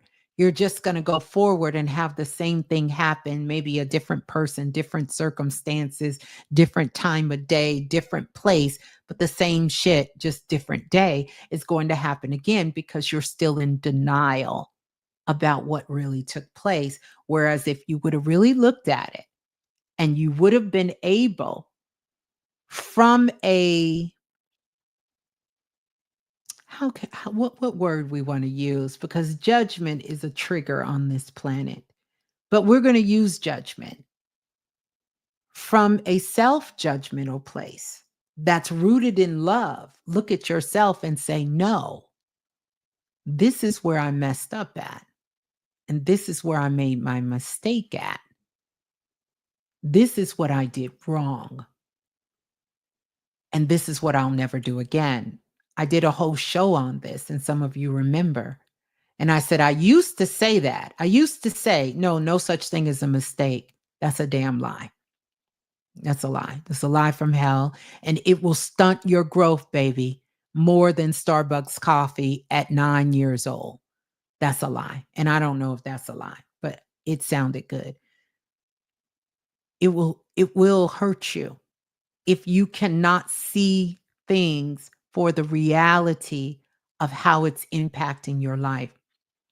It matters not that the world understands your reality, because everyone's reality is based on their own internal making. But if you cannot see it for the reality of how it's impacting you and your life, then it's going to be a rough ride. It's a rough ride, and it's a rough ride. Like DMX, it's you going to be a rough rider. It's going to be a rough ride if you can't do that. If you're not able to process that and do that, it's rough. It's real rough because you'll be in denial. I know Nick asked the question about the ass. This went somewhere else, Nick, but I love your questions. They're always so thought provoking. And yes, you are a top tier student as well. And so I thank you for that. But I wanted to, just because this was a great time to talk about it, of the importance of our rest, the importance of this, the importance of taking care of all of our bodies, every single part of our bodies, our physical body, our mental body, our astral body, our etheric body. You got more than one body, and you need to really be able to take care of all of your bodies. And I think it's great to go into the astral realm and to go to other planets and other dimensions and things like that, and to go see shit and just to go explore. But also think it would be wonderful if we could use these abilities, because that's what they are, so that we can enrich our lives, because ultimately we can enrich our lives. We can go find joy. We can go do things. Why don't we all travel to the astral realm tonight, or whenever it's night for you tonight, and come back and do an experiment and go out in the astral realm and try something that you think you would like, but maybe you haven't had the opportunity to try it here yet. Maybe you're a little scared to try to do it, or maybe you're unsure about it, and try it in the astral realm and see what happens. Or go find a high timeline for you and set that intention and go in the astral realm tonight and see what you can see. See what you can see. See what you can see. And it's also a way that helps you to regulate your energy and raise your frequency and your vibration. You know, raising your frequency and vibration is good for your organs, it's good for your blood, it's good for your mind, it's healthy for you. It's healthy for you, and everything you want is in a higher vibration. You just can't see while it's here. This is why people tell you you have everything you need. You don't know that because you're in a low dimension. You're in a low frequency. So of course you can't see it. You can't feel it. You don't think it's possible. You don't know how to get to it. You don't know how to achieve it because you got to raise your frequency. One of the fastest way to raise your frequency is something that makes you smile, that lights you up, that brings you joy. This is why I do this. I love you guys. I love that we're a community here that is doing this work together. But you got to know, after this many years, 20 plus years, I do this shit because I love it. It brings me joy. And anything that brings you joy, anything that brings you joy is going to bring you abundance. It's going to bring you wealth. And it may not even come from the thing that's bringing you joy, but you will have that in your life. Are y'all hearing me? Is anybody understanding what I'm telling you? Because this bring me joy, it doesn't mean this is what's going to make me rich. That's not money, and spirituality, or what we think spirituality, they're not on the same frequencies with one another. Money is energy, and energy just exists. If you have joy in your life, you will be healthy. You will be taken care of. Your thoughts will be clear. You will be able to heal and elevate any challenge or obstacle that comes your way. It doesn't eliminate you from experiencing life, but how you navigate through it is going to be completely different. Completely different. Some people think, oh, I'm gonna become conscious and I'm not gonna have no worries. That's a lie. And look what Baby Blue done said, because I'm gonna put her on blast. Y'all want to know what Baby Blue just said to me? Let me show y'all what Baby Blue said. Baby Blue said, girl, you still in there talking to your people?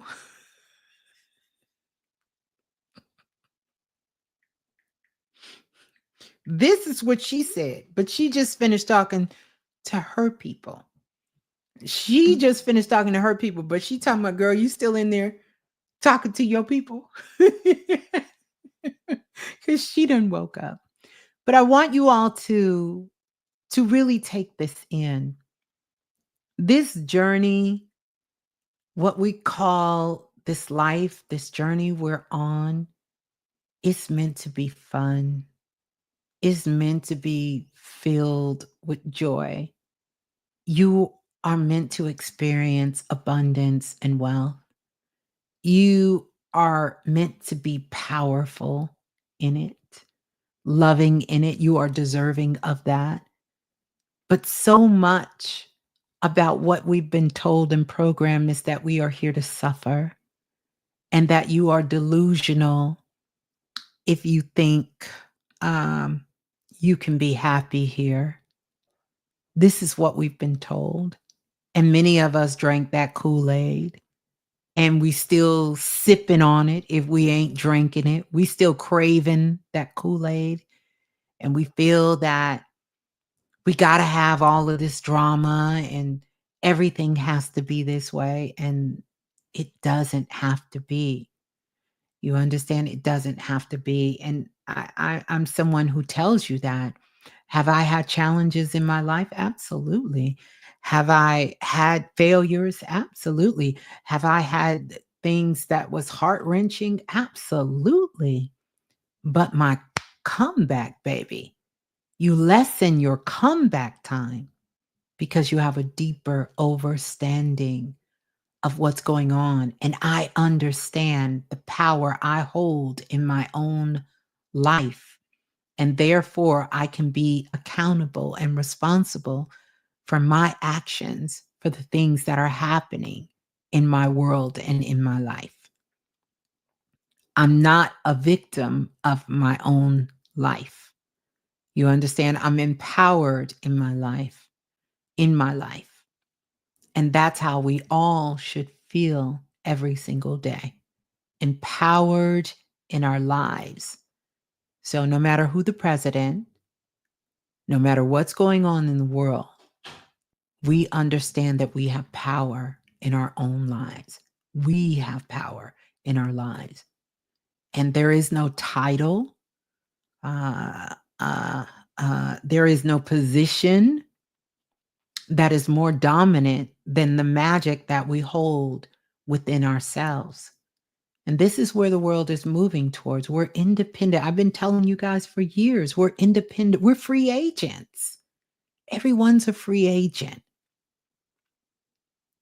And as a free agent, that means that you are free to dream. You are free to live. You are free to expand. You are free to grow. You understand? And we have to get that. It's okay to be different. In fact, we are all unique. Everyone is not supposed to be the same, but I don't have to hate you because you're different. I ain't got to try to destroy you because that's what the old world was about. We're going to destroy anything we don't want in this world, including ourselves. And some people are on a path of self destruction and don't even know it because they're living by old world principles. This is why I change the narrative when it came to self love and said that the new shadow work is self love because shadow work is about going within, picking yourself apart. And a lot of people destroyed themselves doing that pathway and going through that process. They destroyed themselves because this is what old world thinking said. This is the only way. You got to go in and find the darkness within you. You got to go in and find that part of yourself that's unhealed. And you have to sit with that pain and sit with that anguish. And no, you don't. That's only one way. You can do all of that and discover those parts of yourself that's hurt, those parts of yourself that's unhealed. And you can do that with self love, and you don't have to keep creating collateral damage. How many families have been broken up because the person was trying to go within and heal what needed to be healed? How many lives have been destroyed because people were taught that you got to go through this darkness and come out on the other side and release this pain the best way you know how. These are some unhealthy tactics that is causing mental disturbances on the planet, and it's destroying lives and destroying people. And we're having so much collateral damage afterwards that the last thing a person want to hear is Ms.Blue sit up here talk about loving your fucking self. They thinking I just tried to destroy my damn self. Now you telling me to love myself. And it becomes very confusing, you know? I'm not saying that that's not a way. You can keep going through the dark night of the soul. You can keep doing that. But last time I checked, the soul wasn't dark. It's just like somebody once told me that there were parasites in the Akashic records. Whose records? Who records? Whose records had parasites in it? I guess technically we can see it that way because everything exists in the records, but they're not dominant in no records. They are not dominant in no records. They not dominant. Does it exist? Everything exists in the records, but it's not dominant. You understand? Just like darkness is not dominant inside of you. Your soul is not a dominant dark soul, because if you were truly a dark soul, guess what you would not be interested in doing? You would not be interested in healing the darkness, because your soul would be completely dark. You would be on a different path. So, yeah, get out there, get in the astral realm, explore, explore. Don't be afraid to explore. What's going to happen to you? Somebody going to snatch your ass out the ethers and do something to you? I think not. I think not. I think not. I think not. Who just sent me something? Y'all are too much. Thank you for the super chat donation. Thank you. Thank you, Tony. Tony Starks. Thank you. And thank you. Nicholas knows how to get in there. Like, he knows how to ask those questions. I absolutely love it. He's a powerful brother doing some powerful work out here. Free Society Beats. Who's having a birthday? Who having a birthday? Who's having a birthday? I thought somebody. Let's see. I struggled with this, thinking suffering is honorable and continuously necessary to my enlightenment. Yeah, it's not. Is it a way? It is. But that's a rough ride. Now, you want to be a rough rider? Go for it. Look at DMX. DMX dropped some profound spiritual shit on us, but he was a rough rider for real. And he went through that dark soul. He went through that dark path. And it's a rough ride. It's a hard road. It's hard. It's hard. That's why we have to advance ourselves as humanity. I'll be 49 on the 9th. Ooh, congratulate. No, 45. I put some years on you. So many things bring me joy. It's a must to raise my vibration. Happy born day. You gonna be 4 plus 5 is 9 on the 9th. We in a 9-year. You had a master reset to go to the next level. Some powerful energy that's right there. Just do not get the big head. Don't let your ego drive you insane in the membrane, because your ego, it's already out of control, but it's about to be unhinged. Kind of like me tonight. Maybe that's why you're here. Maybe that's why you're here. Maybe that's why you're here. You gonna be unhinged. Unhinged. That's right, Griffin. Say it for us, Griffin. The darkness. The darkness. Wait a minute. Where's the sister at? She had a question. Where's she at? Where Cookie Jar? Cookie Jar, what was your question? Cookie Jar said, my mom just turned 65. Bless her heart, on February the 2nd. Ooh, ooh, that's a sensitive chick. That's a chick. That's a sensitive chick that gets the work done, baby. She gets her work done. She knows the assignment and she does it very well. Very well. Powerful energy. Happy born day to Mama. Happy born day to all the Aquarians in the building, and happy born day to everyone celebrating a born day during the month of February.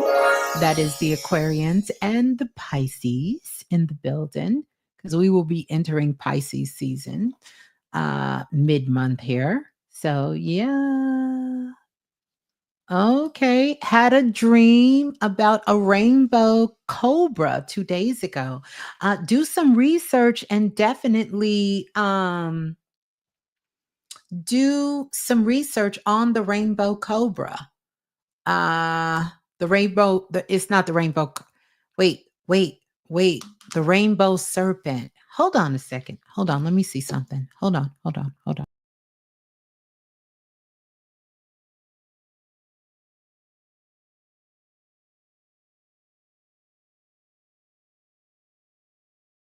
Back up here.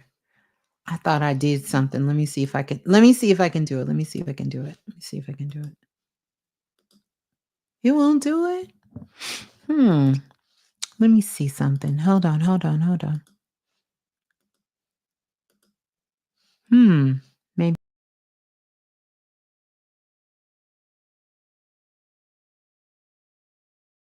how to do it. Hold on, hold on. There I go. Hold on, y'all. I want to get something here. I want to get something. Mm, Let me see if I can find it.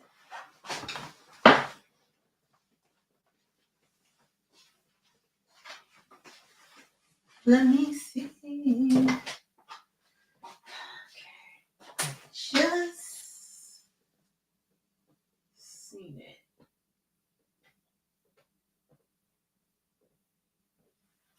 Dang it. Here it is.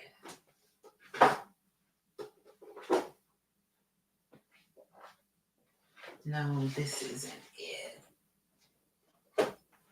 I'm trying to see if I can find it. Hold on, you guys. Hold on, hold on.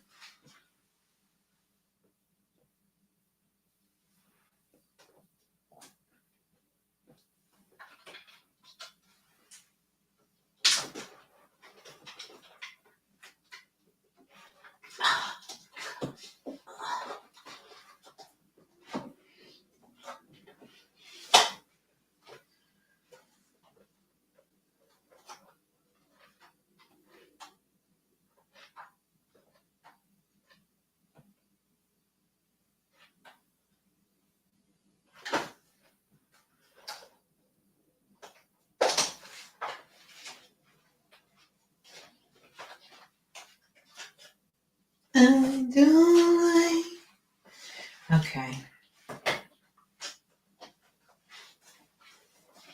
Hold on, I'm almost there. I'm trying to see if this is. Where did it go? No. Okay. Okay. Okay. Okay. Okay. Okay. Oh, all right. Let me see. Um. Okay.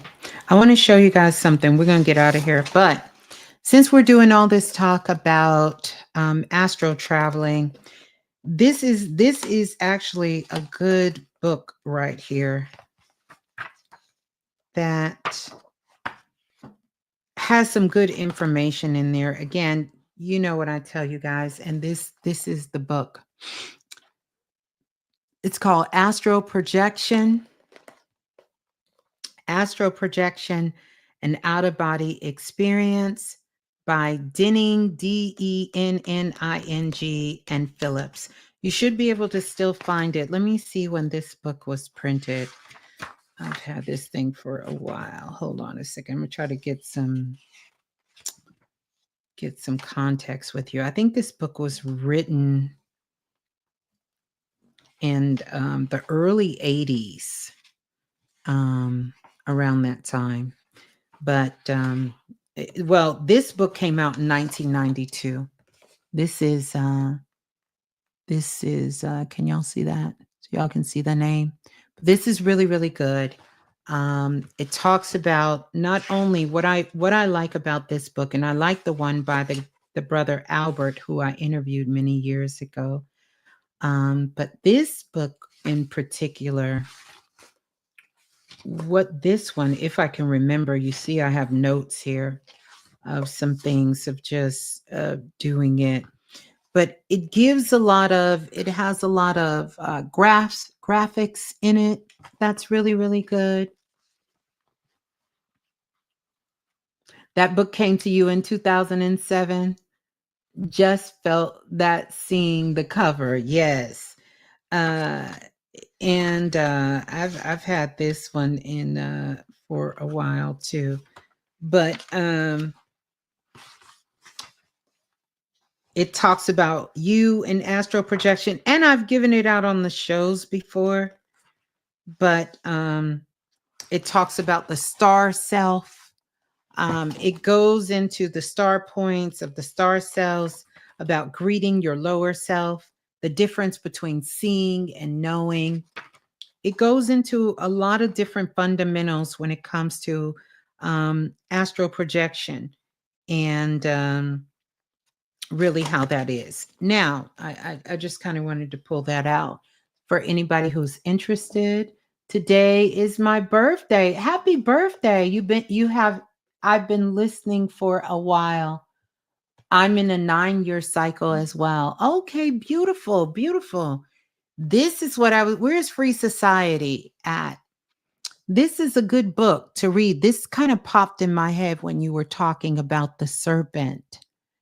And this book right here, which I know many of you probably have this one. I think Brother Bobby had told me about this book a long time ago, The Serpent in the Sky.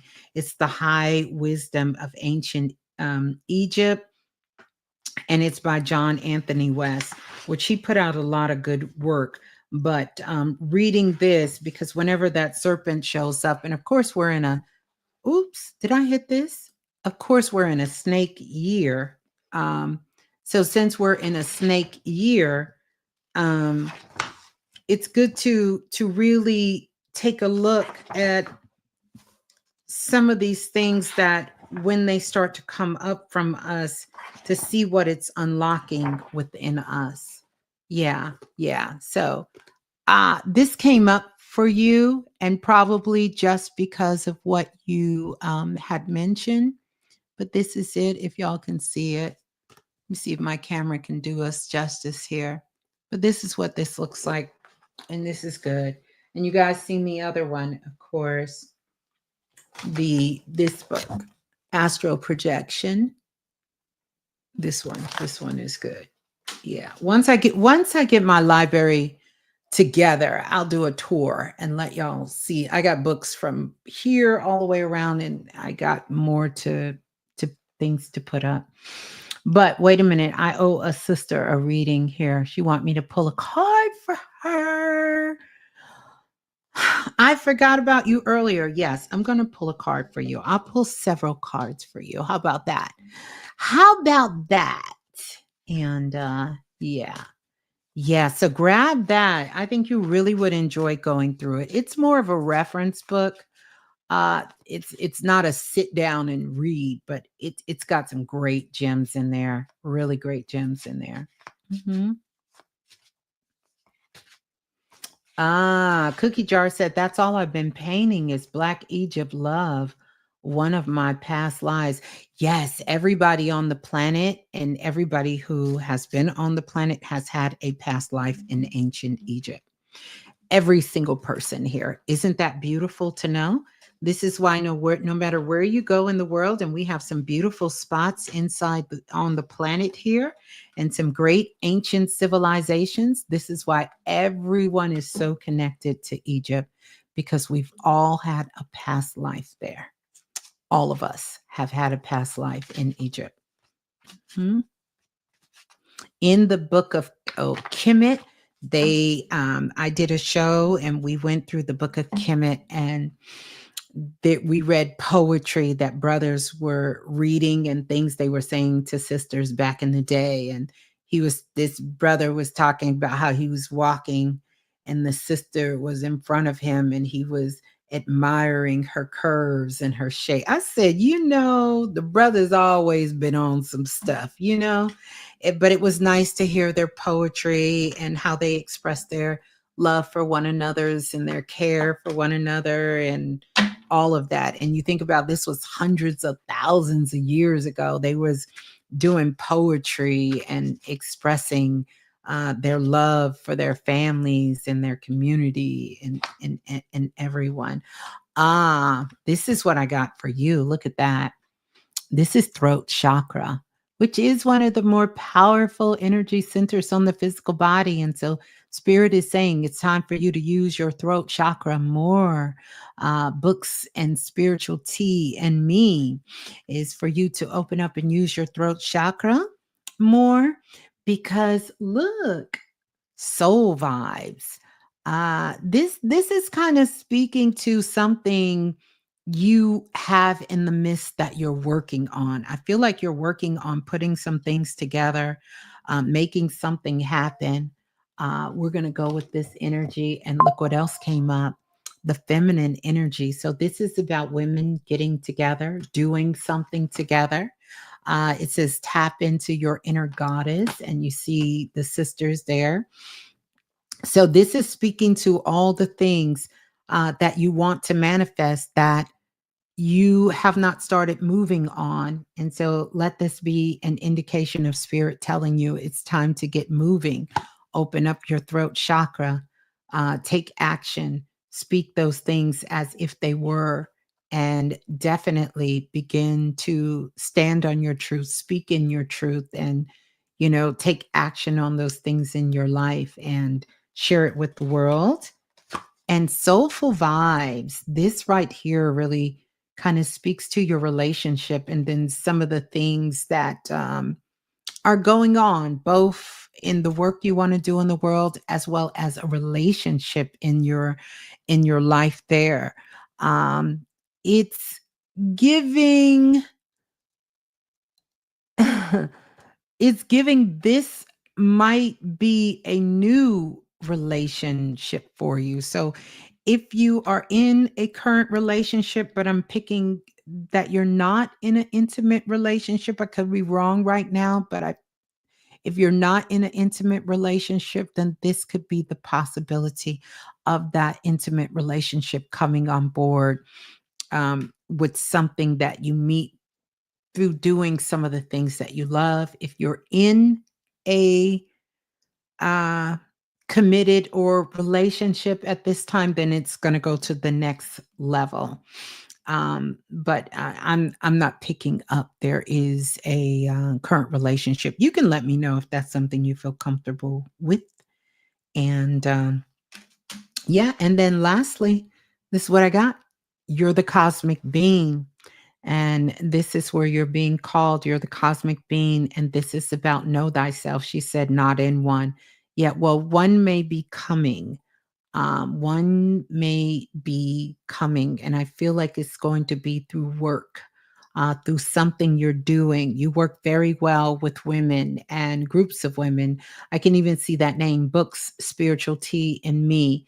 And so, if you have a book club, if you put on events for women to come together to express themselves and connect with one another, this is where I feel like you're going to meet that partner of yours, and it's going to be earth shattering and life changing. Hence the reason, know thyself, baby. You are the cosmic being. There you go. There you go, sis. There you go. Congratulations. So let me know how that resonates with you. Hmm. Yeah, this is the remix deck. I never released this. I still may release it. This is a deck that I made for myself, but I never released that deck. But I love using it. I created it for me, but so many people have asked me about it. Um, I may release it because it's a powerful deck. I love it. I love it. I love it. Well, listen, you guys, this is 5 hours. And if y'all want to see me again in the next couple of days, because we got a full moon in Leo coming up. For those of you who are a part of the futuristic activation, make sure you listen to the weekly energy insight. Uh, and Well, good to know that you guys would want that. Yes. Let me see what she says. Yes, yes. I had a dream recently with a group of women. Listen, that there you go, sis. Let this be your confirmation calling. Take action on it to do it, to do it. So make sure y'all listen and we'll get together. We'll have to talk about the surprises that you had this week as well. Love you, spiritual auntie, and the remix auntie. Aw, thank you for that. Thank you, dear. Thank you. And yeah, yeah. So I want you all to make sure you listen to that. And then I'll definitely come back on to do something. I'm going to be going on Needle again. So for those of you who want to follow me there, where I'm going to be going live soon as well, I'll let you know when that show is ready. And send some notifications. Follow me on social, pass the share on, and let's run this up. Like we had a great time tonight. I hope it was as good for you as it was for me. But I always love when we get together and we're able to converse.